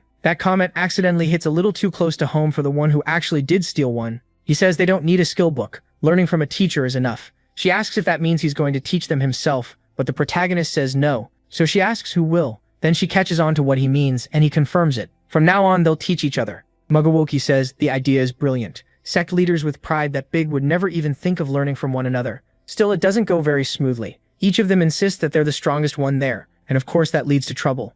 Zug ends up stuck in the middle of all the arguing and attacks, even though he's the innocent one this time. Mugawoki admits he's not sure this is going the way Jaewon planned. Then he wonders how Kamen is doing on the second floor. Kamen is there with MC. He keeps training his swordsmanship. At some point, he wonders how many times he's repeated the same move. 100,000? A million? Maybe even 10 million times already. Jaewon tells him to go faster, and Kamen keeps swinging without stopping. Kamen starts to wonder if training like this can really make him stronger, but he asks if he's still stuck on that. He says Kamen should already be starting to feel it, and Kamen keeps going without hesitation. The protagonist asks if he's still worried about not being able to beat the other adapted, and Kamen admits he knows better than anyone that he has no talent. But what brought him this far was steady effort and simple discipline. Unlike the other sect leaders who were blessed as hyper-adapted, Kamen got strong through hard work alone. Even while doubting himself, he never gave up, and that mindset is what leads to awakening. It's not just talent, it's willpower. So Kamen asks MC if he really believes he can do it, and MC says yes. That's why Kamen needs to believe too.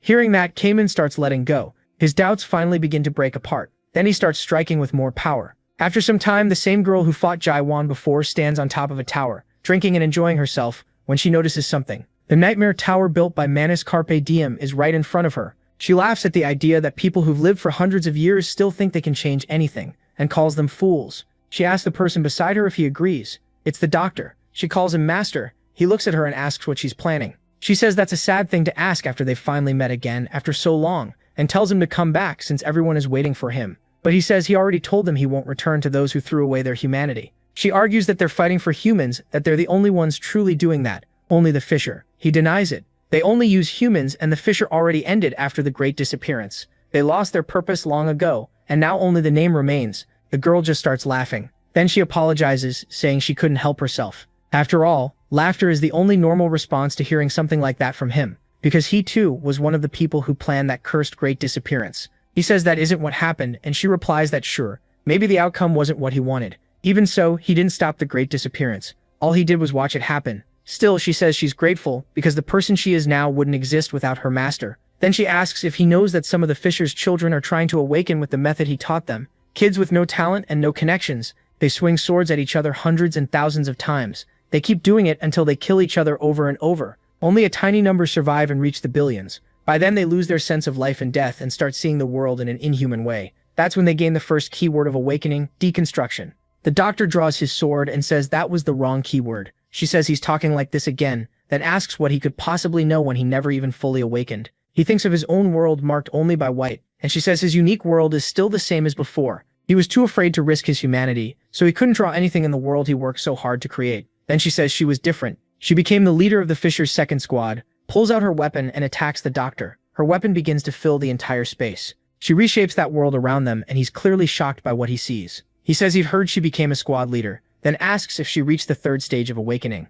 She answers with a question. Did he really think she stopped at the third stage? Then everything changes again, and he sees corpses inside the blood she summons. She asks what he thinks. Can he recognize it? It's the scene of the Great Disappearance. The doctor is stunned. She asks how it feels to witness the masterpiece he helped create, a mountain of corpses and a sea of blood. She tells her master that the living should not imitate the dead, and he should know better than anyone that nothing can be changed in chaos. The world never changes, and that's why they will return to the Fisher. But the doctor says he can change. She doesn't understand, so he says it again. He can change. And this time, even chaos can change. She notices he can still make that expression and asks if someone changed him. He doesn't answer. She tells him he'll fail, just like he failed 900 years ago in chaos, and 700 years ago in the Great Land when he ran away and abandoned them. Then she tells him to try all he wants. The Fisher will be watching. Meanwhile, with Jaewon and Kaemin has reached the first stage of awakening to doubt the world. The second stage is to understand the world you doubted. The third stage is to forget the self that the world defined for you. Kaemin sinks into that deep state of focus. Then Jaewon tells him to come back to his senses. At the same time, he attacks and sends Kaemin flying. Kaemin is caught off guard. He tells him to stop being pathetic. He rushes in again, ordering Kaemin to fight like his life really depends on it. And this time, the attack is real. Kaemin takes a hit and loses part of his face. He says he can't even imagine himself winning. The protagonist keeps attacking, tearing away more of his body, and Kaemin admits he can't even begin to understand the protagonist's power. Before anything else, he wonders if he's actually getting stronger at all. In despair, he shuts his eyes and asks himself what he's even been doing. But Jaewon tells him to break past the limits the world placed on him, then attacks again. Kaemin opens his eye with new resolve and uses the third stage of awakening. A wave forms beside him. He uses that wave to strike MC. He likes the result. Kaemin remembers that the third stage means forgetting the self defined by the world, and the protagonist counters with oblivion. After the clash, Kaemin drops to his knees. Jae Sithwan congratulates him. He finally reached the third stage of awakening. Kaemin asks if he really got stronger, and MC says he improved by a lot.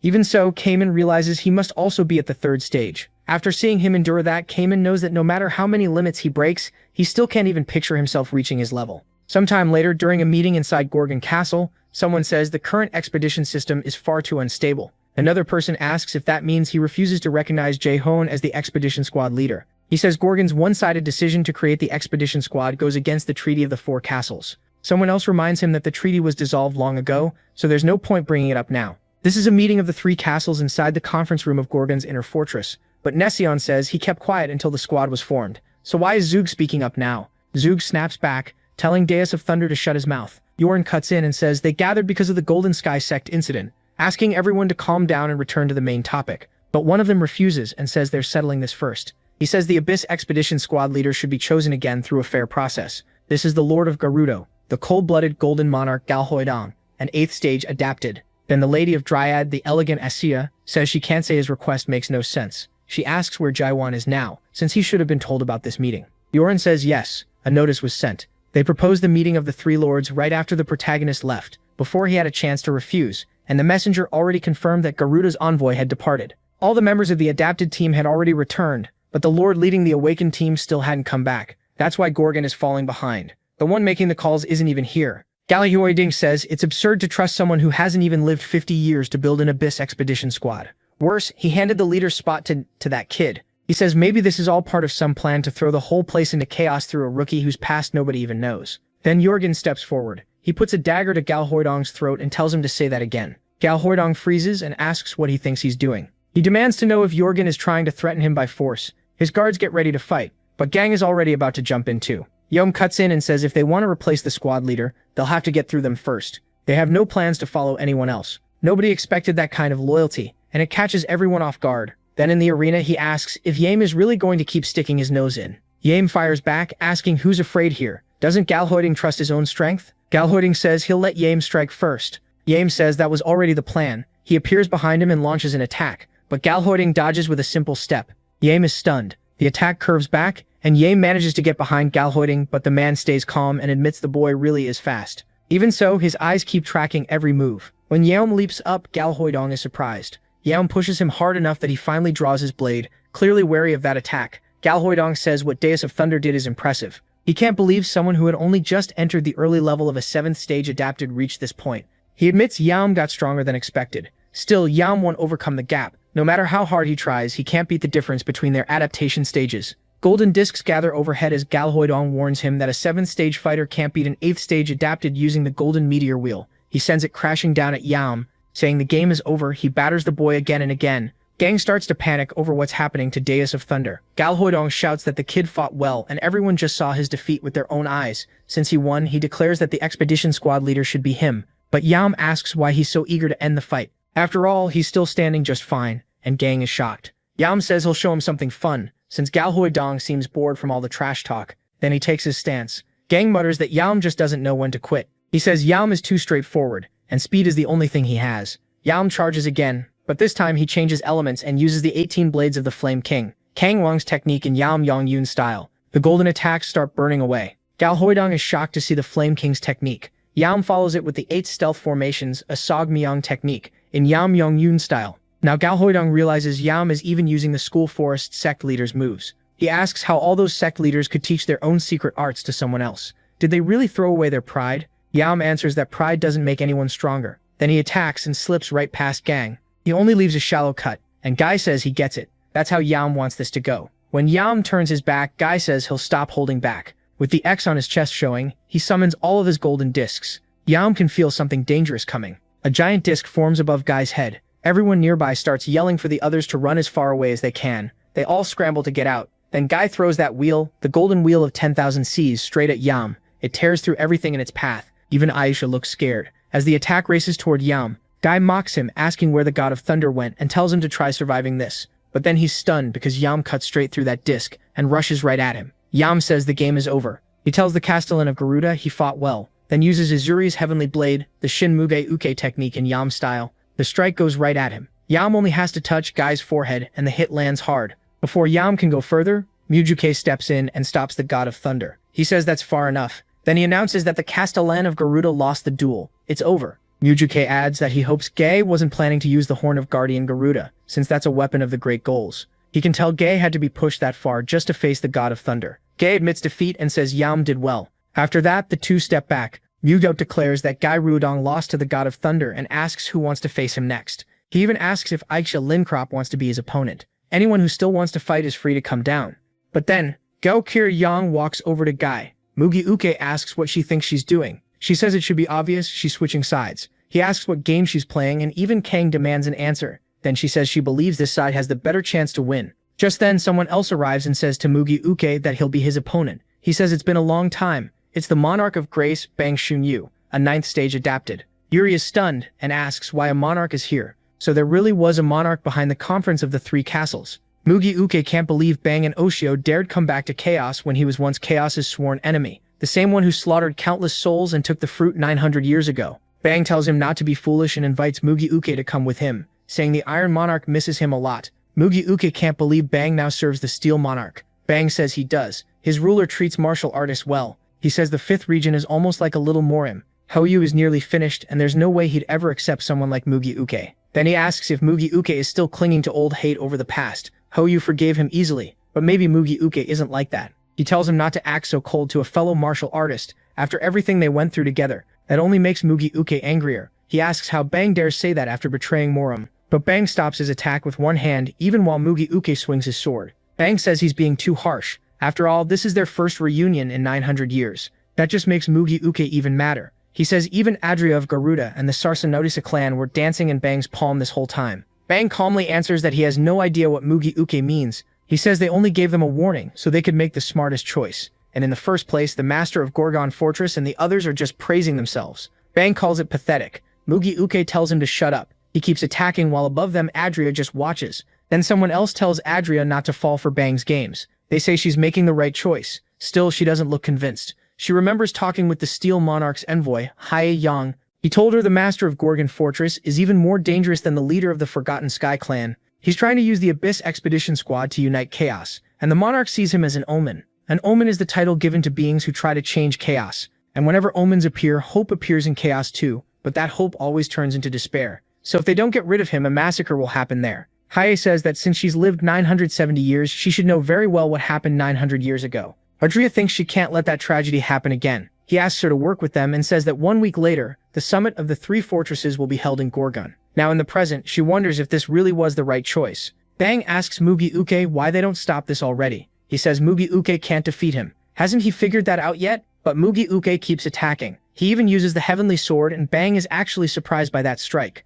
The explosion is huge, but Bang still blocks it with the back of his hand. He says the gap between each adapted stage is already large, but the gap between the 8th and 9th stage is a bottomless abyss. For Mogokis, beating him is nearly impossible. Then Bang grabs his hand and tells him to reach the 9th stage before daring to challenge him again. He touches Mogokis' chest and attacks. Bang says someone without the rank of a monarch can't even scratch him. That one blow crushes all of Mogokis' hope. Gokurion is shocked. So this is the power of a monarch. Mogokis was beaten with a single strike. and the one ruling the 12th region, the monarch with the golden jade mask, isn't even a great monarch. Under a great monarch is a lieutenant general, then a major general, and he's neither of those. He's only the lowest of the three, a brigadier general. She can't believe they planned an abyss expedition to fight monsters like these. Bang tells them to give up on that dream. They cannot win. He asks if the high positions they already reached in chaos aren't enough, and tells them not to chase what they can never have. By then, Mogokis drops to his knees at Bang's feet. Even so, his eyes still don't belong to someone who's lost. Even on his knees, Mogok hasn't given up. Bang warns that if they don't want to be erased forever yet before he can finish, Mogok attacks again. This time, his strike cuts off part of Bang's hair, and Bang blurts out asking what he just did. He can't believe Mogokis still wants to fight in that condition. Mogok reminds him that 900 years ago they were beaten by the place of resurrection. Their fruits were stolen and they lost dear friends too. He says he never forgot the misery of that day. Then he tells Bang things are different now, and Bang looks surprised but calls him annoying. As Mogokis raises his sword again, Bang asks if he chose death in the end. But before Bang's blow can land, Mogokis uses the enigma of the heavenly sword, catching Bang off guard. The moment he sees that strike, Bang freezes. Then Mogokis unleashes the heaven-destroying form on him with everything he has. Even so, Bang simply reaches out his hand and calls Mogokis pathetic, using the bottomless well to crush that attack. Seeing that, Mogokis left speechless, and Bang says he still couldn't reach the sky, not 900 years ago, and not now either. Then Bang grabs his face and says he can't change anything. Everyone nearby tries to save Mogokis, but Bang tells him to blame the master of Gorgon Tower for filling his head with this crazy dream. Before he can do anything else, Cayman arrives and brings Rain with him. Bang is stunned, and Cayman apologizes to Mogokis for being late. Bang can hardly believe it. Cayman says the Tower Master will be late because he's busy, but he'll take on the Monarch instead. Euron finds that strange, wondering what could matter more to the Castellan than being here. He thinks the Abyss Expedition Squad might end before it even begins, but Cayman tells him to relax. Since he's here, it'll be fine. Then he asks if Mogok is alright, and Mogok is shocked to see him. He tells Cayman to give up because Bang is way beyond him, but Cayman says it's fine and tells him not to worry. He says those two need to leave with the citizens and get as far away as possible. Suji asks what he's talking about. If even Mogiok couldn't match Bang, then even fighting together doesn't promise a win. Still, Cayman asks him to let him handle this alone. That leaves him stunned, and Cayman says it's been a long time since he last saw that monarch. Bang asks if they know each other. He says the face feels familiar, then wonders if he was that newbie who failed to join the expedition squad because he wasn't skilled enough. Cayman says he was. Bang says he must have improved a lot if he really thinks he can stop him. So Cayman asks if he wants to see for himself. Bang says he does want to see how strong the kid has gotten and attacks, but Cayman slips out of the way as Bang's hand comes at him. Then he counters with his sword and Bang is shocked, getting driven back. Bang admits that wasn't bad and wonders what kind of skill that was. Cayman says it's weaker than the strong thrust, but much stronger than a normal thrust. That's the superior thrust. Then he tells Bang to fight seriously, or else he'll die by his hand. Bang really doesn't like hearing that. He asks if Cayman truly thinks he can kill him, then summons golden hands behind his back and says that even as a weak little runt, he still dares try to defeat him. Cayman charges in at full force. He gets pushed back for a bit, then regains ground and strikes one of those hands again. The moment his attack lands, the hand breaks apart and Cayman says Bang will die here. But Bang actually likes that. He says that even at the end, Cayman still never learned his place. But then he stares straight at the next attack coming, and Cayman remembers when the Prota congratulated him for finally reaching the third stage. Cayman thanked him but asked if he really got that much stronger in only 2 years. The Prota pushes back, saying the second floor has different time flow from the first floor, where the other sect leaders are training. Did Cayman really think he could throw 10 billion thrusts in just 10 years? Then Cayman opens his unique world, vast ocean, and floods the whole area with his water. Bang is shocked by that awakened Sido. He'd heard the Castellan was the awakened one, but didn't expect there to be another. Then Cayman starts attacking, and Bang says it won't work. Cayman keeps coming anyway, charging in with the strong thrust. That massive attack crashes toward Bang, and he can't react. After a while, Cayman plants his sword in the ground. His attack left Bang barely hanging on, completely wrecked. He's shaking so badly he can't even stay standing. Cayman gets ready to strike one more time, but Kokurion steps in front of him, attacking instead, and Cayman is caught off guard by what she's doing. He dodges the girl's attack, and she says the Castellan really did talk about this, that it was time for her to extract it. Then she asks the leader of the South Sea sect to fall back, saying that no matter how strong he's gotten, he can't face a monarch after training for only 2 years. She asks if he even thought about what happens afterward, but Cayman questions her, saying he trained for only 10 years. He tells her he's been thrusting for 200 years, then uses spiral execution. That attack wipes away everything in front of him. Everyone there is terrified by the power of that strike. It tears a crater through the path ahead, and Mogioka wonders if he won. He thinks the Castellan saw this coming and sent Cayman. He also knew chaos had to stand on its own instead of depending on him forever. Soon the news spreads everywhere. Sometime later, Cayman goes to speak with Aishi, saying that in the end, she was the only envoy who changed her mind. She's surprised to see him there and says she's only staying because he convinced her. More than anyone, they know how terrifying the monarchs are, so she asks if he really plans to face them, and Cayman says he does. But she says the Golden Sky sect is nothing compared to the palace he's trying to challenge. Even if he did beat the Monarch of Graces, that's only a lieutenant general, the lowest rank among the 3 generals. That means he may face far stronger monarchs later, and Cayman says he knows. Still, he says they already ran once 900 years ago, so they can't run anymore. That surprises her, because this man always had an inferiority complex just because he wasn't a hyper-adapted one. Even when he panicked facing the monarch, he couldn't overcome it by himself. But now he's changed so much that she wonders if he's even the same Cayman she knew. Then she says that if he truly believes that, she'll try to believe in him too. But suddenly she hears a huge noise outside. She turns to look over there, and is shocked that it's the Tower of Nightmares. Cayman says yes, the Castellan and the Artisan of Dawn made it together. She asks if he's been cultivating there this whole time. Cayman talks about that idea and says it may look like cultivation, but it isn't. No one becomes a product inside the tower, and that's because the cultivator doesn't exist there. She's stunned that a tower without a cultivator even exists. In no way did Cayman get this strong because of it alone. Then Cayman tells Aishi she should see it with her own eyes, because chaos can now protect itself with its own strength. She notices even the citizens want to enter the tower. They're usually so fearful, so why would they want that? Then she realizes it's because they've always wanted to choose for themselves. The freedom they lost 900 years ago means little, unless they win back their own strength too. So she understands that they've chosen to believe in themselves again. Then she asks where the Castellan of Gorgon is. Meanwhile, the Protai is with the doctor. The doctor says the conference of the 3 castles should be over by now, and the Protai agrees. Then the doctor asks if it'll really be okay for him not to go, since the other side must have brought powerful people too. The Protai says Cayman should have handled everything by now. Cayman may even be stronger than him at this point. The doctor strongly denies that, saying it will still take Cayman another 100 years to beat him. But the Prota points out that the doctor reset from the beginning this time too, and he admits that's true. Even so, there's still something else. The Prota says the 3rd awakening should be right in front of his eyes, so why couldn't he reach it? The doctor answers that his method was wrong. He thinks direction changes everything. If someone begins awakening with a different keyword, then it's a whole different path. The doctor asks if he already knew that, and the Prota says he knew they saw the world in very different ways. That makes the doctor think. He reflects that the awakened ones from the fissure, including himself, all awaken with the same keyword, the first awakening of deconstruction. After that comes the second step, understanding, and the final step is forgetting. The awakening he knew was never that deep. He had met countless enemies on the battlefield and never questioned deconstruction. He never really thought over understanding either. That's how he reached awakening, without questioning or thinking too deeply. But the man in front of him is different. For him, doubt meant questioning the very reason for his existence, and understanding meant thinking about why he exists in this world at all. That's why he kept questioning and thinking about everything. Even after gaining that unique world, his path demanded that he constantly test whether his world was truly valid. A painful, thorny road. Then the doctor asks the Prota how old he is now, and the Prota notices the old man is talking about age again. He says the tower's 3rd floor was finished a few days ago. According to Maykal, time there moves at least 100 times denser than on the 2nd floor, and he was away from the 2nd floor for 2 chaos days. That means he must have spent that whole stretch on the 3rd floor training. So the old man asks how many years he stayed there. Jawan answers 2,000 years. The old man can't believe it. He asks if MC has lost his mind and really expects him to buy that. He teases him, asking if he'll finally show some respect if it's true.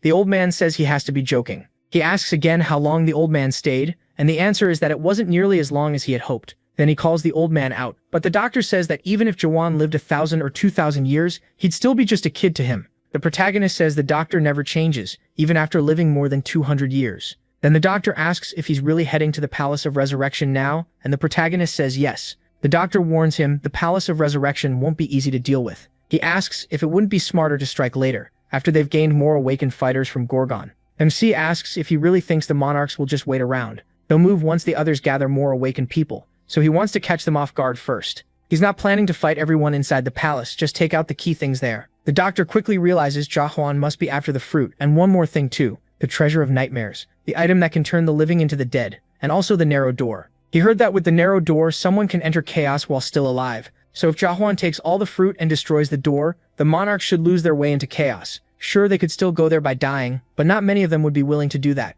Either way, there's a stop before that, the Manticore Castle on the road to the Palace of Resurrection. The doctor explains that the Golden Heaven sect is holding Manticore right now. They won't just stand aside and let them pass, so he asks what he plans to do. The protagonist pulls out his sword. He says he'll handle it the usual dumb and simple way, stab through everything and crush it head on, just like always. The doctor asks if he realizes they'd be taking on an entire fortress by themselves. He wonders if sneaking in unnoticed isn't an option. Jaiwan says he'll do what he always does, but the doctor reminds him they still need to save as much strength as possible. He tells MC not to forget that Manticora is only a gateway on the way to the Palace of Resurrection. MC says he knows and gets ready. Then he attacks with a thrust, cutting down everyone in front of him. Meanwhile, Jaiwan, watching from inside, says this is the first time he feels the rumors might not have been exaggerated. From the destruction of the Golden Heaven Sect's northern branch to the wave route, this man really did all of it himself. He's shocked because this is the same person the Monarch of Darkness asked him to find. If he had seen this a little sooner, everything would have been much simpler. Then someone says Jaiwan seems lost in thought. Just looking at him gets her excited. She says it's no wonder the Monarch of Darkness went after that girl. Then she starts talking to him in a sweet voice.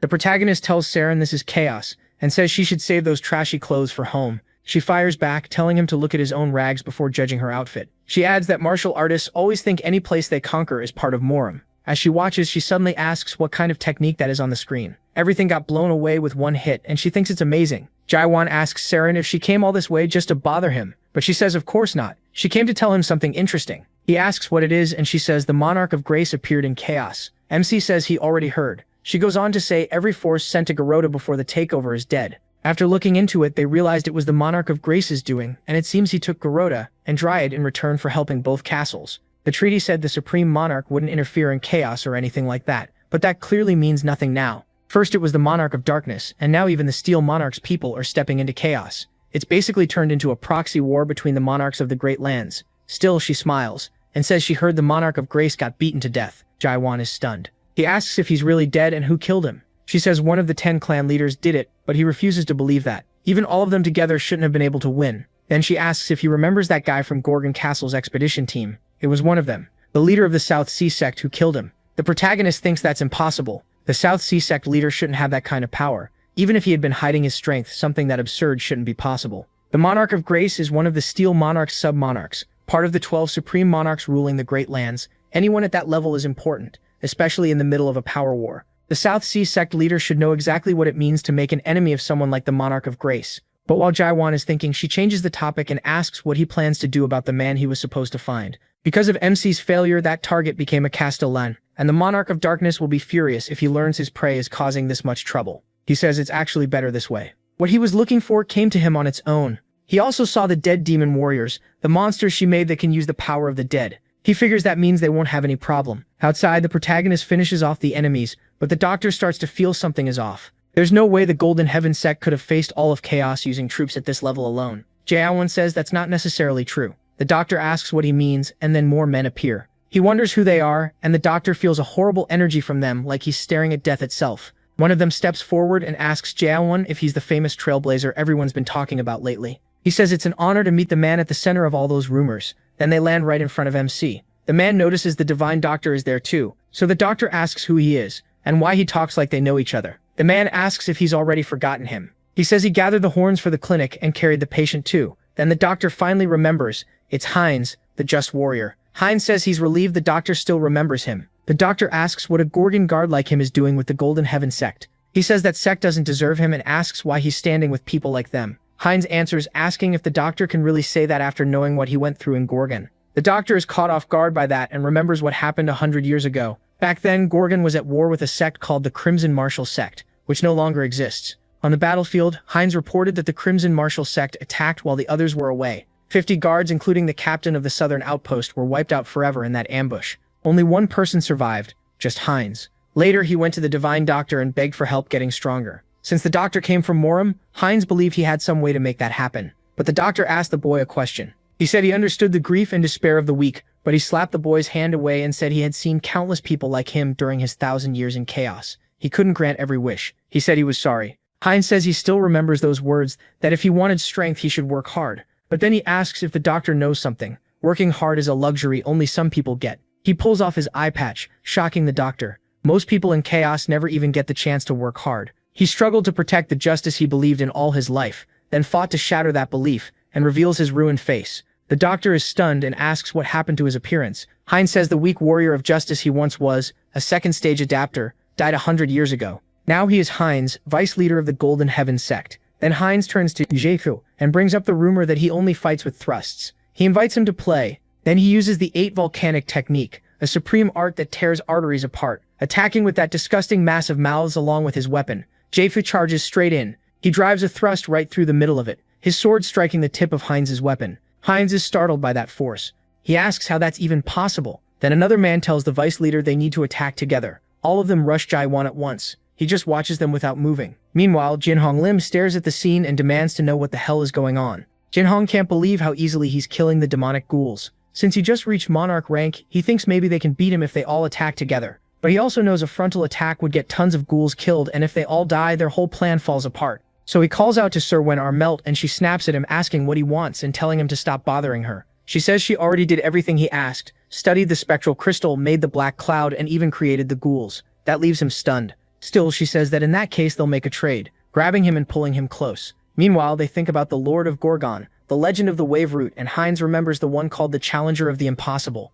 Those are the titles Jaiwan earned in just 1 month, and Heinz admits he hates every one of them. He's only a guest, yet after living 200 years he became a Castellan in a single month. He can't accept that, so he starts shouting at the protagonist and gets ready to attack. Gross threads start pouring out of his mouth. Then he charges straight at Jaiwan, saying he'll show the result of all his effort as he thrusts with his spear. MC slips aside, avoiding all the wreckage, but that movement leaves an opening, and Heinz grabs his spear and aims at him again, saying this is the power he gained after throwing away all his beliefs, the power earned through hard work, and this is whatever that is, but Jaiwan is already tired of the speech. He says that's enough and hits back with everything using just one more thrust. The damage is insane and Heinz gets blasted away, jamming his spear into the ground to stop himself. By now he's almost fully turned into a ghoul, and Jaiwan wonders why everyone in chaos ends up acting so alike. One of the nearby demons is shocked. The protagonist blew away half the vice leader's body, even though Heinz was nearly a 9th stage adapted. So they order everyone to focus on buying time until the vice leader heals. They all move to surround MC, and the doctor yells for Jaiwan to be careful, but he says everyone's always talking about hard work and effort. Then he sweeps through all of them with a single thrust, killing everyone at once. Seeing that power, Heinz even lets his weapon fall. He can only ask himself what that even was. As he looks into the protagonist's eyes, he sees the world tree inside the protagonist's mind and wonders what exactly he's witnessing. He starts thinking this might be the unique world of an awakened one, just like he heard in the rumors, and he's stunned. Is this how someone sees the world when they refuse to give in? The eye that controls and rules everything in the world is right there, and Heinz wonders if MC is really trying to fight that. To him it's unbelievable. Jaiwan is completely insane. He dares challenge that thing, and Heinz wonders if instead of giving up and throwing away justice, he could have walked the same path while chasing his dream. He finishes everything there, and everyone starts calling him a monster because he destroyed thousands of years of Mantic Castle's history in an instant. The doctor says that attack should be called World Thrust, now, not Heavy Thrust. Jaiwan tells him to stop talking nonsense. They're moving forward through the path he made. The doctor adds that a few are still standing, but they don't look able to stop them anymore. He asks how the protagonist did that, since everything touched by his thrust turned into the protagonist's unique world. He's never seen anything like it before. MC just says he stabbed really hard, which the doctor clearly can't make sense of. He starts wondering if MC is nearing the stage beyond forgetting. Then he says things should be easier now. He can't sense any lieutenant generals, and that last attack seems to have badly wounded the leader of the Golden Salt sect. But then someone appears, asking if he's late, and the two of them look up at a huge screen. He asks what just happened, and the doctor realizes it's spatial interference. He can't believe that is the transcendent movement skill, teleportation. Then Sir Wen Armelt shows up, asking why the ghouls got scared, and the doctor thinks only one race can use that. Jaiwan asks who this weird girl is, and she instantly gets offended, asking if he seriously doesn't know her. Doesn't he watch the hottest young star of the week, or the best of the best? She asks if he doesn't even have a hologram panel at home. He just says no, and the doctor quickly tells him this woman is a nightmare, which surprises him. The doctor says every man in chaos knows her, and Sir Wen Armelt says the old man has good taste, but he seems unaware of one thing. Calling a succubus a nightmare is taboo. She explains that nightmares are a different race, and at his age he should know better. Then she says her name is Sir Wen Armelt. Sir Wen Armelt, not just some nightmare. Jarmadov figures she must be the nightmare the Golden Sky sect had. He has plenty he wants to ask, but no time for that. So now that she introduced herself, he tells her to get out of the way. She apologizes but says she can't do that because she got a request to stop him. He's gone too far. Jaiwan says he has no choice then, and the girl gets nervous, telling him to wait while he gets ready to attack. She asks why he's so impatient, and begs him to give her a second. What about becoming her product? The one who asked her to stop him is nearly dead because of his attack. Now that that promise means nothing, she wants the protagonist for herself. But when his attack comes right at her, she thinks she almost died to that. She tells him to quit being such a menace, saying he should realize the kind of trouble he's in. Jaiwan, meanwhile, senses an incredible spiritual presence approaching from outside the castle. It might be the general class monarch he's only heard about. Sir Wen Armelt says the monarch of darkness is looking for him. Does he understand what that means? Still, she says she can hide him, and if he belongs to her, she guarantees no one in the 12 regions will be able to touch him. MC says he doesn't want that. She says she expected that, so now there's only one option. She summons an earpiece and several screens, then says she'll have to force him to become hers. The doctor warns Jaewon to be careful, because this is succubus authority magic. Her power spreads across the whole area, summoning all kinds of things. She tells him to let her know if he changes his mind, since she doesn't want to go too far for no reason. Then those things rush both of them. As they're attacked, Jaewon uses his thrust to kill a bunch of those monsters. Sir Melt asks what he thinks he's doing and sends her snakes to attack, controlling them to box him in. The doctor says at this rate it'll never end and tells Jaewon to aim for the succubus, but instead he plants his sword in the ground and sends a huge tide rushing out everywhere. The monsters don't understand what's happening, and Sir thinks it was clever. Maybe he's trying to hide in the area, but then he runs through it, stepping across every surface and leaping toward her. Even so, Sir Melt says she can see everything he's doing through the screen. She attacks with part of her magic, pulling one of those snakes in to catch him mid-air, saying he's simpler than she expected. She tells him to calm down and think, because her offer actually puts him at a disadvantage. After all, she is Sir Melt and Armor's the captivating flame, always ranked first in the popularity vote on Little Brother. But even from inside that trap, Jaewon keeps attacking and blows away all that sand, appearing again. Then she realizes he materialized his own mental image, and that this guy is definitely a monster. Jaewon reaches her, grabs her by the neck, and slams her into the sand, completely overpowering her, as he asks if she's still going to keep this up. Then he notices this nightmare isn't actually hostile. If he spares her and takes her along, she could be useful, once he goes to the abyss and beyond. Besides, there are a lot of things he wants to ask, like about the original nightmare that should be at the top of the Mirage Tree. So he says that if she obediently goes to Gorgon, he'll spare her. She just wonders if he's asking her to surrender and tells him not to make her laugh, while pointing upward. Jaewon then realizes she's still in control of the game, moving huge amounts of sand around them. She says not even in her wildest dreams would she surrender, using her magic to force him to let go. He falls onto another one of her giant screens, and she mocks him. He finally managed to catch her, so isn't it a shame? Jaewon is surprised that she escaped, but she appears right behind him, asking if she surprised him by showing up out of nowhere. The protagonist doesn't even get the chance to react, and once again he's caught in a mental attack. The 8 gates of hell. He's dragged through a massive gate, and she notices he doesn't look surprised. She asks if he already knew about the 8 gates of hell, and he says he's faced this skill before. She answers that this will be different from the fake 8 gates of hell in his memory, because the real 8 gates were originally a skill made by the succubus. Then Jaewon starts getting hit by the wind there. The first gate is a hell of stormy paths, and a bunch of hurricanes come at him. The 4th gate is a hell of tangled darkness, and chains rush toward him too. He only watches for a moment before breaking them with a thrust. He keeps cutting down everything coming at him. Then the 6th gate opens, a freezing hell, and he kills that ice dragon again, like it's nothing. That finally shakes her Melt. She's left wondering if he's even human. Jaewon just asks if that's all she's got. She admits he's amazing, but says the next one won't be so easy. Another gate appears. This one is covered in arms. Those hands start pulling it open, and from inside, purple liquid spills out. It floods the whole area. The moment Jaewon sees it, he freezes. The water carries countless corpses, and the more he sees, the more stunned he gets. Sir Armelt says that no matter how skilled he is, this one will be hard. Since the 8 gates of hell were created, no one has ever passed the 7th gate. Then countless versions of Jaewon start asking who he is. That sight rattles him. This is the 7th gate, the hell of identity. As those other selves question him, MC can only wonder what is happening. Even if they come from totally different timelines, every one of them is still him. He finds the situation strange and gets ready to attack, but the others do the same, all preparing to thrust. That catches him off guard, because it's not just their faces, their techniques are identical too. Worse, they seem to think the same way he does. Instead of rushing in, they're testing him first, trying to figure out how strong he is. So Jaewon realizes he'll have to strike first and beat them with pure skill. As he starts doing that, the other versions attack too. He isn't surprised. Of course they all rely on thrusts.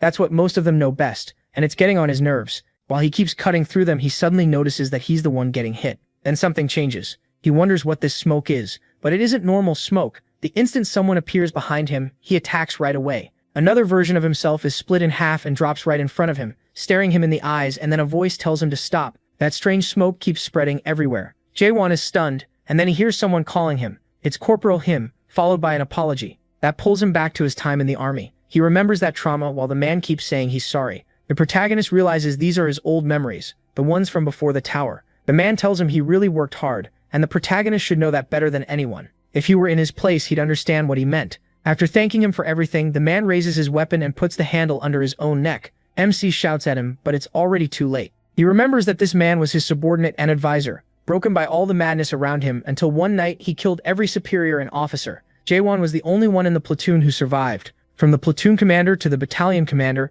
every officer was replaced. He was cleared because the dead soldier's diary proved he wasn't involved. Even so, he spent 15 days locked in military prison, thinking maybe he could have saved him. He figures that's when he first began to hate the system. Long before this world of skills and status screens, he had probably already been living inside a system. a world where a huge structure crushes the people under it. That memory makes him more and more furious, and every time he kills one of his other selves, more of the past comes back. Everything he lived through, one memory after another. It all comes flooding back, like the purge in Balganga City, and his anger keeps rising. Then one of them, maybe the last one, asks who he is, even as Jaewon kills his child's self. That horrifies him even more, but he knows he still has to keep going. He really does finish off that little boy. And then Serwen asks what he thinks now that he's experienced the 8 gates of hell. She explains that forgetting is the process where awakened ones become new beings by losing themselves, and anyone who has gone through that is especially weak against the 8 gates of hell. Even succubi, who can control their swollen egos, go through a suicidal phase where they try to tear themselves apart. But Jaewon is only human. Outside, the doctor tries to wake him while he's lying in her lap, and she keeps whispering, wondering if he can endure having all the egos he lost through forgetting come back at the same time. The protagonist realizes these are the memories he threw away when he entered forgetting. This is a world where he has to kill himself to move forward. Then another voice calls to him from beyond that gate. Jaewon is completely fed up. He remembers what he is. This really is the hell of identity. His body feels heavy, and he can't see anything. Then he remembers Kamen asking what awakening really is. The doctor answered that awakening means learning to face things, and that it gives you the power to see the truth of the world. Mimsi realizes this is from when he taught Kamen. The doctor said the awakened can see the numbers that make up the world's truth, and the particles that build reality. They can read data the adapted can't, and even the way they see themselves starts to change. That's what people call the stage of forgetting and awakening. But the awakened also have to endure alienation, because those who see too much are doomed to go blind faster. Now Jaewon starts to understand that's the alienation that old man talked about. Those who see too much go blind fast, and those who hear too much lose their senses fast too. But then he wonders if any of that even matters, because he really did work hard, and no one else made it as far as he did. But deep down, what he really wanted to say was that he was tired. Then he starts seeing a rain of stars, and as he looks at them, he remembers everything he's been through and asks himself who he really is. His body starts shining again, and he says he doesn't know who he is, but he exists. All those countless memories he forgot while thrusting through the world for 2,000 years, and the thread connecting all of them, that is who he is. And with that, he reaches a new understanding. Then he wonders what's going on, and why the gate is changing like that. Serwen starts coughing up blood, asking what this is. It's backlash. Then Jaewon opens his eyes once again. Even after living more than 2,000 years, she has never seen anything like this. The whole world of the 8 gates of hell shatters. Jaewon opens his eyes again, thinking that even after forgetting, he still doesn't know what his next keyword will be. For now, the 8th gate in front of him is something he has to overcome if he wants to leave this place. So he walks up to it and places a hand on it. The moment he touches it, the gate starts to glow and opens for him. Inside, there is an unreal, almost legendary sight. Jaewon looks around and wonders if there's really nothing there, asking why the room is so empty. Then the stars begin to shine, forming letters in the sky. The message says a legend is being passed on to the one who cleared all the gates of hell. Jaewon figures this must be a recording left behind by the one who created the 8 gates of hell. The voice says it still remembers the day the Abyss Expedition Squad was formed, and he is shocked by what he's hearing. Then it reveals its name, Moluk Serwen Armelt, and says this is the story of its failure. Meanwhile, outside, the doctor grabs the protagonist and that demon girl too, bringing them inside and laying them down while still calling for him to wake up. He can't understand why MC still won't wake. Even after bringing the succubus who used the skill, MC shows no sign of opening his eyes. The illusion should already be gone since the succubus was taken down. On top of that, people from the Palace of Resurrection have just arrived from all sides, and one of them even seems to be a general class fighter. That man asks if they found them, and when they say no, he orders them to search carefully. He says they have to be nearby, and that man is the 11th stage adapted monarch of Black Fragrance, Garam. The doctor is horrified when he sees him. He never expected someone that important from the 9th region to show up in this chaos. Then Garam senses something, and his men ask what it is. He turns and looks right toward the doctor's hiding place, saying the rat managed to escape them this long. He raises a handful of those flames and calls him a filthy rat. The instant he snaps his fingers, the attack flies straight there, but Serwen Armelt apparently uses her power to vanish with them before it hits. After blowing apart everything, Garam wonders if they escaped. He orders his men to recover the Manticore and find the leader of the Golden Sky sect. Elsewhere, Serwen Armelt complains, asking how many times she's died today. She talks to the old man and asks if he has nothing to say after she saved his life, but he's flat on the ground saying he's the one who saved her, asking if she forgot who protected her while she was unconscious. She brushes it off and says things are quiet now, but he asks what she plans to do next, and she says she's going to Gorgon Castle. He asks if she's giving up, but she says no, she just has a few things to settle with him. He's still asleep, and the doctor says he already sent word to Gorgon Castle by carrier pigeon, but it's strange that he has stayed unconscious for so long. By now, they should have already sent out troops, including the newly awakened. Then Kamen says they received a message from the Castellan. He destroyed the Manticore Castle. Now Gorgon's Liberation Army, Carpe Diem, is heading out on an expedition. They will pass through Manticore and strike the Palace of Resurrection. Cayman orders everyone to move out, because now not even the Palace of Resurrection can stop them. They all charge in and start cutting down Samyung-Garam's men. A bunch of them die fast, and Zug is stunned. A force with 300 awakened fighters is no joke. For a moment, he thinks they might actually win this time. But Samyung-Garam just says he doesn't get it. To him, they'd be better off accepting reality and living in obedience. Then he gets up and unleashes his power. He attacks at once, hurling a huge rock down on them. With one punch, and without even using his full strength, he kills many at once and calls them greedy. Zug can only think, what the hell is this? A rock flies straight at him and he can't even react. All that's left is his fan. Yum can't believe it, and Samyung-Garam tells the others to fall back. He stomps the ground and makes everything shake. Terror spreads through the troops, but Yum orders them to attack first. As they rush in, he raises one hand and calls on Tholi. That power forms around him, and he fires it over all of them. They are nearly wiped out. Just that single blast from one hand does massive damage, and Yum can barely believe what it did to him. He loses an arm, and just like that, the Gorgon Carpe Diem Liberation Army, which had pushed the front all the way to Manticora against the Palace of Resurrection, is stopped cold. Yoam orders a full retreat and tells everyone to run. Just the appearance of the Black Fragrance Monarch, Samyung-Garam, completely turns the war around. The next day, in the conference room inside Gorgon Castle, Yoren Shiver reports that from the first squad under Captain Carlton Javier to the 7th, led by the Mugioki sect leader, a 9th stage adapter, half of Captain Carpe Diem's forces were destroyed in only 10 days, along with the other squads. Worst of all, 532 stage awakened fighters died too, and they were major forces. Ahaisha says they barely managed to keep the war going, and now the Palace of Resurrection's army is already right in front of Gorgon. She thinks everything would end if they just gave the palace what it wants. But Kang asks if she's really saying they should hand over the Castellan and the tower just to save themselves. Cayman says Kang is right. They can't give up the Castellan, and even if her clear vision lets her see things, it doesn't show the future. He warns her not to become blind because of her own ability, reminding her that the Castellan already told them they only need to make their own path. She says there is no way they can win and asks him to accept that. Then she suggests asking the other monarchs for help.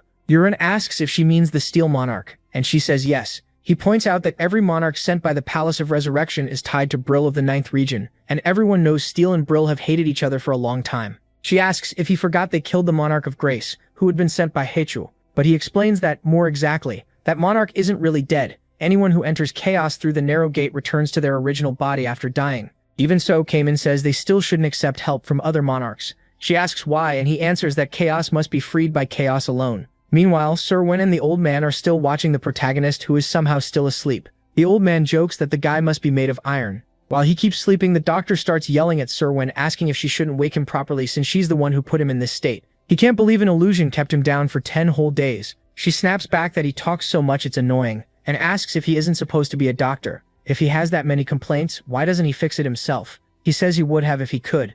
Then he asks why she's still there, saying he thinks she has some connection to the Monarch of Darkness. Sir Wen says that kind of contract doesn't matter. What matters is that a human got through the 8 gates of hell. That shocks him, and he asks if the illusion she used on him was really the 8 gates of hell. He thought even weaklings from the Forest School sect could use that skill, so how could someone like him be beaten by it? That comment clearly ticks her off. She says the 8 gates of hell is an incredible skill. It was never meant for humans, and its full power only comes through a succubus. She explains that she taught it to the Forest School sect because she wanted to see someone overcome it. As far as she knows, no one had ever passed the 8 gates of hell. Still, she had seen similar cases before. If a human used the 8 gates, what usually got destroyed was the user's mind, not the skill itself. But this human was different. He didn't just blow apart his own mind, he completely erased the skill. He destroyed the 7th gate, which no one had ever passed, and reached the 8th and final one. Then she adds that the 8th gate is the place of rewards, and anyone who clears the 7th can gain many rewards there. The doctor remembers hearing something before. If someone passes all 8 gates and reaches the 8th, they may be more than worthy to become the King of Chaos. Izugi Mango mentioned that once, and he had brushed it off as nonsense. Now he's not so sure, so he asks, what is there? She says it's the legacy left by her godfather. Before she can explain more, the protagonist starts waking up, and the old man lights up. Once he sits up, the old man is almost giddy. The protagonist asks what's going on. After hearing everything, he fixes himself up and starts to stand. The old man asks where he's going, and he says he's headed to the conference room. The old man tells him he can't go there now. Some of them, following the others' request, are trying to hand him over to the Palace of Resurrection, and if he really wants to go, he'll have to step over him first. So the protagonist does exactly that without a problem, since the old man fits right under his legs. That leaves the old man furious, asking if he really just stepped over him. The protagonist walks into the hall, and when he appears in front of everyone, they're shocked to see the Castellan. Yuri and Aishiya feel too ashamed to even look at him, but the protagonist goes straight to the point. He's going to the Palace of Resurrection. Everyone is stunned. Cayman asks what he's trying to do and says he can't. Others beg him to think it over and say he must not do this. Even Yoam, who's standing there after losing an arm, is shaking. The protagonist says he's fine and tells them not to look at him like that, but Yoam answers him. He says many of their comrades died while the protagonist was unconscious. Does he know that? If they had never learned about freedom and hope, they never would have died, and they didn't even have time for the soul flow ceremony. The protagonist only apologizes. Yoam tells the Castellan he hates him because he gave them freedom and taught them about hope, and because of that, they truly need him now. He begs him not to go to the Palace of Resurrection. Please stay. It would be better if they died fighting together. The old man is surprised, and the protagonist thinks to himself that he really did give them something huge. Now they're ready to risk their lives to protect it. Then the protagonist says everyone has the wrong idea. He's not going to the Palace of Resurrection to surrender. Yoam is shocked, and even the old man can't believe what he's about to hear. The protagonist says he's going there to destroy the Palace of Resurrection. Everyone goes pale. Yuri can tell this won't work, and the old man thinks this guy is insane. Yuma even asks if he's lost his mind. The protagonist says he hasn't, but Cayman asks if he really just said he's going to destroy that place, and when exactly he plans to do it. The protagonist answers, right now. Serwin thinks this human is really strange. He seems not to know what reality even means. Reality always forces humans to kneel, and no one should follow him. But then people start liking the idea. Of course they say they can go with him. Since they can't stop him, they ask him to take them along. Cayman, Kang, and even Carlton Javier all say they'll go too. Serwin thinks they're all crazy. Why are they talking like this? They used to be satisfied with their miserable lives as spirits, so why are they suddenly shouting about freedom and real life? She wonders if it's all because of that man. The protagonist thanks them for the support, but says he only needs 4 people total for this attack, counting himself. It'll be him, the old man, Cayman, Carlton Javier, and the woman back there too. She can't believe he just included her. She never asked to be part of this plan, so she asks if he's seriously taking her. He looks right at her and says yes, she's coming. She asks why she would go, while Kang thinks this is ridiculous. There's no way only 4 people can do this, so Kang asks to come too. But the protagonist says 4 is enough, and she keeps trying to get him to listen. He tells the rest that goes for them too, so they shouldn't feel bad. She keeps protesting in the back, saying she's not going. The old human stays quiet, while Carlton Javier asks about the bigger job ahead. If they destroy the Palace of Resurrection, will everything really be over? What happens once chaos is united? Aisha says the people of all chaos won't accept them as the central power. Because of that, other groups driven by division will rise up, and the ones who stay behind will need to build up their own strength to deal with them. Ion asks if they can deal with everyone else after the Resurrection Palace is destroyed. Nearby, Siri and the old man are still arguing. He says that once the palace's narrow gate is broken, the monarchs won't be able to move through chaos anymore, so the enemy side probably won't have any monarchs left. But Jaehoan asks if he's really sure the war with the monarchs will end once the narrow gate is destroyed, especially when that gate was never the original way into chaos. Ion can't believe they'd kill themselves just to come here. To him, that makes no sense. But the protagonist says they're only preparing for the dangers they can already see coming. The girl keeps refusing, but he asks if she really doesn't want to know what was inside the 8th portal. If she helps him, he'll tell her what he saw in there. Soon, they're in Siri's personal workshop. They start looking through the place, and everyone quickly realizes it's kind of awful. It seems that once someone becomes a famous craftsman, they get way too full of themselves. She keeps warning them not to touch anything, saying that she didn't even make that one herself. Her godfather made it for her. She can't believe she let other people into her private workshop at all. If they didn't need help getting a teleport route to the Resurrection Palace, she never would have brought them here to the place with her long-distance travel portal. Then the old man points something out to Jaehaewon, saying she made that thing and called it a tower. Its title is The One Who Regressed 10 billion times, and the summary says that after regressing 10 billion times, he must conquer the Great Land under the blessing of the legendary nightmare Serwin Armelt. Apparently this one was meant to be her ideal tower. She panics and tells them not to read it, adding that she made it when she was only 1,200 years old. Cayman doesn't buy that excuse at all. He wonders if she's really one of the 500 famous masters. She snaps back, asking why he's looking at her like that. Does he think she looks like a joke? Then Jaewon picks up another tower called a cultivator, who doesn't cultivate. Its story is terrible too, and he clearly hates it. She just tells him to shut up. She says she'd rather run around naked than let them keep reading this stuff. The old man says that after seeing things like this and feeling nothing, he really must be getting old. Cayman agrees that a lot of time has passed, but the feeling this gives off is still bad. Then she remembers that all of them used to be products too, people trapped inside the spaces those towers created. They were products themselves in the past, so she remembers how they used to crush all of them. Of course they wouldn't like her workshop for making towers, after suffering through that before. Then Jaewon asks her what the name of that one is. When she turns to look, that tower is much better made than the others. She says it's called The World After the Fall. That's the title, but it's still unfinished. As Jaewon looks at it, she thinks about how that was the tower she designed after meeting him, and honestly, she has no idea how he'll feel after seeing it. Thinking about it now, she never once looked at a tower from a product's point of view. Then she says the bridge is connected and they can go in. She figures it's natural for him to feel strange, but something still seems off, and she can't tell what it is. Still, she starts to understand why her godfather gave up on that expedition, and maybe why he felt that way too. On the other side, at the Resurrection Palace, people are watching everything. One man starts yelling that someone cut the line, and the guard is barely awake, thinking they're all idiots. He says if they were really people who could reincarnate, they wouldn't be standing in line here, they'd be at the fruit storage. After waiting over 6 months, they should have given up already. Then someone calls out to the palace master, asking if this isn't already his 3rd year there. That man is the 72nd master of the Resurrection Palace, the monarch of Mist, Hitchmeyer. He says it isn't that he can't reincarnate, he chose to stay there and serve the palace master. They answer that it's basically the same thing. They say his situation isn't any different from theirs. But Hitchmeyer calls them fools and attacks. He sucks the air from their lungs, leaving them unable to breathe, and asks if they want to stop existing forever. They instantly beg for mercy, and he says they ruined his mood. If not for the agreement, he wouldn't be rotting away in a place like this. The story goes that monarchs who enter chaos after dying in their previous lives have duties to fulfill. They become palace masters until the next monarch dies and arrives in chaos. He says he needs the next monarch to show up soon so he can leave that remote corner of chaos. Then he remembers the strange rumors he heard after the monarch of Jade Mask came to chaos and got beaten by an awakened from Gorgon. Those guys were supposedly forming an expedition into the abyss to attack the Resurrection Palace. He thinks that's ridiculous. How would they even reach this place? And since the monarchs of the 9 regions came through the narrow gate, he figures something must have happened. Still, he can't leave because he's the palace master, and that only makes it more frustrating that he has no way to learn the truth. Then a nearby wall starts to crack. By the time he looks over, it's already too late. The wall explodes and an attack rushes straight at him and the palace. But Hitchmeyer pulls in a breath and reacts fast, shouting at the intruder and demanding to know who's there. His strike collides head-on with Jaiwan's attack. Then he uses interference cancellation, realizing that his opponent must be at least on his level, as he charges straight into the clash, asking if he's the Castellan of Gorgon. Then he notices water spilling out from Cayman's sword. Cayman answers that he's not the Castellan. That throws Hitchmeyer off, and Cayman says it's been a long time since they last met. Then the old man and Jaiwan arrive beside him. Cayman clearly knows this is the monarch of Mist, and all of them are ready to fight. He says he came here to collect what he's owed for what happened 900 years ago. As Cayman throws out more attacks, Hitchmeyer drags in all the wind he can into his lungs and blasts it back. A huge cloud swallows Cayman, leaving him unable to see. He gets frustrated because he can't believe he still can't sense his enemy even after all that training. For a moment he thinks maybe he really is useless, but then he remembers Jaiwan telling him he can do it, that he believes in him. So Cayman focuses once again and decides to trust all of his senses. Just as Hitchmeyer appears above him and gets ready to strike,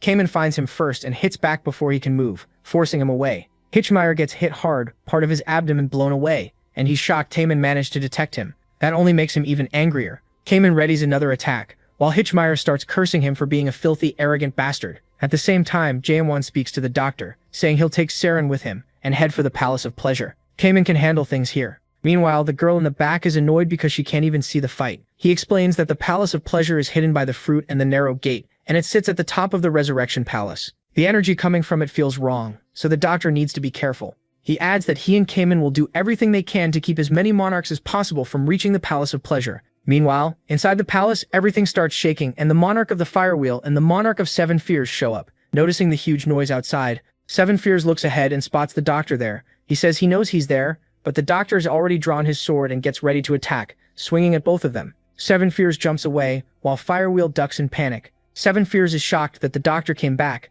but there's only one woman with him. They were told to bring back the Castellan, yet all they got is an old man. Fire Wheel demands to know how he dares attack the Resurrection Palace and asks if the old man wants to die. The doctor can't believe they dodged his slash that easily, and he realizes he can't let his guard down. Then Seven Fears says it's not too late, and tells him to go bring the Castellan of Gorgon instead. Even if he can handle the two of them, he won't stand a chance against all the brigade generals guarding the fruits. The doctor tells them to stop talking trash and come at him already, summoning a dragon behind him. Meanwhile, inside the Palace of Pleasure, everyone seems busy giving in to pleasure. Women are draped all over the men there. One of them says it sounds like things at the main gate got out of hand, and asks if they should go check. That's the Shy Monarch, Laika, first edition. Then the second Dragon Monarch tells him to forget about it, because Hitchmeyer will finish them off. While the fourth Dragon Monarch says the women of Chaos really are the best. As they keep lounging around, the third Dragon Monarch says he can't imagine coming to Chaos without stopping by this place. The fifth Monarch says it'd be awful if they got castrated by the alliance of female monarchs back in the Great Land. He says he doesn't want to face Runuko over something that's stupid, and they all laugh.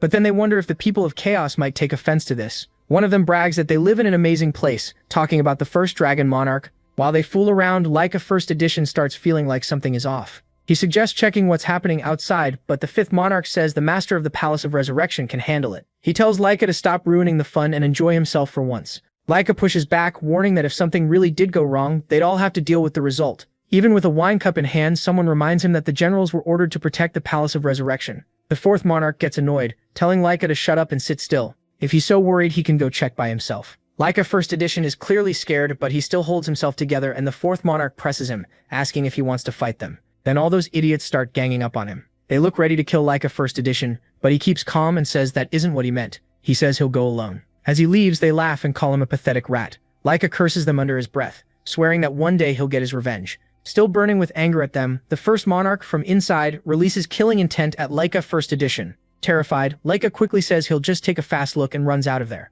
One of them laughs, saying that's perfect. The first brother really is the best at shutting people up. The first one simply says he hates noise. After that, they go back to laughing at the rat. But in the middle of that laughter, Sir Wen's power appears right above them. One of the brothers notices it, looks up, and sees the protagonist and Sir Wen coming out of a teleport. The fifth monarch asks who the hell they are. The third is shocked, and the protagonist immediately launches the first attack, scattering both the monarchs and the women around them. The second brother is stunned by what just happened, while the other two stay back. Then the protagonist appears right in the middle of them, ready to kill everyone there. The first brother says he must be the Castellan of Gorgon, and the protagonist answers that of course he is. The brother is surprised that he actually came in person and alone. He says the boy must have lost his mind and asks if he came to keep his promise. The protagonist says no, he came to kill all of them. The first brother hates hearing that. He asks if this nobody really thinks he can kill them. A mere soul of chaos daring to say that. His arrogance has no end, so he calls on his dragon power. Sir Wen warns the protagonist to be careful. He's caught off guard when the dragon rushes at him, and he blocks it with his sword but still gets thrown back into a pillar. He plants his foot, breaking the pillar as he steadies himself and gets ready to charge again. But before he can, the fifth and second brothers jump in together, demanding to know how he dared attack the Palace of Resurrection. The protagonist slips away as they smash the pillar behind him. He tries to move out, but when he stops, he realizes even more of them are coming. The first brother tells him to get up, saying he'll pay for interrupting their fun. He can struggle all he wants, but all of them are about to rush him together. The protagonist watches each of them closely. Then the first monarch orders the attack, and they move in with coordination. The protagonist answers with his first thrust. They mock him, saying strong attacks mean nothing if they don't hit. The protagonist is surprised by those bastards because they keep attacking non-stop, and it's getting annoying. Then the third tries to kill him, but the protagonist dodges and comes back with another attack, this time kicking him in the face and sending him flying. He tries to hit the fifth too, but one of them strikes from below, pinching him between two attacks with another brother. The second says that no matter how strong he is, he can't beat them alone. Not even a high-ranking general could stop their combined attacks by himself. The two of them enjoy the moment and laugh at the protagonist. He admits they may have a point. Fighting them alone is rough, and that's exactly why he starts drawing out his power while readying another thrust. All of them go wide-eyed at the sight. The protagonist tells them he's going to wipe them all out at once. Then he unleashes a massive thrust that tears through nearly the whole place. Elsewhere, the old man is shocked by the blast, realizing the boy has started fighting too. He's still holding back the other two himself. Back in the hall, everything is wrecked, and the protagonist looks tired and hurt, but one of them says it's a shame. The first brother used a barrier to block every attack so they're all unharmed. He just raises a hand shielding everyone. Seeing that, the protagonist is shaken. He never expected that blow to be stopped. Now it's clear the ones guarding the Palace of Resurrection are on a whole different level. The first brother says he can't believe the boy tried to invade the palace with tricks like that. He asks if this is supposed to be a joke. Then he says he'll show him the gap in their strength, calling him a chaos worm. All of them start moving together, following the first one's lead. The protagonist is caught off guard, and the first tells him to take this as an honor, as he becomes a true dragon. He says the boy should be grateful he's using this form on someone like him. A huge dragon appears in front of the protagonist, with 5 eyes as if the 5 monarchs fused into one monster. It tells him he'd better use everything he has from now on. Jachuan sees that giant dragon charging straight at him, mouth wide open, and jumps aside so he won't be swallowed. But the dragon keeps chasing him, and he thrusts again at that thing, trying to knock it back. Still, that barrier stops Jachuan's attack again. They mock him, asking if he really thinks he can even scratch them at his current level, and they blast him away once more. While flying back, he drives his sword into the ground to stop himself. Then he sees the dragon firing a huge energy sphere right at him. He tries to thrust into that incoming ball of power, and the dragon is surprised. Still, the protagonist gets overwhelmed by the hit and thrown back again. After all that destruction, the dragon looks over and thinks that his arrogance will cost him his life. But the protagonist raises one hand and slams it onto the dragon's head, stopping it cold. The dragon is shocked, and Jaiwan says now it's his turn. The dragon can't tell what he's planning and asks if he still hasn't learned, saying his attacks can't pierce its scales. Jadewan says they're about to find out. After that, his sword starts glowing gold, and when he drives it into the barrier, cracks begin to spread.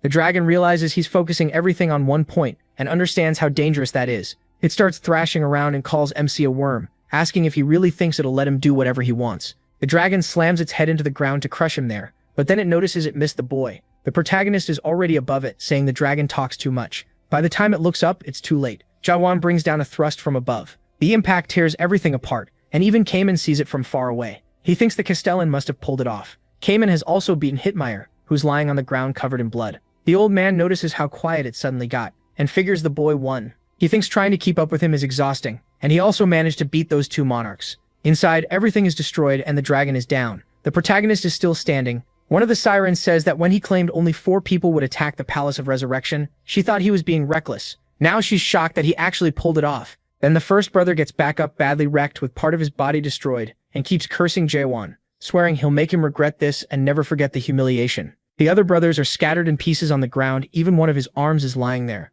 He tells the boy not to think it's over. He'll come back and destroy him, and no matter what he does, they won't be defeated. He says he's right because they came through the narrow gate. The brother asks if he knew that. He realizes Jaewon knows too much and asks if he understands what he's done. As long as their bodies and souls stay linked through their brains, they can never die. All that will happen is they'll return to their real bodies in the omnipotent land. He says it's too late for the protagonist to regret anything. But the protagonist attacks and the brother is stunned because the boy actually severed the connection. He starts screaming in panic, asking if Jaewon really cut the link. He can't understand how that was possible, and he falls to the floor writhing. Memsi asks him how it feels to experience death. The first monarch screams on the ground as his body starts coming apart. He says he can't believe he cut the brain connection, that should be impossible. Now he's desperate because he doesn't want to die. He quickly offers anything, skills, status, whatever Jaewon wants, and says he'll ask the great monarch to give it to him. Then another brother calls out to the first monarch, but he keeps begging the protagonist, saying he'll even speak to the monarch of darkness. He swears they'll agree to anything if only the protagonist gives him his life back. He begs for his life, swearing he'll never touch the souls of chaos again. Jaewon answers by driving his blade forward and blowing his head apart. One of his eyes is all that remains, and even that seems frozen in shock as death finally reaches him.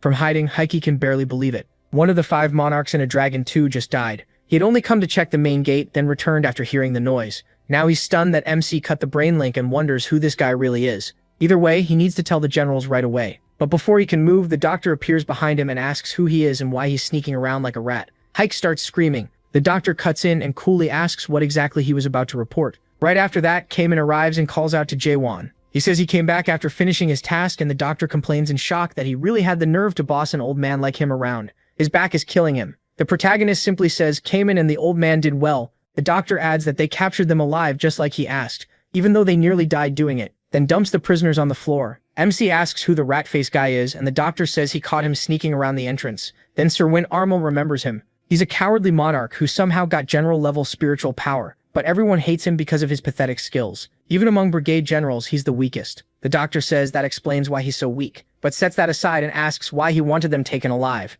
He says it's because he needs to make sure they're truly dead, so he gets ready to cut their threads. Then he severs all of them. Every last one of them becomes mortal again. Leica, first edition, looks at the scene and realizes this is a nightmare. Ever since the Palace of Resurrection appeared, the monarchs became immortal. Mortals had to count down the days they had left, trapped by short lifespans.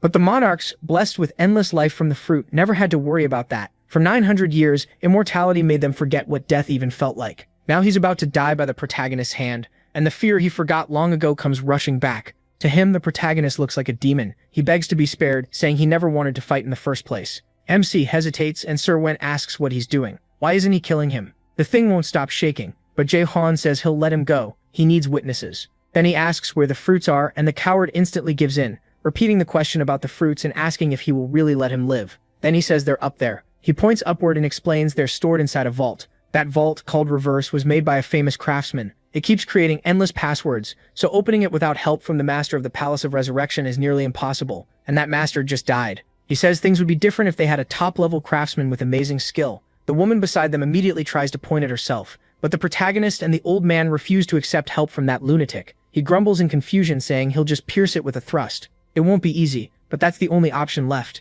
Then he calls to Jawan, and the doctor warns him to control his strength carefully. Cayman adds that this would be much easier with a master craftsman, while Sir Wan Armelt keeps angrily insisting she's right there. Then she uses her power to unlock it. MC says the vault was weaker than he expected, and she gets offended by that because obviously she's the amazing one. As they open it, all the fruits begin to glow. No one can believe the light in front of them, and Cayman remembers the Abyss expedition that went after these fruits. It came back completely ruined. Looking at them now and remembering everything he went through with the Castellan, he realizes that after all this time, they finally did it. He can almost feel all the souls that were lost for this moment. As the fruits fall, he catches one and starts to feel uneasy holding it. Jawan asks if these are all the fruits left, since there are far fewer than he expected. He, Cayman, and the old man each take one. The old man says it makes sense. The stock is low after 900 years of use, but this isn't even close to enough for Gorgon, let alone all of Chaos. Cayman lowers his gaze, and he notices. He tells him he can keep it if he wants, then says to Cayman that he's more than worthy to take his life back. The choice is his. While Jahywan says that, Cayman thinks about how long it's been. This fight has gone on forever. They've suffered so much, and countless souls were sacrificed just to get these fruits. This is the reward for all that pain, and yet, he crushes his fruit. Everyone there is stunned. Sir Wenarmelt yells, asking what the hell he's doing, while Leica tries to grab the fruit as it crumbles on the floor. Jaehwan orders Cayman to explain why he destroyed it. Cayman says it's because there are only 10 left. The moment he held one, he understood that those 10 would become the seed of the next war. People would fight each other, hoping at least 10 of them could reclaim their lives. And if that happens, chaos can never be saved. Jaehwan hears that and likes the answer, knowing that choice couldn't have been easy. He asks the Castan if he can do the same with the others, and the protagonist thinks this isn't something just anyone could do. Still, it has to be done by someone from Chaos, so he really destroys the rest. He says that's why he brought Cayman with him, and the doctor comments that the others would be speechless if they saw this. Jaehwan says he always believed Cayman would do it, that he'd choose to carry the despair himself in order to seek real salvation. Then he asks if Cayman will regret it. Cayman laughs, saying he never will, but then a portal opens above him. Jaehwan calls out to him as a huge torrent of power crashes down. Everyone is shocked, and MC can hardly believe it, because Cayman is completely torn apart by the attack. Then someone arrives, calling them filthy insects, and demanding how they dared lay their hands on the fruits. It's the General Monarch of the Storm, Canal, adapted to the 10th stage. The doctor immediately tells Cayman to wake up, but then he too is struck and thrown away by the General Monarch of Silence, Magto, also adapted to the 10th stage. One hit is enough to make the doctor start coughing blood. Jaehwan calls out to the old man, and then the others arrive, saying he's gone too far this time. Samyong Garan says this has become a problem that can't be fixed with just his life anymore. Jaehwan grows more and more furious, while Leica First Edition realizes that it's him. Among the generals of the 9th region, one of them was Samyong Garan. Just the thought that this monster, one of the 5 strongest generals in the Great Land, came here in person fills him with terror. He thinks he has to hide, because now that the fruits were stolen, he'll be killed too. Then Samyong speaks to Canal and Magto, and they understand at once, rushing at him. Canal says that Insect's head is his, while Magto tells him not to get in his way. Jaehwan orders Sir Wenarmelt to get Cayman and the old man out of there, but Magto says the protagonist doesn't have time to worry about others now. He summons his shadows to grab MC's leg, and they start wrapping around him, climbing up like restraining hands. Then Canal goes for the kill, but Jaehwan ducks and breaks away from the shadows. He jumps back, but Magto tells him not to think about going anywhere, and attacks. He barely blocks it with his sword, realizing how fast this guy is. While fending off the assault, he admits these two are on a completely different level from anyone he's fought so far. Canal says he expected more, after hearing Jaehwan was the Castan of Gorgon or whatever, but now he doesn't see anything impressive. Then he attacks the protagonist with his wind and blasts him away. After getting slammed into a wall, Jaehwan is pinned by Magto's shadows. Canal wonders if he already used up all his strength fighting the 5 dragons, and Magto says no matter how much he shows off, he's still just an insect. Even Samangaram finds this disappointing, telling them to finish it. Magto says he was already going to and didn't need to be told. The two charge him while MC is still trapped. Then he opens his eyes, furious,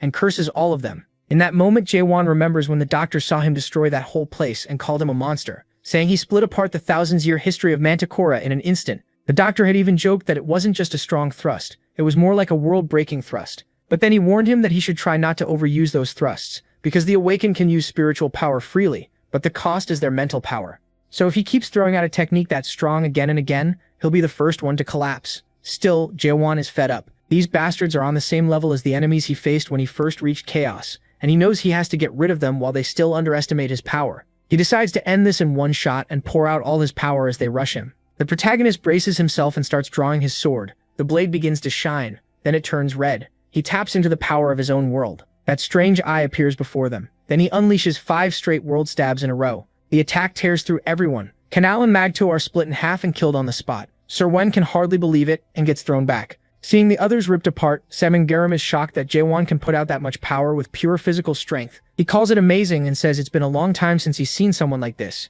Now he's excited. Fighting MC might actually be fun. That makes him remember an old nightmare from long ago, one that searched for the 12 monarchs of the 12 regions. That nightmare came to Samangaram. He says every monarch turned down its request, but it never gave up. When it reached him, it asked to meet the monarch of darkness. The 9th region was the last place it visited. The nightmare begged him to lend his strength, so it could climb the tree of illusion. It said life in this world is twisted beyond reason, and asked him to remember the pain and suffering from when he was weak. This world could still be changed. If they destroyed the first nightmare at the top of the Tree of Illusion, everything would be set right. But Samangaram just said the nightmare had a wild imagination. Now he understood why the Monarch of Darkness refused to meet it. The great lands belong to the strong, he says. If it wanted change, it had to prove its strength first. So they fought for 3 days and 3 nights, and by the 3rd day he finally admitted that Nightmare was strong. Even while pinned against a rock, the Nightmare said it couldn't believe a monarch like him was just an adapted Sindanopenna. Back then, Samangaram thought that if someone could be that strong without magic, then maybe he really had the right to talk about the Tree of Illusion. After that, the Nightmare crossed chaos and went into the abyss to change the world. But after the monarch stole the fruits, it vanished and nothing changed. Back in the present, Jaewan attacks Samangaram. Garam admits the blows are powerful, but they're still not enough. He lifts his hand and raises a wall of flame that blocks the strike. He says Jaewan may have the right cards, but he doesn't have the class to use them. He can't believe his attack was stopped that easily, and Samangaram tells him that at this level, he's just a child with a sword. Then he asks if the protagonist agrees, appearing beside him in a single burst and smashing his face. The punch lands clean and sends Jaewan flying. Blood spills from his mouth as he's driven into a wall. Samangaram tells him to get up and asks if he's really going down this easily. MC stands again, still coughing up blood. Then Samangaram calls him Castellan and takes on a demonic form, telling him to come at him and prove he's strong enough to speak of the Tree of Illusion. Jaewan realizes Garam is stronger than the other two combined, yet he isn't using any special technique. Even after analyzing him with his skill, he can only conclude it's just overwhelming battle experience. Even so, he's insanely strong, and the protagonist wonders why. How can someone be this strong? He attacks again and Samangaram steps back while Jaewan comes in with everything he's got. Garam hopes this isn't the last trick he has left, and MC keeps pressing forward. He slips behind Garam with a quick strike, catching him off guard with a world stab to the back. Samangaram says Jaewan is using cheap tricks, then turns around and counters. Even so, he lands the hit and throws him back. The protagonist realizes Garam is using world stab with his bare fists. While Jaewan is still being knocked away, Garam keeps up the pressure and gives him no opening, driving him into the ground with another punch. After MC crashes down, Garam calmly says attacks fueled by spiritual power don't work on him, because in the end, the spiritual power he uses is something the system itself can't provide. The Awakened are trying to destroy the system of the world, and because of that, none of them understand that this is someone's own world. He grabs him by the head like a sack and lifts him off the ground. He wonders if that's true, because this man's power feels more natural than spiritual power. The root of it is the world itself. It's like this man is the world of the system itself, and the protagonist activates the Eye of the Moon to study him. Even then, he's still trying to use another non-fundamental technique, but a single world without original creation is basically cheap sorcery. Garam slams Jaewan down again and hits his chest, then kicks him away and buries him in another rock. MC can barely take any more, and Samangaram says he's disappointed. The Awakened he once knew wasn't like this. He gathers a blaze in one hand and throws it at Jaewan. The sight shocks him, and he tries to block it with only his sword, but the flames catch his fingers too as he holds the attack back. His hand starts burning apart from the heat until he finally disperses the fireball and saves himself. Jaewan is furious now. Part of his arm is already raw flesh, and he realizes the Eye of the Moon's momentum isn't working. Samangaram says he's found his enemy, but this still isn't exciting him. Then he gets ready to attack again. He tells him to open the beginning of this world already. Show him that world. The protagonist pauses and remembers Genesis, the 8th reward gate of the 8 gates of hell. In that chamber, Molak had left behind the record of the abyss, and the history of the awakening stage was written there. Molak told him that by the rules of awakening, the keywords may change, but awakening itself has 6 stages. First, doubt, which creates an order to destroy the current world. Second, understanding. Third, self-surrender. Those first 3 are the world's decline. After that come the stages needed to create a new world. The Genesis stages 4 through 6. Those 3 make up the second half. He says he could feel the next awakening stage starting, but he still didn't truly understand what Genesis meant. Garam calls him an idiot, seeing that he still can't properly use his own world. He says he can hardly wait for the start of Genesis. If Jaewan can't open it himself, Garam says he'll force it out of him. Serwen turns in alarm, realizing what's happening to her friends. She gets ready to help and runs toward them, but Garam is enjoying all of this. Laughing, he throws his flames at all of them. Jaeshliwan thinks to himself that this life is everything to those people. Unlike him, they can't come back whenever they want. For them, this is their only world, so he steps in front of those massive flames. Serwen calls him an idiot, but Jaeshliwan stops the attack with his own body, and everything around them erupts in fire. The flames spread everywhere. Serwen sees he's still alive, and when she looks up, she sees MC took the blast head-on and still managed to protect them. Then Jaeshliwan starts thinking about that single world they each have, and says he thinks he finally gets it. Growing up with parents, going to school, making friends, smiling, crying, feeling sadness and despair, all those countless memories. His old self never questioned the world he lived in. That self existed because he accepted the world, and the world system was built from that certainty. So to begin Genesis, what he needs is conviction in his own world. Belief is a strong conviction that was forgotten, and for a world to be born, it needs an overwhelming child. He can't do this alone, and he remembers every version of himself, not just the one of now. His past selves have to wish for a new world too. Samti Garam is startled by what's happening and prepares to attack. At the same time, Jaishli Wan's other selves say the world he's talking about is fake. They tell him to stop running from reality. This is the world he lived in, not the one they live in. So why should they help him? He realizes he can't convince every past self in his memories, so he looks at all of them and gets ready to act. If they won't help him, then they all need to disappear. He won't try to convince them anymore. Still trapped inside that inner sphere, Jaishli Wan keeps taking the beating alone. Sam Garam keeps raining down meteor-like blows right into his face. Jaishli Wan tries to guard with his sword in hand, but he keeps bleeding badly, and Sam Garam doesn't stop hitting him for even a second. At last, Garam pulls back and looks surprised, wondering if the protagonist is finally worn out. Meanwhile, Jaishli Wan keeps hearing voices in his head asking if he really plans to die in a place like this. If he dies, they all die too, and that would be a waste after coming this far. Then they ask if he's forgotten everything, telling him not to choose relief and escape. Haven't you already felt enough despair? Sam Garam says he thought Jaishli Wan would last longer. It's a shame, but MC plants his sword into the ground again to hold himself up, and both Sam Garam and his other self are stunned. He asks, what's a shame, with that hungry look in his eyes. With that crazed look in his eyes, his other selves laugh and say they knew he was insane. He'd forgotten who he really was. Then they all agree, just this once they'll help him. Seeing that, Sam Garam gets even more fired up. Every version of Jaishli Wan comes together and merges into his body. He feels them all become one with him. Then he starts opening his new world. Reality shatters around him as he unleashes Genesis. Sam Garam is stunned, and Sir Wen can barely believe it too. He really awakened Genesis. It appears right behind Jaishli Wan, and that giant eye looks over everyone there. He speaks of stage 4, the power to turn lies into truth. The protagonist answers that his power is to turn faith into reality. Then a sword falls from the sky, heading straight for Jai Wan. He catches it just before it hits the ground. The blade is stunning, and he calls this the 4th stage of awakening theory. Sam Garam asks if this is his world. It fits the word end, a ruined world where everything has been destroyed. He says it's a cursed world, one born only to destroy another world. Then he charges in. Even so, he says the outcome still won't change. As he rushes forward, Jai Wan gets ready to strike back. Their powers collide. The shockwave alone is insane, and Sam Garam keeps forcing him back, saying now this is what he calls a real fight. Even so, Jai Wan is still being pushed back. Then MC brings out his second sword, and the two trade blows at crazy speed. Sam Garam laughs, saying this feels like fighting Mera 1,000 years ago. He even thanks him for making him feel that way again. But then he grabs Jai Wan by the collar and says it's time to end this. He slams him down, drags him, and hurls him away. But when the protagonist hits the wall, he uses it to launch himself back. Before he can do anything else, Sam Garam appears right in front of him. They strike at the same time, Garam throws a punch, and Jai Wan drives his blade into Garam's hand. Everything explodes. After they keep clashing, MC is thrown back again. He says he's always wondered why he keeps thrusting, and why he keeps living. But while he's lost in thought, Sam Garam appears at his side, calls out to him, and swings. Jai Wan barely dodges. Sam Garam attacks again, and he slips away one more time. Even he starts feeling the pressure of this fight. Still, for now, that's enough.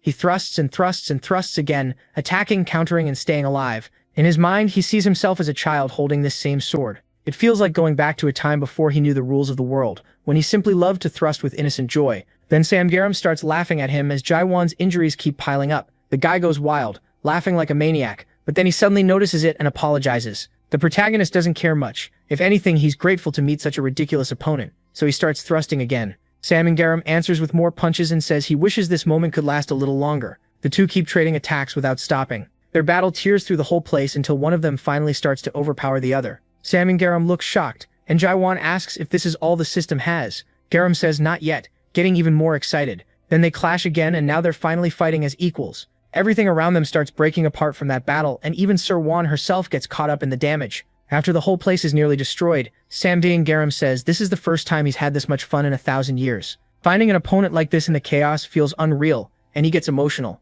Jai Wan then speaks to Sam Garam, saying he felt it too during their fight. Just like Garam spent the last 1,000 years perfecting one skill, he also trained that same punch for 1,000 years. Then he says it's a shame someone like Garam is only an adapted one. The words hit Garam hard. Malark once told him the same thing. That shock quickly turns into rage. He says he has one thing to ask. What the hell is Jai Wan trying to do? MC says he's going to the abyss, just like Malark said. Sam Garam snaps back that those empty words sound just like Malark said. He says the abyss is full of people far stronger than Jai Wan. Even the great monarchs gave up, and in the end, Mera failed too. So is he really saying he's still going to try? Enraged, Sam Garam transforms completely. A storm of fire surrounds him, and Jai Wan immediately gets ready for whatever is about to come out of it. Then Sam Garam fully changes form. Flaming armor covers his whole body, and wings appear too. Jaewon stares at it in disbelief. Sam Garam tells him to show power worthy of that kind of ambition. Then the Black Guardian General appears. He summons a massive angel-like being, almost like a Susanoo. His whole form shifts with it, and Serwin can hardly believe what she's seeing. This is Guardian conversion into a demigod. He claimed to be at major rank, but that was a lie. He's actually lieutenant rank. A symbol appears in the center of his chest as his excitement grows even more. Then he uses that giant guardian to summon a spear. He tells Jaewon to prove his world.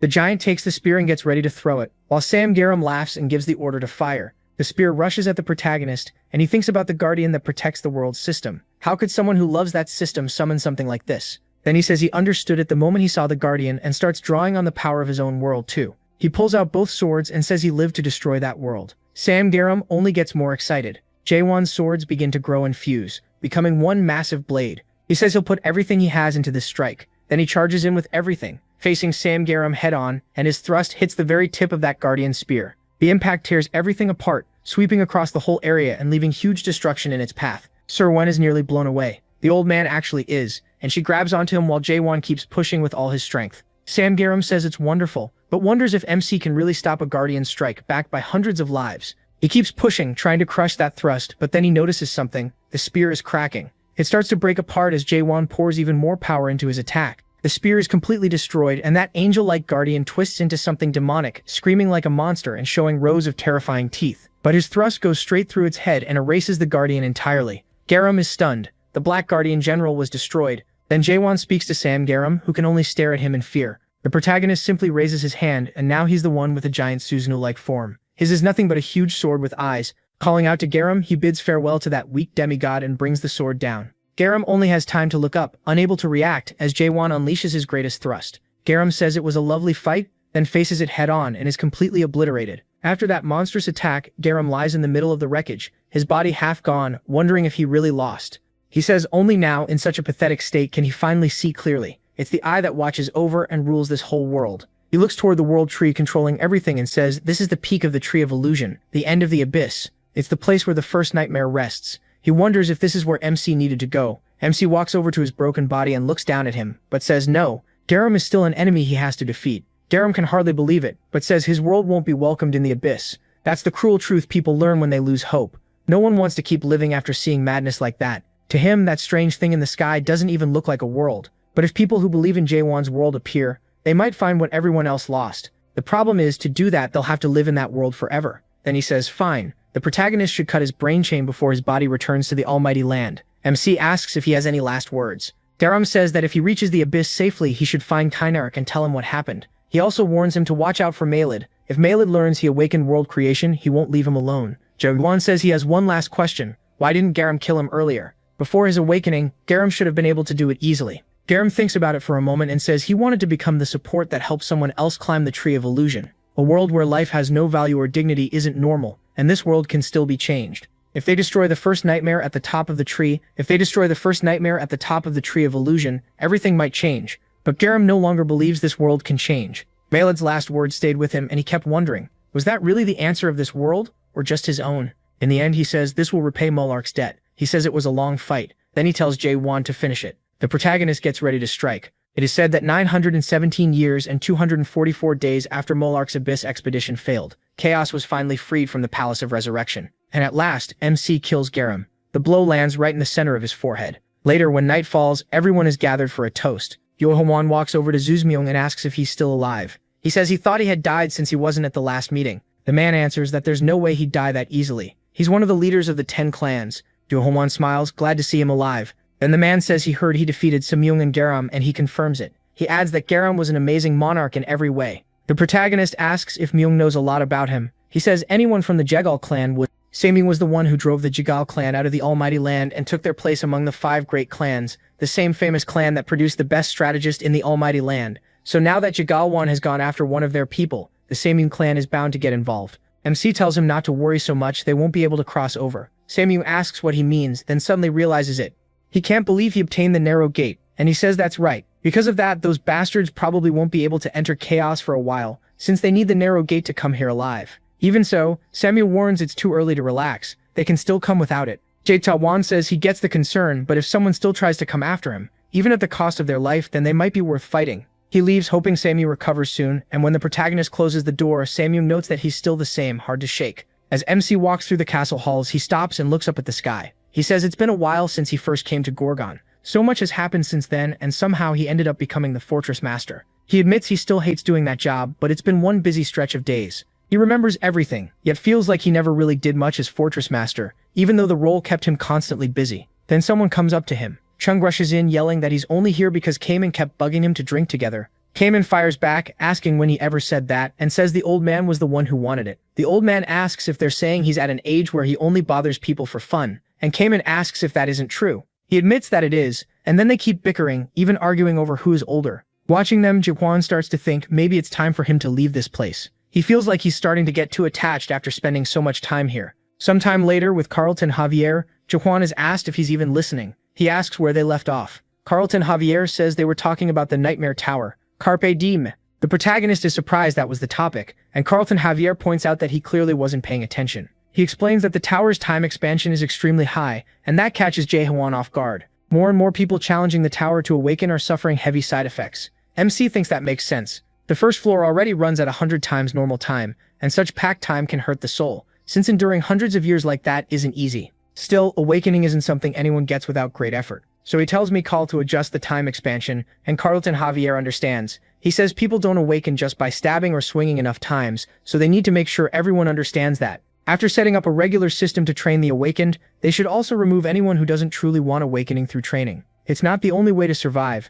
Adapting is another path too. Carlton Javier asks if he really believes that. Jae-won says everyone is different. Awakening isn't salvation, and some people may be able to get their lives back by adapting instead. Then he asks Carlton Javier if something happened. Carlton Javier says the protagonist already knows he recently passed the third stage of awakening. But even so, he still hasn't seen his own unique world. Jae-won thinks that shouldn't be possible. Its form may differ from person to person, but everyone who reaches inner surrender as an awakened should gain a unique world. Then he starts wondering if Carlton Javier's unique world is just different. He remembers Garam saying that even the spiritual power MC uses is only a resource allowed by the system. And because of that, awakened people trying to destroy the world's system may fail to realize that this world is someone else's unique world. Jae-swan tells Carlton Javier not to worry too much. Maybe his unique world is this final system itself. Carlton Javier asks if that's really possible, and he says it definitely could be. Even he doesn't fully understand awakening yet. Carlton Javier then says that if his unique world really is this system, one day he may have to fight the protagonist. He replies that it could happen if he wants to protect this world. Carlton Javier is stunned and asks if Jae-swan is truly thinking about bringing this world to its end. Then he speaks up and asks MC to please take him along on the expedition this time too. Jae-swan lets out a deep sigh. He asks if even Carlton Javier is saying that now, since everyone else already did too. Carlton Javier brings up Gorgon's special law, Article 3, Section 14. All captains of the expedition port must protect the fortress in an emergency, but he says he's no longer captain of the Northern Expedition port. He adds that he also won't be fortress master anymore by then. In 1 week, he'll be leaving that fortress. Carlton Javier asks if he's really planning to step down as fortress master. He says if Jae-swan isn't there, Gorgon will surely fall, and not just Gorgon, but all of chaos. The protagonist tells him not to worry. He's already thought it all through. Then he tells him to leave the room, because he still has one last duty to finish as fortress master. So they head to another place in the middle of heavy rain. He calls everyone together because he has something to say to them. Yurin arrives and says MC is going to get soaked, but MC says it's fine. He steps up onto the stage and thanks everyone for coming. He says they all did their best to protect Gorgon, and every one of them fought well. From this moment on, for those who offered their souls to protect Gorgon, for all the sacrifices and the innocent ones too, they will hold a 3-day farewell ritual for the souls. He speaks the name Izzy Kendall, then Rachel Veldor, then Cashin Ryo. Everyone breaks down, mourning the losses, but then one of the men asks what that thing in the back is, since it had been there from the start. Jae-swan says they all fought well, but they already know this isn't truly over. The war is only beginning, and then he reveals it to everyone there. They realize it's the narrow gate and start asking why the hell it's there. Some beg Jae-swan to destroy it right now, pleading with the fortress master. He says they're surprised too early, and there's still more to show. He brings them over and reveals that he managed to capture a monarch from the Great Land. Everyone is shocked. That's the timid monarch, like a first edition, and the protagonist walks up to him, takes his sword, and stops in front of him with overwhelming pressure. Like a first edition asks if Jae-swan plans to kill him. He says that's fine, just do it quickly. But if MC does, they won't get away clean. He warns that total darkness will never forgive them. He smacks him and tells him to shut up. Then he tears off both of the monarch's hands. The monarch starts screaming, completely desperate, staring at the stump that was left. Jae-swan says he won't kill him here. He wants him to return to the Great Land and tell his master this. If he wants war, he can come meet him anytime. The protagonist will be waiting at the top of the Tree of Illusion. Sometime later, while walking through the yard, Jae-won is calm, but that nightmare starts yelling at him. She says that for someone leaving the Fortress Master Post tomorrow, what he did made no sense at all. She asks if he really plans to fight the Monarch of Total Darkness, and says that if he was going to destroy the Narrow Gate, he should have done it quietly. What was he trying to gain by sending the timid monarch back? Surely, this will bring retaliation now. Jae-won tells her not to make a fuss. If they come, it'll be at least a lieutenant general, and since the Great Land is at war, someone with the rank of Supreme Monarch can't just leave. Sir-won says she already knew he was crazy, but this is beyond insane. Does he really think only one lieutenant general will come now that the Monarch of Silence is dead? She says at least 2 or 3 could show up, and if people from the 5 great clans come too, this will grow far too big. Jae-won says that's exactly what he wants, because only after beating them will the whole situation truly change. That leaves her a little afraid, and MC asks if that's all she came to ask him. He asks if she came because she cares about the chaos. She says she came to hear what he promised. Then she tells him to say it now, what he found in the 8 gates of hell. A little later, after he explains it, she asks if he's really sure. She wants to know if Molarch is truly the one who left it behind, and he says yes. That memory belonged to her godfather. She still doubts him and asks why she should trust that. He gets annoyed and brings up the harsh winter. She stares at him, confused, asking what he means. He says he's talking about the egg she picked up, the winter of the Tree of Illusion, at its base in the 6th region. Back in that cruel land, during a terrible ice storm, there was a glowing egg waiting there. He says he was incredibly nervous then, because it was the first time in his life he'd ever held an egg, and he could never forget that moment. It was the birth of a being that feeds on dreams and dreams again, when that tiny life peeked out from its fragile shell, and he saw the face of the child waking inside it. He realized his godmother had been right. A newborn child is simply adorable. Hearing that, he ends up face to face with Sir Wen, and she turns bright red, asking what in the world he's talking about. He says that should be enough proof, but she snaps at him not to talk about someone else's memory like it belongs to him. Then he says that from those memories it seems every mare is born from an egg, and asks what the winter at the Tree of Illusion is really based on. He explains it's the Tree of Illusion's northern base in the Great Lands, and that all mares are born from the tree's dreams, first discovered in the form of an egg. Still, she stops him and asks if Molarch left her anything else. Some words, a message, anything at all. She insists there has to be something, and he admits he doesn't know. Maybe there was, maybe not. She asks what that's supposed to mean. He explains that Molarch's memories didn't appear like a book. They were a tangled mass of fragments, with no clear start or end. Maybe Molarch never wanted his memories to become one clear story. So even if he wanted to, there isn't anything exact he can tell her. That only makes her madder, and she calls him a fake. He asks why she's searching for Molarch in the first place. Is it only because he was her godfather? She asks why he cares. He says that if Molarch's memories matter that much to her, then maybe it would help if she kept traveling with him from now on. She asks what he's getting at, and he says Molarch vanished in the final abyss, so his offer isn't a bad one. He tells her to think it over, but she just gets even angrier, calling him a complete idiot and nearly attacking him. Then she realizes this was what he wanted all along, and demands to know how he dares make a fool of her. But when she thinks about the memories, she tells him to wait. She reminds him that the records her godfather left behind were in the form of memories, and he says that's right. So she tells him that in that case she has a very good idea. After that, both of them head back to Sir Wan Armalt's private workshop. He reminds her she said she'd never let him in there again, and she tells him to shut up. That was then. He points out that she once accused him of invading her privacy, and she brushes it off, saying that was back then too. For now, she tells him to stay quiet because she has something to prepare. When she's finally done, she announces that everything is ready.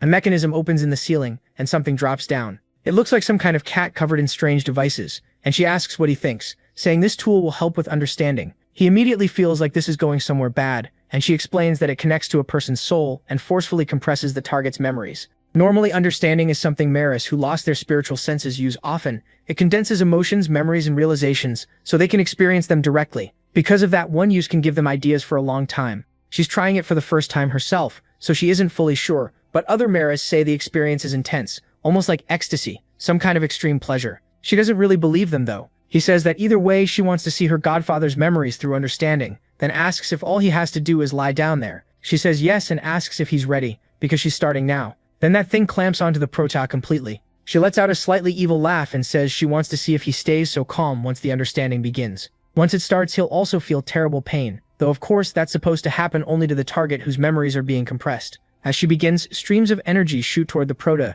but she's affected too. She panics, wondering what's happening, because she's feeling even more pain than he is. She says she expected some backlash, but the Prota's mental power is way beyond what she imagined. That wave of power swallows both of them, and when she opens her eyes, she wonders if this is what the inside of an awakened looks like. she starts seeing all of the Prota's memories, and says the other Maras weren't exaggerating. What shocks her is how many memories one human can hold. After seeing him break through the 8 gates of hell, she already knew he wasn't normal. But this is far more than she can handle. Then one of his memories brushes against her, and her body starts turning gold. She tells herself to stay focused, because one mistake could trap her inside his mind. She has to find the memories connected to her godfather and get out fast. So she starts flying through it all, searching through the Prota's memories. Again and again she nearly touches them, and she realizes there are even more, the deeper she goes into his consciousness. The memories keep affecting her over and over until she can't see anything anymore. At that point she thinks there's no other choice. Instead of staying stuck, she'll use the last of her strength and break through those memories, forcing her way straight through them, until she finally reaches the memory she wants. There she finds an enormous golden memory, the moment the Prota saw her godfather's memories. As soon as she looks, she knows she finally found them. But then she sees herself there too, calling out to her godfather. He answers, calling her by name, Sir Wen Armelt, and saying she's there. He notices her and calls her into the memory. The moment she touches it, she starts crying out that it took her so long to find him. She says she's been searching for him for 900 years, and swears she'll find him again no matter what, asking if he can hear her. She promises she will find him. Then, when she wakes up outside, she wonders what just happened. After getting trapped in his consciousness, she can't tell what came next. But then she notices something completely different. She's in the real world. She thinks changing her appearance was a smart idea, because she was still trying to figure out if this was real. But it really is Earth. She even sees the place where the Prota used to live. She says this is World 294, Earth, a place the Maras visit from time to time through the roots of the Tree of Illusion. She's been here often too, and even got a lot of her modern fashion ideas from Earth. Thanks to the efforts of the Awakened from the Maras and their predecessors, Earth stayed hidden from the rulers for a long time. It seems she fell into the sinister formed with Earth as its base.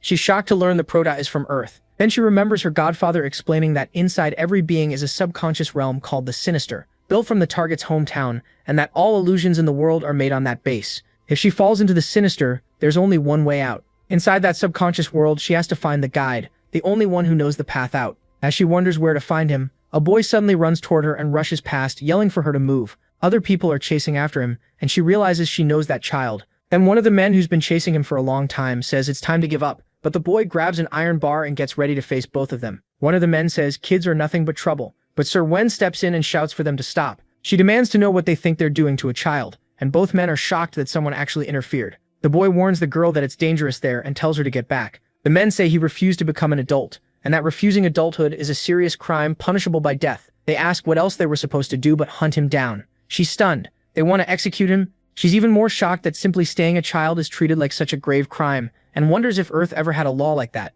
Then another man shows up and says something about her feels off. He points out that the way she talks is strange, and her clothes are strange too. The other one wonders if she's just wearing cosplay. The suspicious man tells her to show her ID card, while the other asks if those are horns on her head. She freezes, realizing she didn't fully hide her horns. Then she remembers what her godfather told her. If she ever falls into the Sinister, she must not do anything that draws attention to herself. This world rejects the Sinister, and if she stands out here, no one knows what might happen to her. She remembers her godfather's warning, but there's no other choice now. So she makes a fireball, planning to drive them back with magic. The two men freeze when they see the flames, but she can't cast the spell. It fails completely, and right then a warning goes out. They drop the iron bar and their bodies start changing into something else while the boy tries to say something. In the next second, they twist into monsters, shapeless things, while a voice announces that alien substances have been found in the world. She nearly dies from fear, and the order comes down to exterminate the two of them at once. She tells them to wait, but they grab her anyway, and then the boy rushes in, demanding to know what they're doing.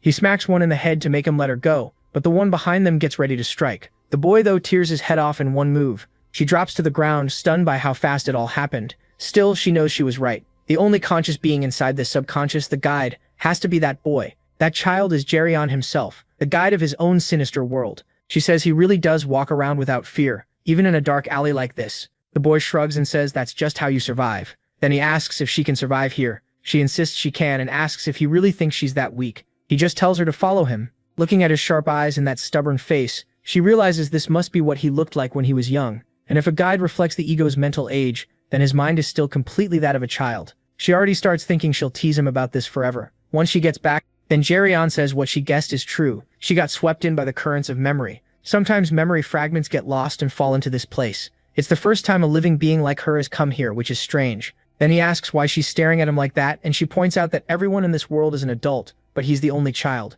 She asks why he kept living here, and whether the police are always chasing him. He says yes, so she asks why this world wants to kill a child just for refusing to become an adult. He answers that it's because everyone here is an adult, That shocks her. A world where everything is the same really would try to destroy anything different. Then he says he has a question too, and she asks what it is. He wants to know what Willie is like outside. He tries to act like he isn't that curious, but it's obvious. She realizes he's asking about the Willie from the outside world, and she isn't sure how to describe him, because when she thinks about it, she doesn't really know much about Jairon either. She wonders what she can say to make him happy, and then tells him the outside Willie is a lot like him. He asks if that means Willie outside isn't an adult. She says no, he's still a child, and with that, he lights up. She notices how happy he is, and honestly, it's adorable. Then he says he'll send her back first, which feels sudden. He reaches up and touches her hair, saying he'll send her back together with the thing that came in with her. She asks what he means, and he explains that the fragment hidden in her hair is a memory fragment. That shocks her even more. Something really did come in with her at that moment, and now he wants to send her back along with it. She asks if he actually knows how to do that, and he says yes, because it's what he does. He takes the fragment and says returning lost memories to where they belong is his job. She has to admit the kid is unbelievably cute. Then she realizes that's why they're called guides. They return lost memories to their original place. He adds that since this one is red, it must be very important and urgent, and she asks if they're ranked by importance. He says memory fragments are sorted into white, green, blue, and red. If he doesn't return one to its proper place fast, the person outside could be in real danger. Sir Wen Armelt immediately thinks this must be a major memory, especially now that the monarchs of the 12 regions are such a threat. She starts wondering what it could be, so she asks if he can send them back right away. The boy says that's impossible. He can only send her and the memory back when the passage opens, and the problem is that he has no idea when that will happen. She starts to panic. He says it's late now, so they'll rest in the underground passage and move tomorrow. She asks if he lives there alone. He says yes, and then she wonders how he'd even know the passage opened if he's stuck inside. He explains that when the passage opens, the Wi-Fi signals suddenly get unstable, so he uses a communication device to catch the signal. She asks if all they can do is wait for that, and he says yes.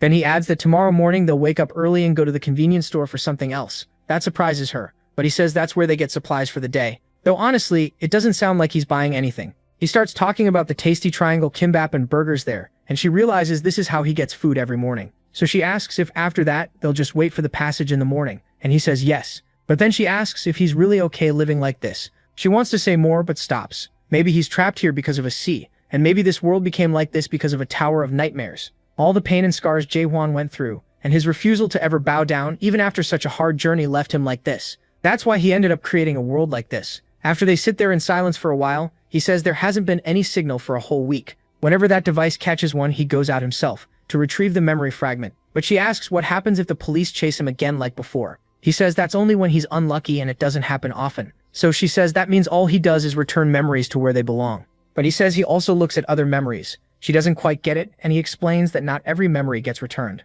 She asks if it's okay for him to keep something like that, and he says it is. After all, this one is a white memory. She admits she doesn't know what that means. He tells her to watch closely because if he touches it, the memory will play again like this. And when he does, the memory unfolds in front of her like a movie. Now she can see everything clearly. He's watching old memories from the protagonist too, back when he was just a child. She sees little Jae-hwan with his mother, and she's telling him she'll return that book today. Then she notices it's a book she knows too. The Little Prince, a famous story that's even required reading among the seas. The boy asks his mother if the little prince came to Earth, and she says yes, he did come to Earth. Then she explains that the little prince said what truly matters can never be seen with the eyes. Sir Wen Armelt reflects that this book is about the little prince seeing the world with his own eyes. It's a message to adults who count numbers all day and call that important, that the things that really matter can't be seen. It's a beautiful story about a prince who trusts imagination and keeps his innocence. But the end of that beautiful story is the little prince's death. Maybe that ending had to happen. Maybe he had to die for the story to stay beautiful, because only things that die can remain innocent.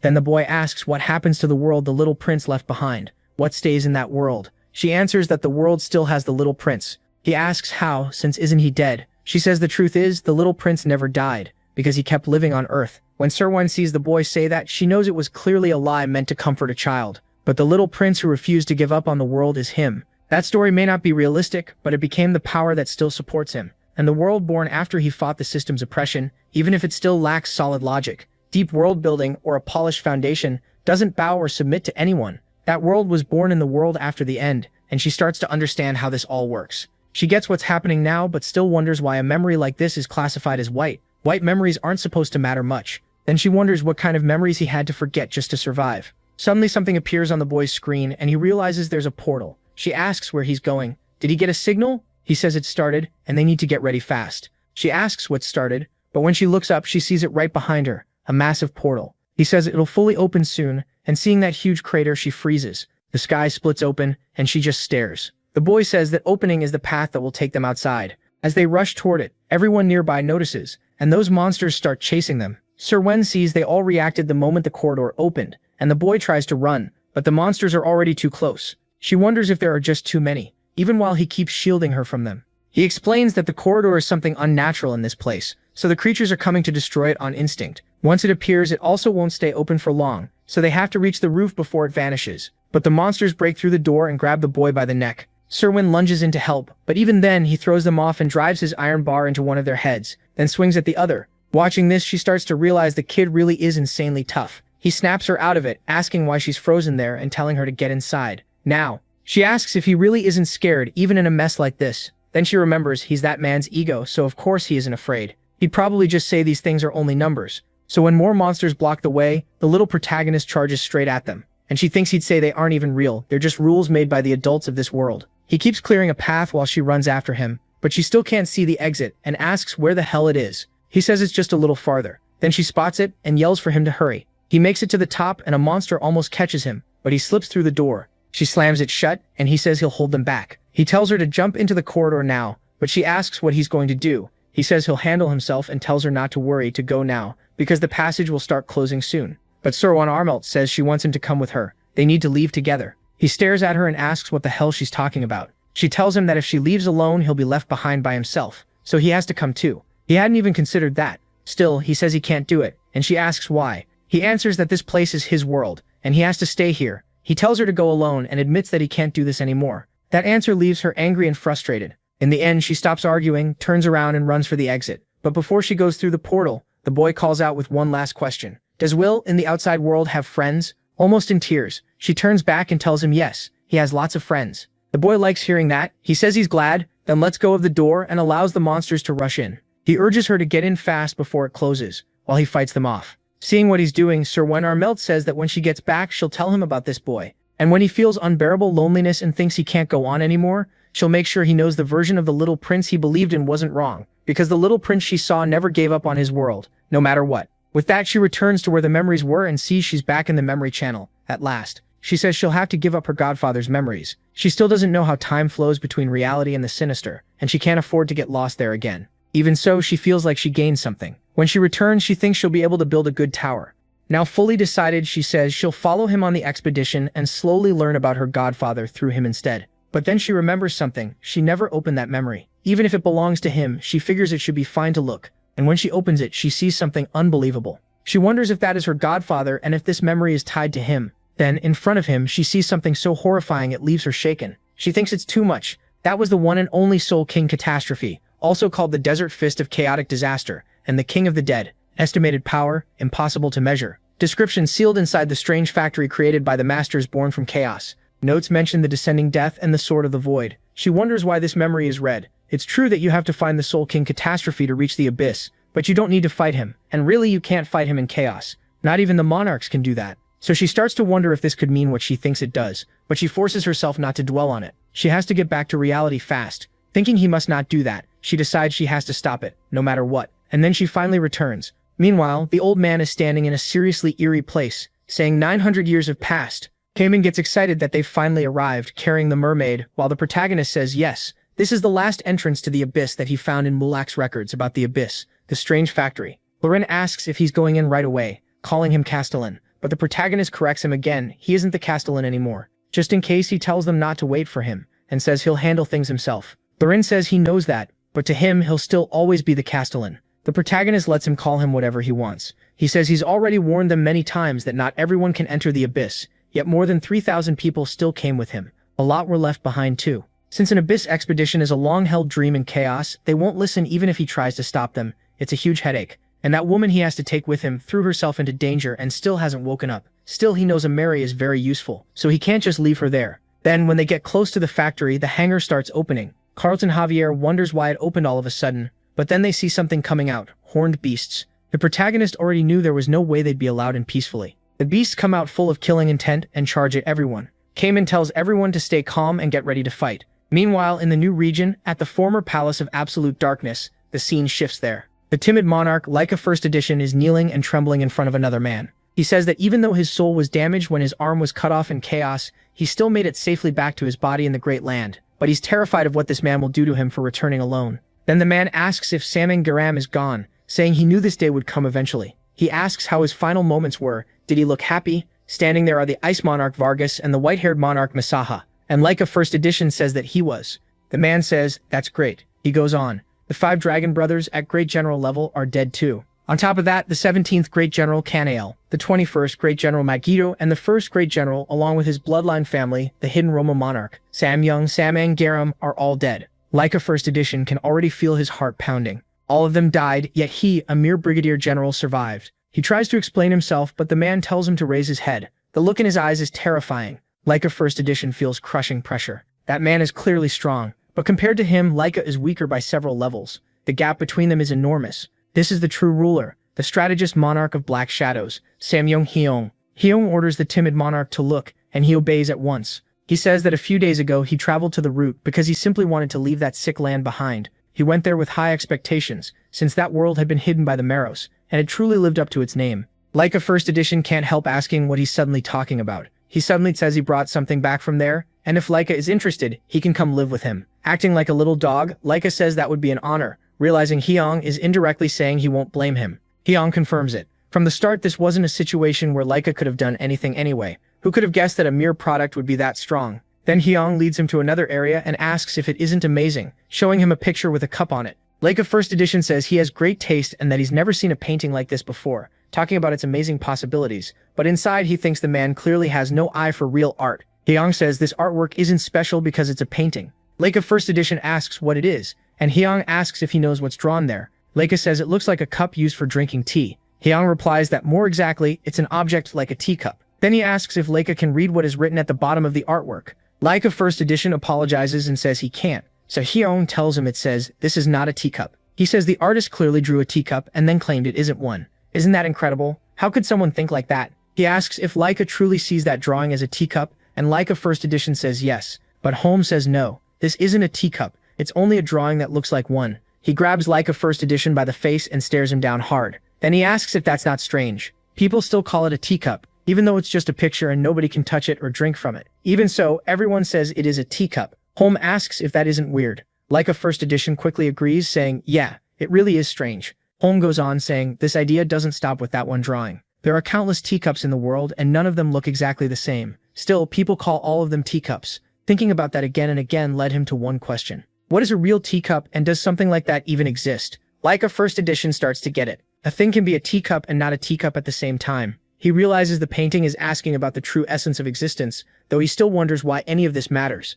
Holm calls it a great work of art, and says someone raised inside System T would have a hard time reaching that kind of thought. Then he asks if Laika First Edition finally understands the painting's real value. He says yes, it truly is a great piece of art. Hearing that, Holm says it seems he does understand art. So now it's his turn to give an answer. When he looked at that drawing, he began asking himself one thing, what is a monarch? Laika First Edition replies that a monarch is the most worthy, noble, and important being in this land. Holmes says those are nice words, but what do they actually point to? Is he talking about the ice monarch standing there, or the white-haired monarch beside him? Or could the word mean Holm himself? Laika First Edition says of course that's obvious. He gets it now. Holm cuts him off. If that's true, then this isn't a monarch. So what is Laika First Edition? He couldn't even destroy a single product. He came back alone after losing all his comrades. How could someone like that still be called a monarch? Laika First Edition trembles and shrinks back in front of Holm. After that, Holm reaches for his blade and lets the timid monarch's blood run down the stairs. The ice monarch hands Holm something to wipe himself with, and Holm thanks him. Then he says he really likes that painting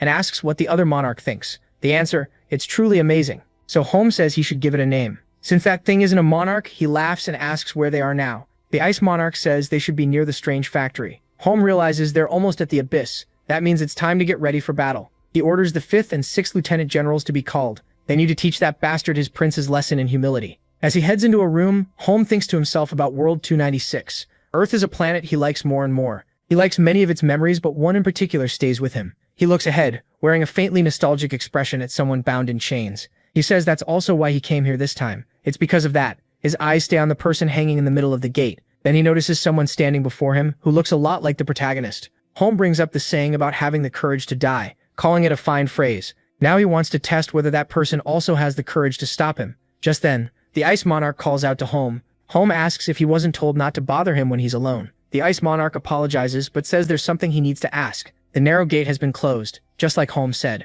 So how are they supposed to cross Pro-Chaos? Home answers with the same thing as before. If they want to know whether they have the courage to die, then they should go kill him themselves. The Ice Monarch can't make sense of that. Home asks what else there is to do besides exactly what he said. The Ice Monarch starts to realize this guy is completely insane. Home wants the very first one to go there to be the Ice Monarch. Meanwhile, back at the strange factory, everyone is fighting through those horned beasts to reach the factory. One of them says he can't believe the place is producing horned beasts again. It's been a long time, but they'll have to use everything they've got.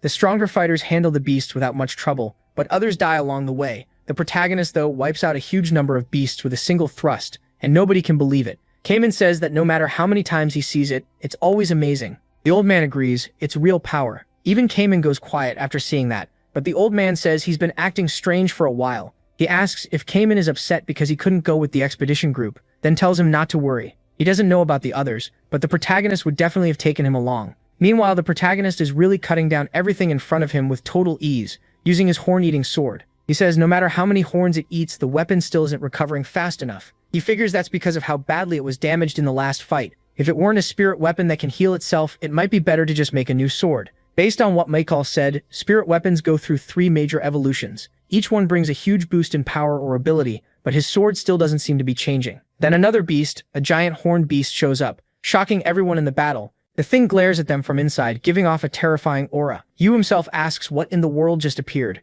He's already hiding far away, and just sensing it from there is too much. The beast steps out, massive horns, one eye in the middle of its head, and smaller horns around its mouth. As it moves in, people are crushed under its feet. They count 8 horns. Anything above 5 isn't seen often. Nobody can believe an 8-horned beast is here. To kill a 7-horn, you'd need at least 3 7-stage adapters. For an 8-horn, they'd need someone at least at Brigadier General level. Then they notice it's heading straight for the Fortress Master. They ask why it's targeting the protagonist. No one knows, but it looks furious. Then they look at the sword and the monster locks onto it. They wonder if the two recognize each other. It seems the 8-horn is enraged over the loss of its companions. It charges straight at the protagonist and fires a massive blast, but the protagonist faces it head-on. Cayman yells for him to get out of the way, but the old man cuts in and asks Cayman if he's serious right now. Cayman asks what he means. The old man says after everything they've seen so far, he's still worried. The protagonist simply activates that power again, then aims right at the center of the attack and strikes it cleanly. The blow pushes through and reaches the 8-horn itself. Every beast in front gets swept away by that wave of power.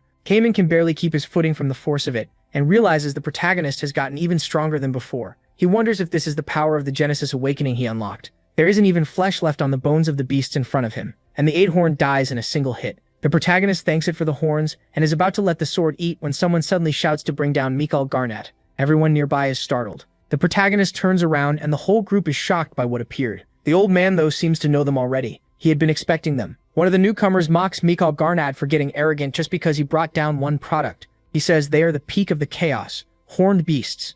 Another says that human is strong, but he doesn't feel the energy of a monarch. The old man explains that these are the rulers of all horned beasts. A third says it's been a while since he's seen someone cause this much trouble for Mikhail Garnett. Each of them has 10 horns. They're the leaders of the strange factory, even with those things right in front of him. The protagonist just notices there are 3 10 horns and his sword gets excited. The one who seems to be their leader can't believe it, and the protagonist says that number should be enough for his sword. Everyone stops to stare at those creatures. One of them says he heard people were trying to reach the abyss, but he never expected it to be this guy. Looking at the 3 monsters, the protagonist says they may be weaker than Sam Garam, the monarch of Hidden Aroma, but they're clearly above the Silent Storm monarchs. Even so, if all 3 came at once, dealing with them could get tough. Then the old man tells the protagonist to wait a moment. There's no need to fight them. He doesn't like them either, but the factory leaders are not their enemies. Yasu says that now that she looks closer, it seems they've met the old man before. She can't believe it and asks if he's really willing to climb again after everything he suffered. But Edizaki tells Yasu not to be rude. These people are guests of the factory's great leader.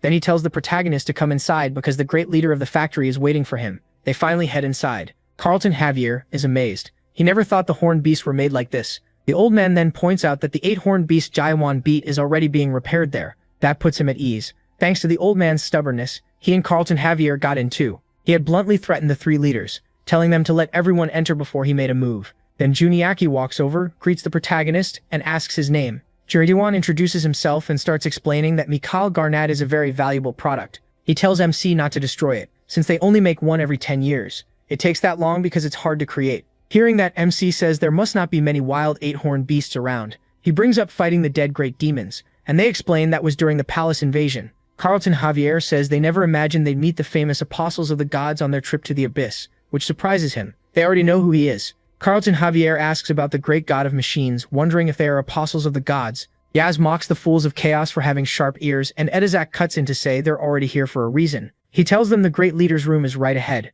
Then the door opens. All three of them are stunned by what they find inside, a huge machine and a man standing there. The figure turns and says this must be the awakened one who opened Genesis. This is the great factory leader, Anyak. As Jaiwan looks at him, that name feels strangely familiar. He keeps thinking about it, and then realizes all the factory leaders' names sound familiar. They don't feel like real names, they sound more like product names. So the protagonist asks if he's ever heard of a planet called Earth. After thinking for a moment, Anyak says that's the name of a phone. Around here people call it World 294. Then Anyak asks why Jaiwan wants to know. MC points out that all their names sound like machines. Anyak says people call them creations of a god from the world of change. If that's true, that world might be his home. So he asks about that god. Anyak answers by asking if he really knows nothing about the abyss. To keep it simple, if monarchs rule the great lands, then the ones who rule the abyss are the gods, and the land those gods fight over is the abyss itself. Carlton Javier finds that pretty interesting, and the old man asks if that means the abyss gods play the same role as monarchs. Anyak says the roles are similar, but they're not the same. Most monarchs are just adapters of the system. Gods and adapters are different. Jaiwan says that in his world, gods are all powerful. So what exactly counts as a god here? Anyak explains that the gods of the abyss are not all-knowing or all-powerful. In some cases, someone can become something close to a god. Still, as a god's creation, he can't fully explain what a god is. What he can explain is what kind of beings gods are. He looks at the protagonist and says that Jaiwan himself is a god. That catches MC off guard. Anyak says it's true. He is awakened. He opened Genesis, and he's unusually fierce. Those who open Genesis and become awakened by taking in their own worlds stand on the same level as the gods of the abyss, and the protagonist may even be beyond them. Unlike those gods, the awakened don't need representatives. Every god in the abyss does, and without them, they can't do anything on their own. They exist by granting their world to their representatives and followers. The more followers a god has, the stronger that god becomes. Gods with too few followers can never reach their full power. Jaiwan starts thinking this place helps beings grow stronger when they can't gather more followers. To him, it sounds a lot like one of those platforms. Anyak adds that it's actually rare for a human soul like MC's to reach godhood, and MC asks why. Anyak says most gods are made by higher beings, who gather karma and evolve them into physical forms. They build karma through control, basically like contribution points. Once a higher being earns enough karma, it can become independent after getting permission from Big Brother. Those who gain their own worlds and become independent are called gods. Jaiwan thinks about that name, Big Brother. Even gods need its approval to become real gods. Even from this short explanation, he can tell it's important. But nothing about it comes to mind, which is strange for something this big not to be recorded in the abyss records. So he asks who Big Brother really is. Carlton Javier says that from what he knows, Big Brother is the name of an organization that protects the system. The old man says that's what he knows too. Anyak replies that of course that's what they'd think. To ordinary humans like them, that is what Big Brother seems to be. Jaiwan asks if that's wrong. Anyak says he'd rather not speak about it too directly. What he can say is that Big Brother is a god, the greatest among gods, the keeper of the system. That's what Big Brother is. Jaiwan nervously says Big Brother is terrifying and that if they don't hide well, its lightning shot will find them. Ajizaki immediately tells him to stop talking nonsense. Jaiwan skips past that and asks the real question. Was their god killed by Big Brother? Anyak says he is surprising in many ways. Then he confirms it. Yes, they lost their god to Big Brother. That's why they were exiled from the abyss and sent here. The protagonist realizes he's getting all kinds of information the abyss records never mentioned. He remembers Anyak saying they lost their god, but their power was still useful, so they were allowed to make a contract with Big Brother. Even so, they're frustrated. If they at least had a Titan warrior, a Debilis ex machina, or something like that, they could do more. Anyak even asked Moloch Armelt for help, hoping he could find that Titan warrior for them. MC says he doesn't know every detail, but he gets the basic situation. They lost their god, yet they were left here because they still had value. Then Anyak turns to MC. He says there's only one reason he called him here, and he asks what it is. Anyak tells the protagonist to give up on going to the abyss. The old man says that doesn't sound like their choice to make. Yas grumbles that the guy has a lot of nerve, but Anyak tells her to step back. He says the old man is right. This isn't their decision. The one who can decide simply won't allow Jaiwan to go. So MC asks if that means the Soul King is blocking them. Anyak says yes. The Soul King is angry at him. He asks if it's because he killed the Mega Dead one, and Anyak confirms it. Magroth, the Mega Dead the protagonist killed earlier, was one of the Soul King's favorite servants.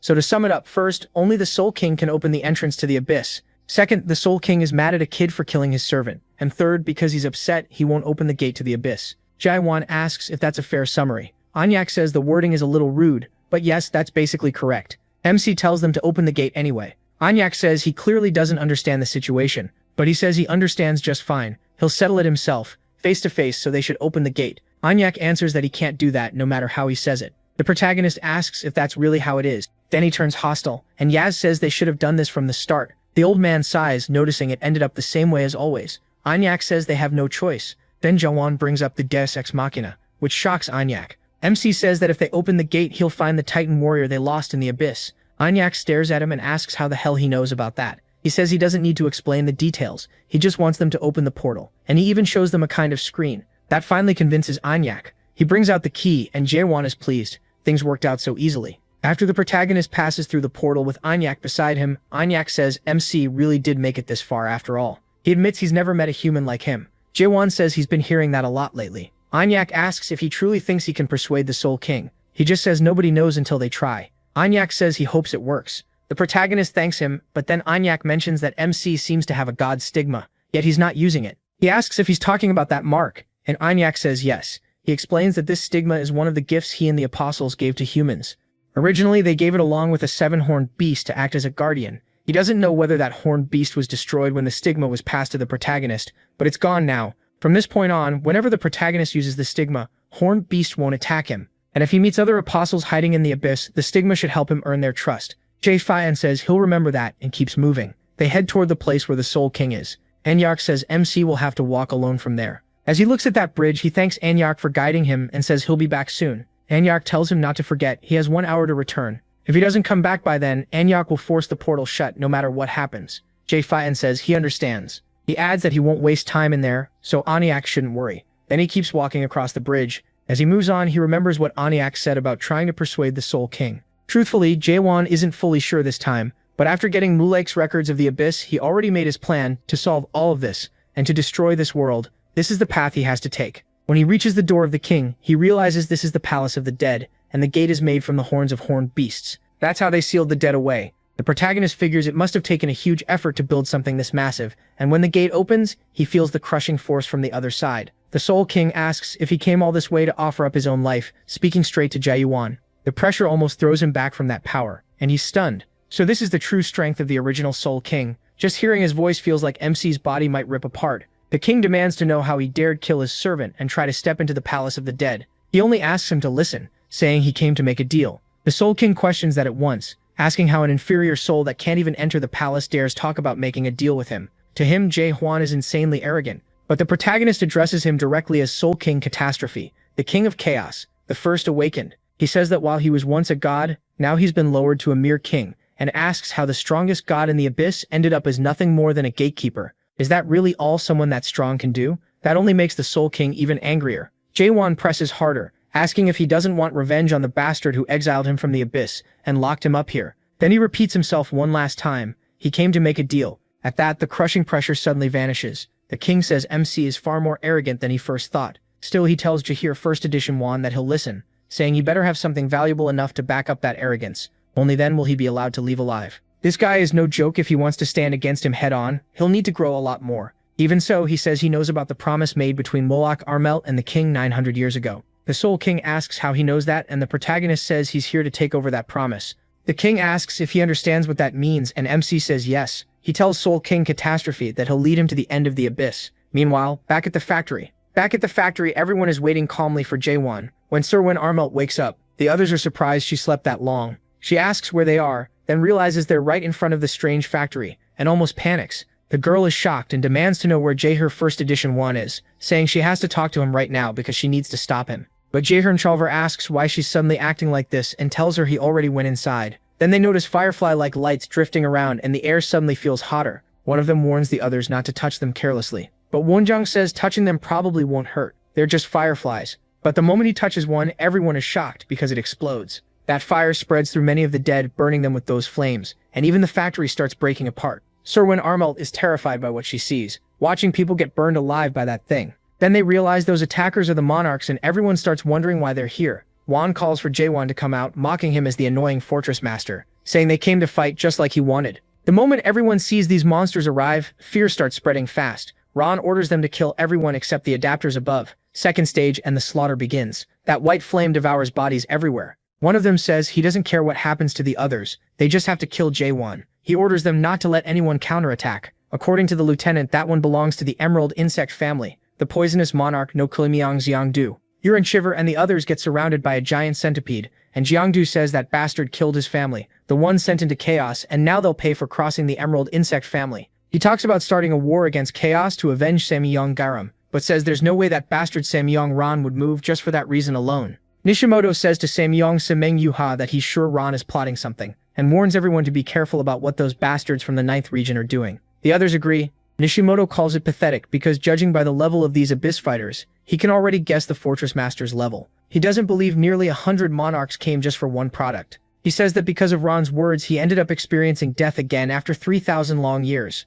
When they say there was enough fruit for everyone, he asks Ron if he was telling the truth, and Ron says of course, telling them not to worry about that. He says he'll leave it in their hands and the remaining fruit should be handed over to the Samyang family. He reminds them not to forget that he is the first son of the Samyang family, before he's the strategist of the 9th region, but Ron thinks he's too tied to old loyalties. Ron finds it laughable. There are 20 from the Emerald Insect family, 10 from the 7th region, 20 from the Samyang family, and 50 he gathered from the 9th region. There are a ton of them, and it's obvious what they want. If they only stare at one tree, they'll miss the whole forest. That's why they fell for the lie that there were still fruits left.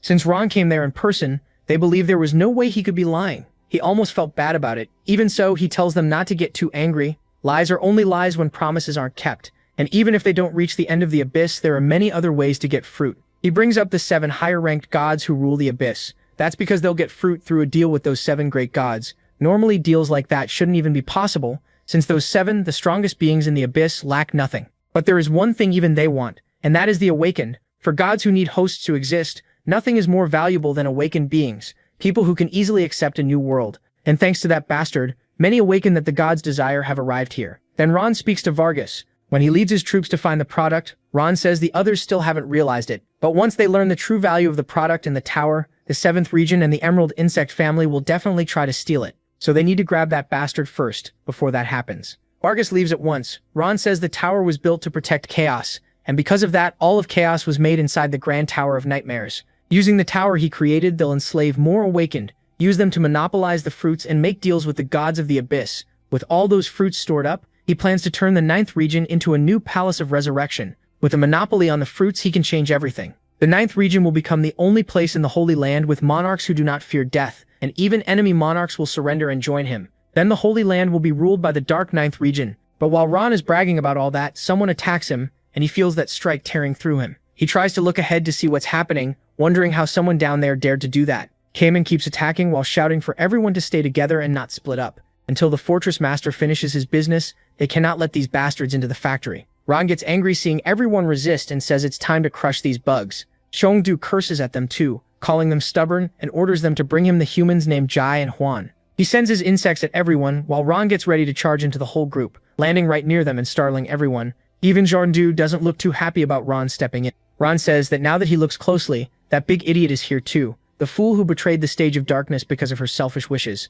She then realizes another lieutenant of the Stage of Darkness is here, and that man is the most dangerous of them all. Ron tells the Monarch of Poison to stop, but Treyondu says his body is too fired up to just stand still. Ron reminds him that he's in charge of this operation, and tells him to wait for now. At that moment, the one who rushes him is Cayman, attacking with everything he has. Seeing him come in, Ron says these souls are always stubborn and never learn. As Cayman attacks, Ron strikes back, blasting him away and taking out others with the same hit. They realize he has that much power in a single blow, and it's completely absurd. His attack even reaches the factory. Ron just stands there looking at all of them on the ground, saying this is how you crush people so they don't even dare look you in the eye. But as he tries to move forward, Gang Huan grabs his leg, saying he won't let him pass.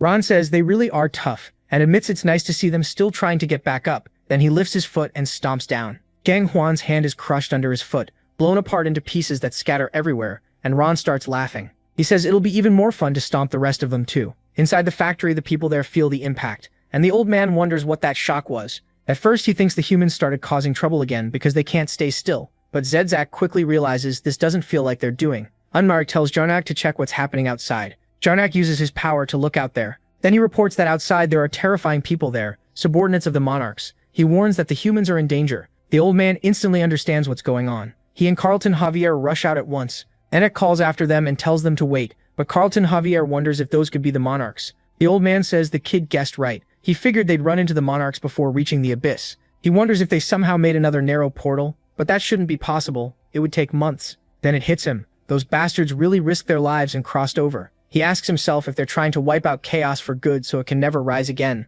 just like they did 900 years ago. That thought brings back an old memory. A man on the edge of death, telling him he doesn't want to die yet. Back then, the old man told him to pull himself together and asked if he was really giving up after coming so far, but the man said it was over. Then he handed the old man a fruit and told him to go tell everyone they hadn't lost, that they got the fruit so the Abyss expedition didn't fail. After they came back, the old man kept repeating that same story. They didn't fail, the expedition got the fruit. He said it over and over, almost like he was hypnotizing himself. He lived through years of shame and humiliation, and now those bastards are trying to take everything again. The moment he steps outside and sees the flames, he's horrified. Carlton Javier speaks to the doctor, telling him to get a grip, and the old man really does. He pushes through the flames, saying he won't let them take everything again like before. He's not the divine doctor anymore, not the helpless man from the past. He gets close to one of them and strikes from behind, cutting that monarch in half. The first one dies. Then he looks toward Mugyok and Kaima and asks, "Where is everyone?" When he looks ahead, he sees a nightmare. People missing eyes, legs, and arms, and even urine coughing up blood.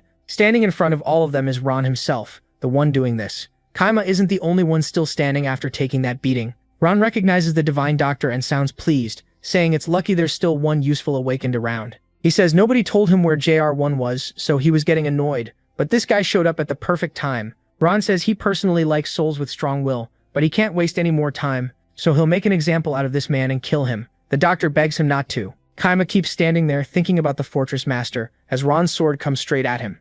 In his mind, he says he's sorry, but just before the hit lands, the old man arrives and yanks him back, throwing him towards Sir Win. She calls out to Shunryu and Carlton, while the other two stay behind to face that madman Ron. When things don't go his way, Ron gets furious, though he admits that wasn't bad. Then he crushes the old man back with pure force alone. The doctor is shocked by that spiritual power and wonders if Kaima has been fighting a monster like this the whole time. But then an attack comes from behind Ron, and the factory leaders appear. Zack confronts the Black Shadow strategist, asking what the hell he thinks he's doing. Ron says it's been a long time since he's seen the factory leaders. Zack repeats the question, and Ron answers that he's looking for a product. Once he finds it, he'll leave. Zack asks if that product is the Awakened who opened Genesis, and Ron asks if they know him. Zack realizes they still haven't changed, even after 1,000 years. Treating living beings with souls like objects is too much. Even so, Ron tells them to open the factory gate for him. Zack asks why he wants in, saying that may be hard to do right now. Ron says the target is inside the factory, but Zack cuts him off and repeats that this is a bad time for him. Ron asks what he means, saying it looks like Zack didn't understand him. Then he orders him to open the door and calls Zack a pile of scrap metal. The second he says that, Ron's power crashes toward them like shockwaves. Someone is stunned by his nerve, and Zack asks if Ron forgot that monarchs are forbidden from interfering with the factory. Ron says that's true. They've stayed quiet until now because the factory is keeping the Soul King sealed. The Catastrophe Soul King is known as one of the 3 ancient gods, a being that required all the monarchs of the 12 regions to seal. He's the strongest god of the Abyss. Ron says he doesn't know exactly how strong that being really is, but right now he's just a fallen god making trash like ghouls. And 1,000 years ago, the supreme monarchs of the 12 regions were far weaker than they are now. Ron declares that he's stronger than all 12 monarchs from back then. Zack warns him he's making the wrong choice and tells him to stop right now. But Ron introduces himself as Samyung Ron, strategist of Black Shadow, and asks if Zack really thinks he'd listen to a lump of metal. Yaz finally loses patience and charges at him, telling him to shut up, but Ron says it's too late. He releases multiple white flame hurricanes straight at Yaz.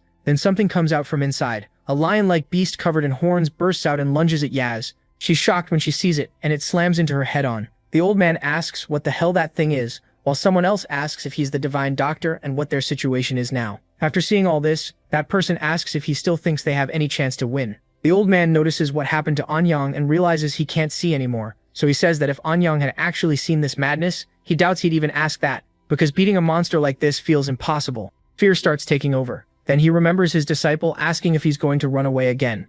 Looking at everything in front of him, he starts to stammer. He's scared, and his body won't stop shaking. He can't understand how the Fortress Master keeps believing he can win against enemies like this. Then Anyang asks the Divine Doctor if the Fortress Master still hasn't returned. The old man says he went to meet a Soul King, and he might die, but even if he did, he's sure that man would never kneel. Then he tells Anyang that no, he still hasn't come back. But even so, the old man draws his sword and says they still haven't lost either. Even while trembling, Anyang smiles. He realizes things can still change, and all of them rise up against those monarchs. Anyang says he showed them overwhelming power enough to break their will, so why are they still resisting, and how dare they keep looking at him like that? Then he thinks maybe this is what nobility really is. Only people who decide for themselves how they'll live can stand like that. He calls them noble even if they aren't monarchs. Honorable people who don't care who's in front of them, even if it's a monarch. It's like they're saying monarchs mean nothing. If all the awakened born in that tower are like this, he starts to wonder whether he can really sell them to the abyss. So he tells Vargas, the plan has changed. Every awakened there needs to die. Only the tower and the product will be spared.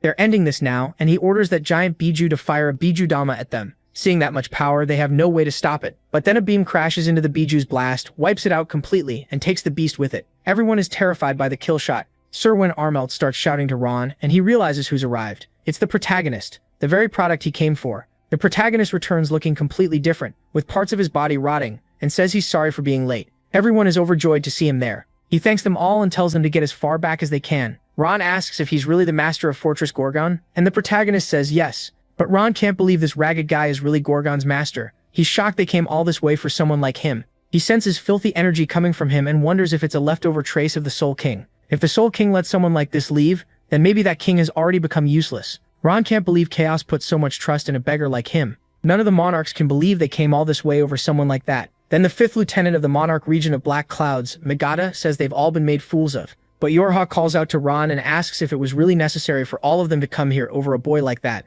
Ron says it may look excessive, but it was necessary. Yorha asks again if it really was. Ron says yes. The obstacle on his path to the Abyss Fruit was the being who decides who may enter and leave the Abyss, the Catastrophe Soul King. And if the Soul King doesn't allow them into the Abyss, then they'll have no choice but to force it to open the gate. I'm a little surprised to realize Yorha is his sister. I hadn't caught that before. Then the Proto starts giving off pressure and asks, are they going to keep talking or finally get ready to fight? The moment they feel that pressure, Chundo says it's interesting. This world really does have a strange way of seeing things.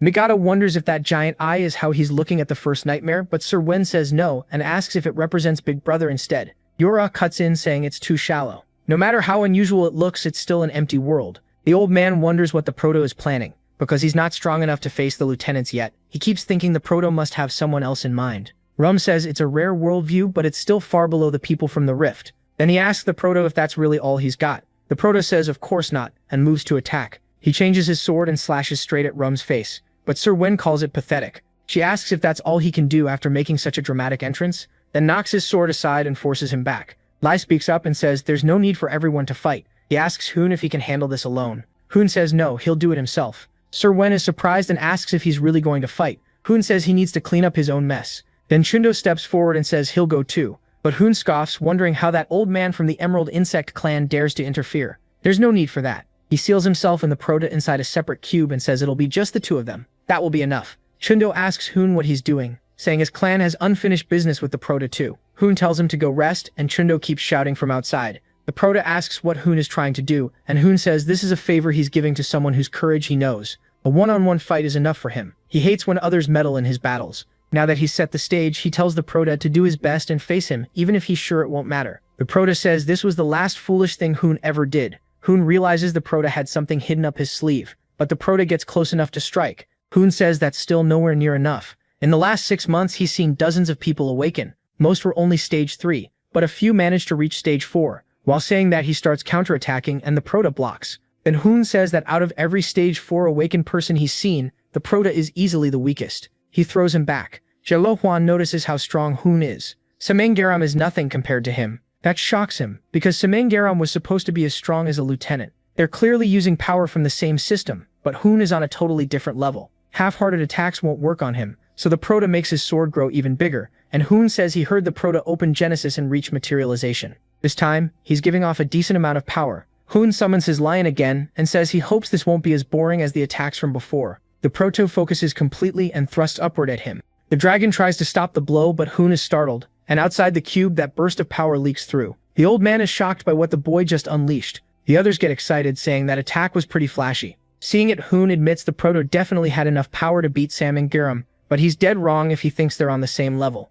Hoon asks if opening Genesis made him think he was the strongest. This is only the beginning. Then he gets to the point, are they finishing this now or does the Proto still have more to show? Hoon asks what Hoon is really trying to do. If he wanted the Proto dead, he could have done it long ago. So what the hell does Hoon want? He notes the boy is fast, then orders him to go to the 9th region and bring back the Tower of Awakening he created. But the Proto asks what he'll do if he refuses. Hoon can tell he doesn't want to, but wonders if he really has a choice. Then he shows the Proto something. Countless different cubes appear in front of him, and inside one of them, The Proto notices a computer. Hoon says he looks surprised to see familiar objects, but that's not the only gift he's offering. He says he'll give the Proto something even more important, his real body, and the chance to get back the life he lost. Then he asks Hoon if he doesn't miss her. He says the Proto can start over, and he'll even make him the 8th lieutenant. And that's not all. He shows the Proto even more things. The Proto recognizes the place. It's Earth. Hoon says he'll also return the time he lost, but the Proto simply says he won't go back. Hoon says he expected that. From the way the Proto has acted this whole time, he seems to hate the idea of returning with all his heart. The Proto asks why make an offer like that if he already knew, and Hoon says even if he went back,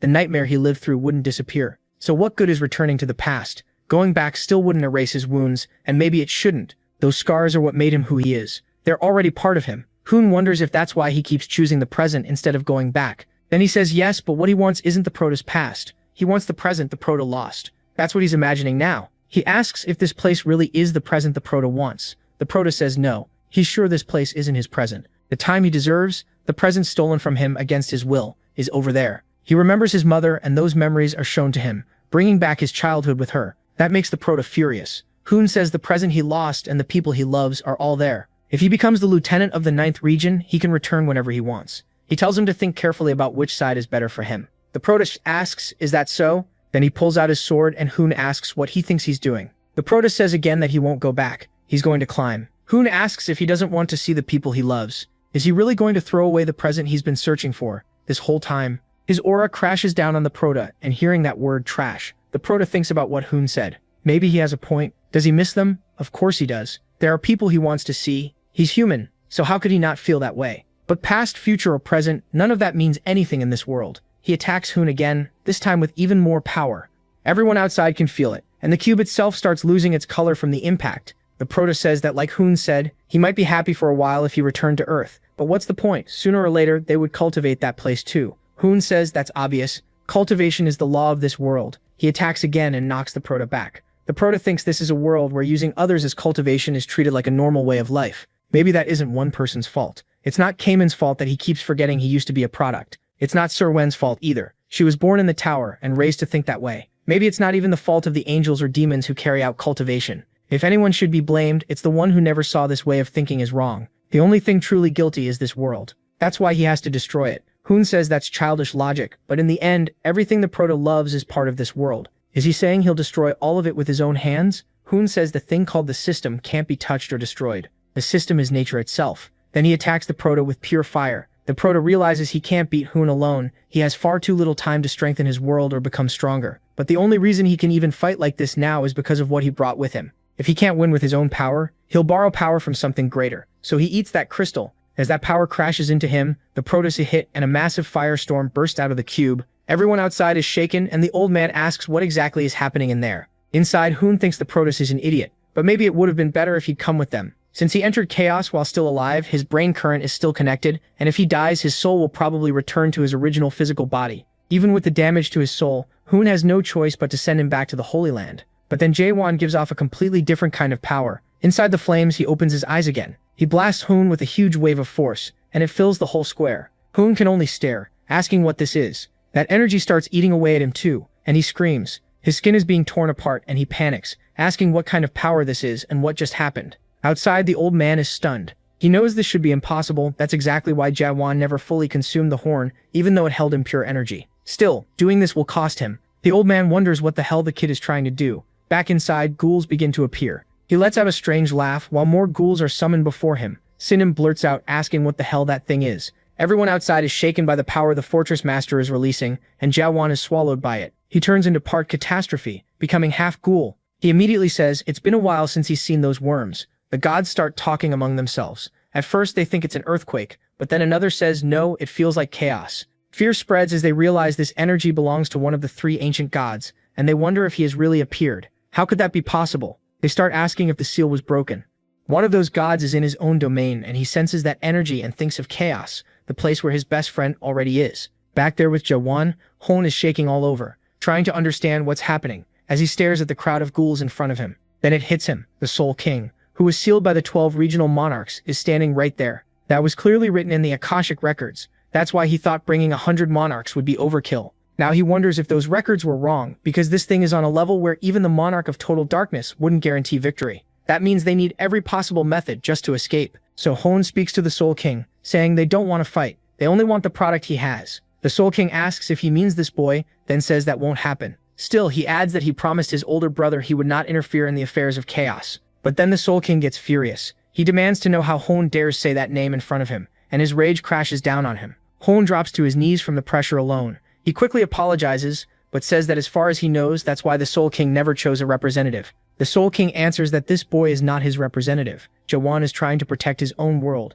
even if it costs his life. That's why they made a contract. Hone is stunned that he actually made a contract with the Soul King, and asks what kind of contract it is. The Soul King says it's none of his business, then raises a hand and gathers a terrifying amount of power. That power rushes straight at Hone, and the Soul King says one thing is certain, all of them are going to die right there. Everyone is crushed by that threat, and Hone asks what he's talking about. Is he really saying he'll break the promise he made to his older brother? The Soul King says he never did any such thing. Even if this is his power, it still isn't his will. Then he starts attacking all those monarchs, and Hone orders everyone to join forces. He says this isn't the time to panic. They have to work together, because he thinks the Soul King is using ghoul descent to appear there. No matter how strong the vessel is, it's still a human body and it should collapse soon. They just need to wear him down. If they survive 5 minutes, they can win. But Chawan Duo calls him an idiot and asks if he really wants to fight that monster. Hone starts shouting at Chawan Duo, but Chawan Duo says the emerald insect family is staying out of this, and tells him to do whatever he wants. Hone is completely terrified. The Soul King turns to the emerald insects and asks if they're the ones who made that so-called spirit stone after studying his world.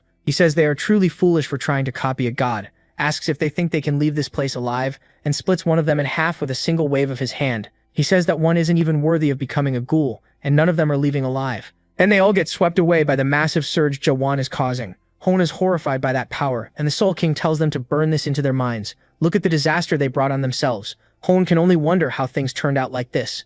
Then Sambuha arrives and tells them to raise their heads, cutting through the flood. She asks if they really plan to keep acting this pathetic, because if they do, everyone will die. Sir Wen says the strategist is right. They only need to last 5 minutes, so everyone should attack. The Soul King says it seems they have a few brave ones after all. Hoon sees that his sister came to help, and she orders everyone to charge. The few who can still do anything actually move in with her. But those ghouls begin threatening everyone there. Hoon says that's good. They still have a chance as long as they don't lose heart. Even if they take heavy losses, that's better than everyone dying. With an attack on this level, he's sure some time has already passed, and no one knows how this will end. The Soul King says it's quite a sight watching them break their heads just to survive. Even so, he just flicks a finger at them, and that tiny flick wipes out a huge part of the monarchs, killing Hoon's sister and everyone behind him. Hoon is left in despair over that, and then the Soul King says it would be boring to just sit there and do nothing. That finally breaks Hoon and he starts laughing. All he can do is ask what the hell just happened. There was never any way to beat a disaster like this from the start, and he admits it. Jaehwan won. Even so, he still won't let everything happen the way the protagonist wants.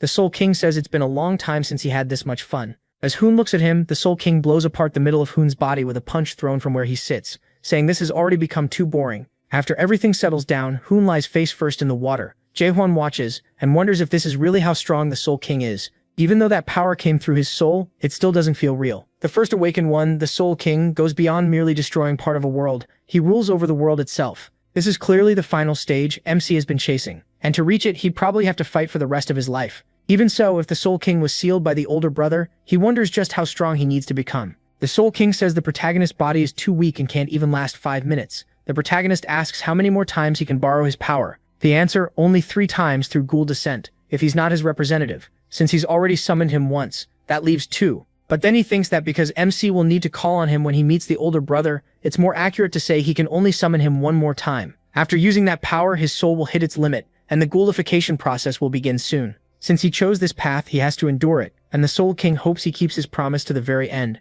Then ghoulification hits the protagonist. Once the bond is cut, all the pain crashes into him at once, and it feels like his body is about to break apart. He realizes that the more ghoulification advances, the more his memories disappear, and losing someone's memories is the same as losing yourself. Once a person is lost like that, their very existence disappears, and they become a ghoul. With that, he starts screaming in agony. He wonders if this is really how he'll become a ghoul, but as he falls into an ocean of memories, he starts seeing the old man's world, and the old man appears there, drawing. Then Jaehwan remembers. He realizes the memories are coming back. He remembers Cayman talking with the old man, asking why he followed the fortress master on that journey. The old man says he can't remember any one special reason, and that boy is just stubborn, rude, childish, and careless. All he ever does is attack an old man like him. But if he's asking why he still went along despite all that, it's because he doesn't want him to be alone. And then Jaehwan starts coming back. The old man manages to pull the boy back, calling for him to wake up again and again. The MC tells him to stop calling him like that. He asks the old man if he's really still doing this, and the old man nearly cries when he sees that Jae-won is finally awake. He asks what he's going to do if he turns into a ghoul. Didn't he think about that? But the protagonist says he trusted the old man to wake him up. Hearing that, the old man tries to rush in and hug him, but MC stops him first and starts getting up, looking at how all of this ended, and wondering if it's really over. He thinks that even though they suffered heavy losses, many members of the expedition survived. More and more people are awakening too, so there shouldn't be any problems after he leaves. And even if the monarchs no longer care about chaos for now, the balance of power in the omnipotent lands has been broken, so they'll be too busy fixing that. Chaos has finally found freedom, or at least that's what he thought. Then others run over to the fortress master, asking what all of this is. He remembers Hoon saying he wouldn't let things go the way he wanted. Then Hoon, as he fades away, starts to smile, and the dead begin to ask. They ask if the protagonist really came here alive. The old man doesn't get it. Jae-won just risked everything for them. But they insist this matters, because every soul in chaos is supposed to be dead. And someone points out that when the Castellan went to the Palace of Resurrection, he never took any fruit. Cayman shows up, shocked. They think MC got his life back that way.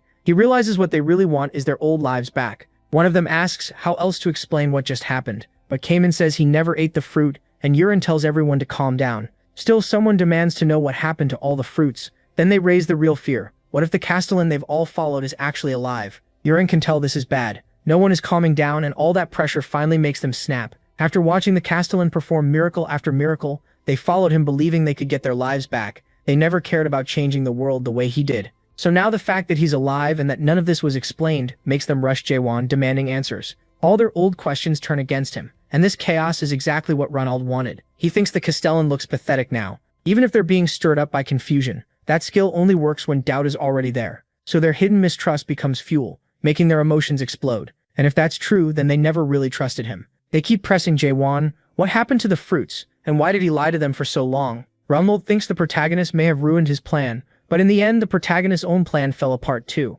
Cayman tries to stop them, but MC cuts in and says he destroyed every fruit. No one believes him, not even Cayman. He's stunned too. They ask him to repeat that. Why would he do it? Was it because he was alive? How could he destroy the very thing they all wanted? Jae-won says it's true. Real life can't be reached through something like the fruits. Even if someone came back through them in the omnipotent lands, the same war would happen again, and they'd end up back in chaos. He could have explained all that to them. Instead, he asks if what they're really asking is whether he's alive. His tone turns sharp. They ask what he's trying to do, and Jae-won tells them that if they want the answer, they should see it for themselves. Then he reveals his brain link. Now it's clear he really was connected. He'd been alive the whole time. To them, it looks like he used everyone so he could take the fruit for himself. Then he asks why they've all gone silent and says he doesn't care what's true or false anymore. But even so, he reaches up and cuts his own link, saying this is the life he chose. That was completely insane. Jae-won threw away his mortal body just to stay alive there, and after cutting the bond to his real body, Hoon starts laughing. From the side, he calls the protagonist crazy and asks if he really thinks he can sever his mental link.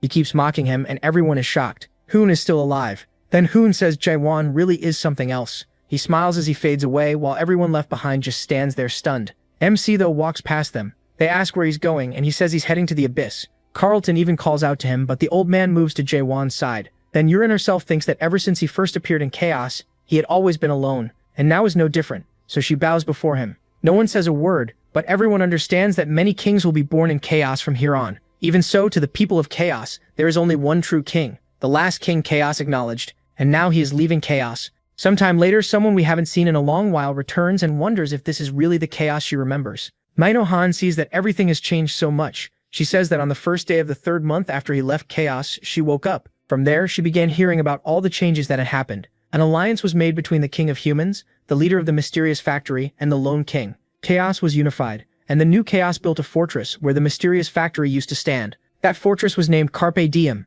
Humans, ghouls, and horned beasts, who used to fight each other, now live together in Carpe Diem. Even so, Mino says she still can't get used to it. That's how Carpe Diem, the center of chaos, began to prosper, and then the border forces started to appear. As Carpe Diem grew, new threats showed up. Those forces came from the Absolute Lands, and the ninth region ruled by the Shadow Strategist had already lost much of its power because of the Monarch Massacre. The other regions saw that as their chance, so war broke out. Mino heard that because of it, monarchs were dying every day and appearing in chaos.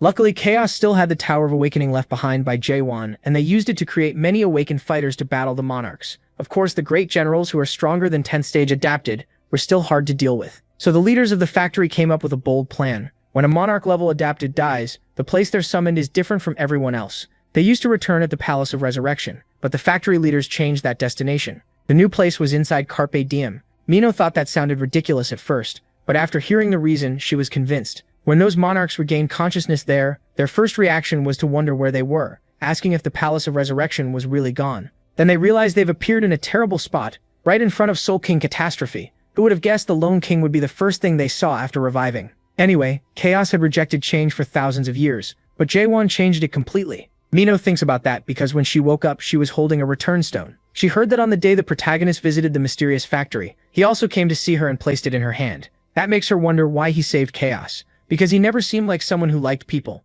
and there was no clear reason for him to save them. Then she remembers asking him not to give up on this world, but she tells herself that can't be the only reason. Even so, she still wants to know why he saved this world. She wonders if she'll find the answer here, as she enters the tower and the system asks if she agrees to be summoned into the Tower of Nightmares. At that moment, she starts to understand. Thinking about the faces and feelings of everyone who enters the tower, she feels like she finally gets it a little. She remembers how he kept talking about bringing this world to an end, and yet before leaving, he still gave them hope. She accepts and says maybe that's the answer, a way to end this world, and maybe one day she thinks she'll see him again. In the world he drew, there was no way to know if that was truly possible. Even so, in her mind, his world held a tree with roots but no soil, and only a few bare branches. Still, thinking of that world made her feel less alone, because even if everyone else betrays this world, there will always be one person who protects it to the end, and that world protected by a single man is called the world after death. Man, if this isn't pure cinema, I don't know what is. You'll have to tell me what is, and if you want the continuation with Jaewon climbing higher, leave a like and subscribe to this YouTube channel. It really feels like there's still a lot left to happen, so we're definitely continuing.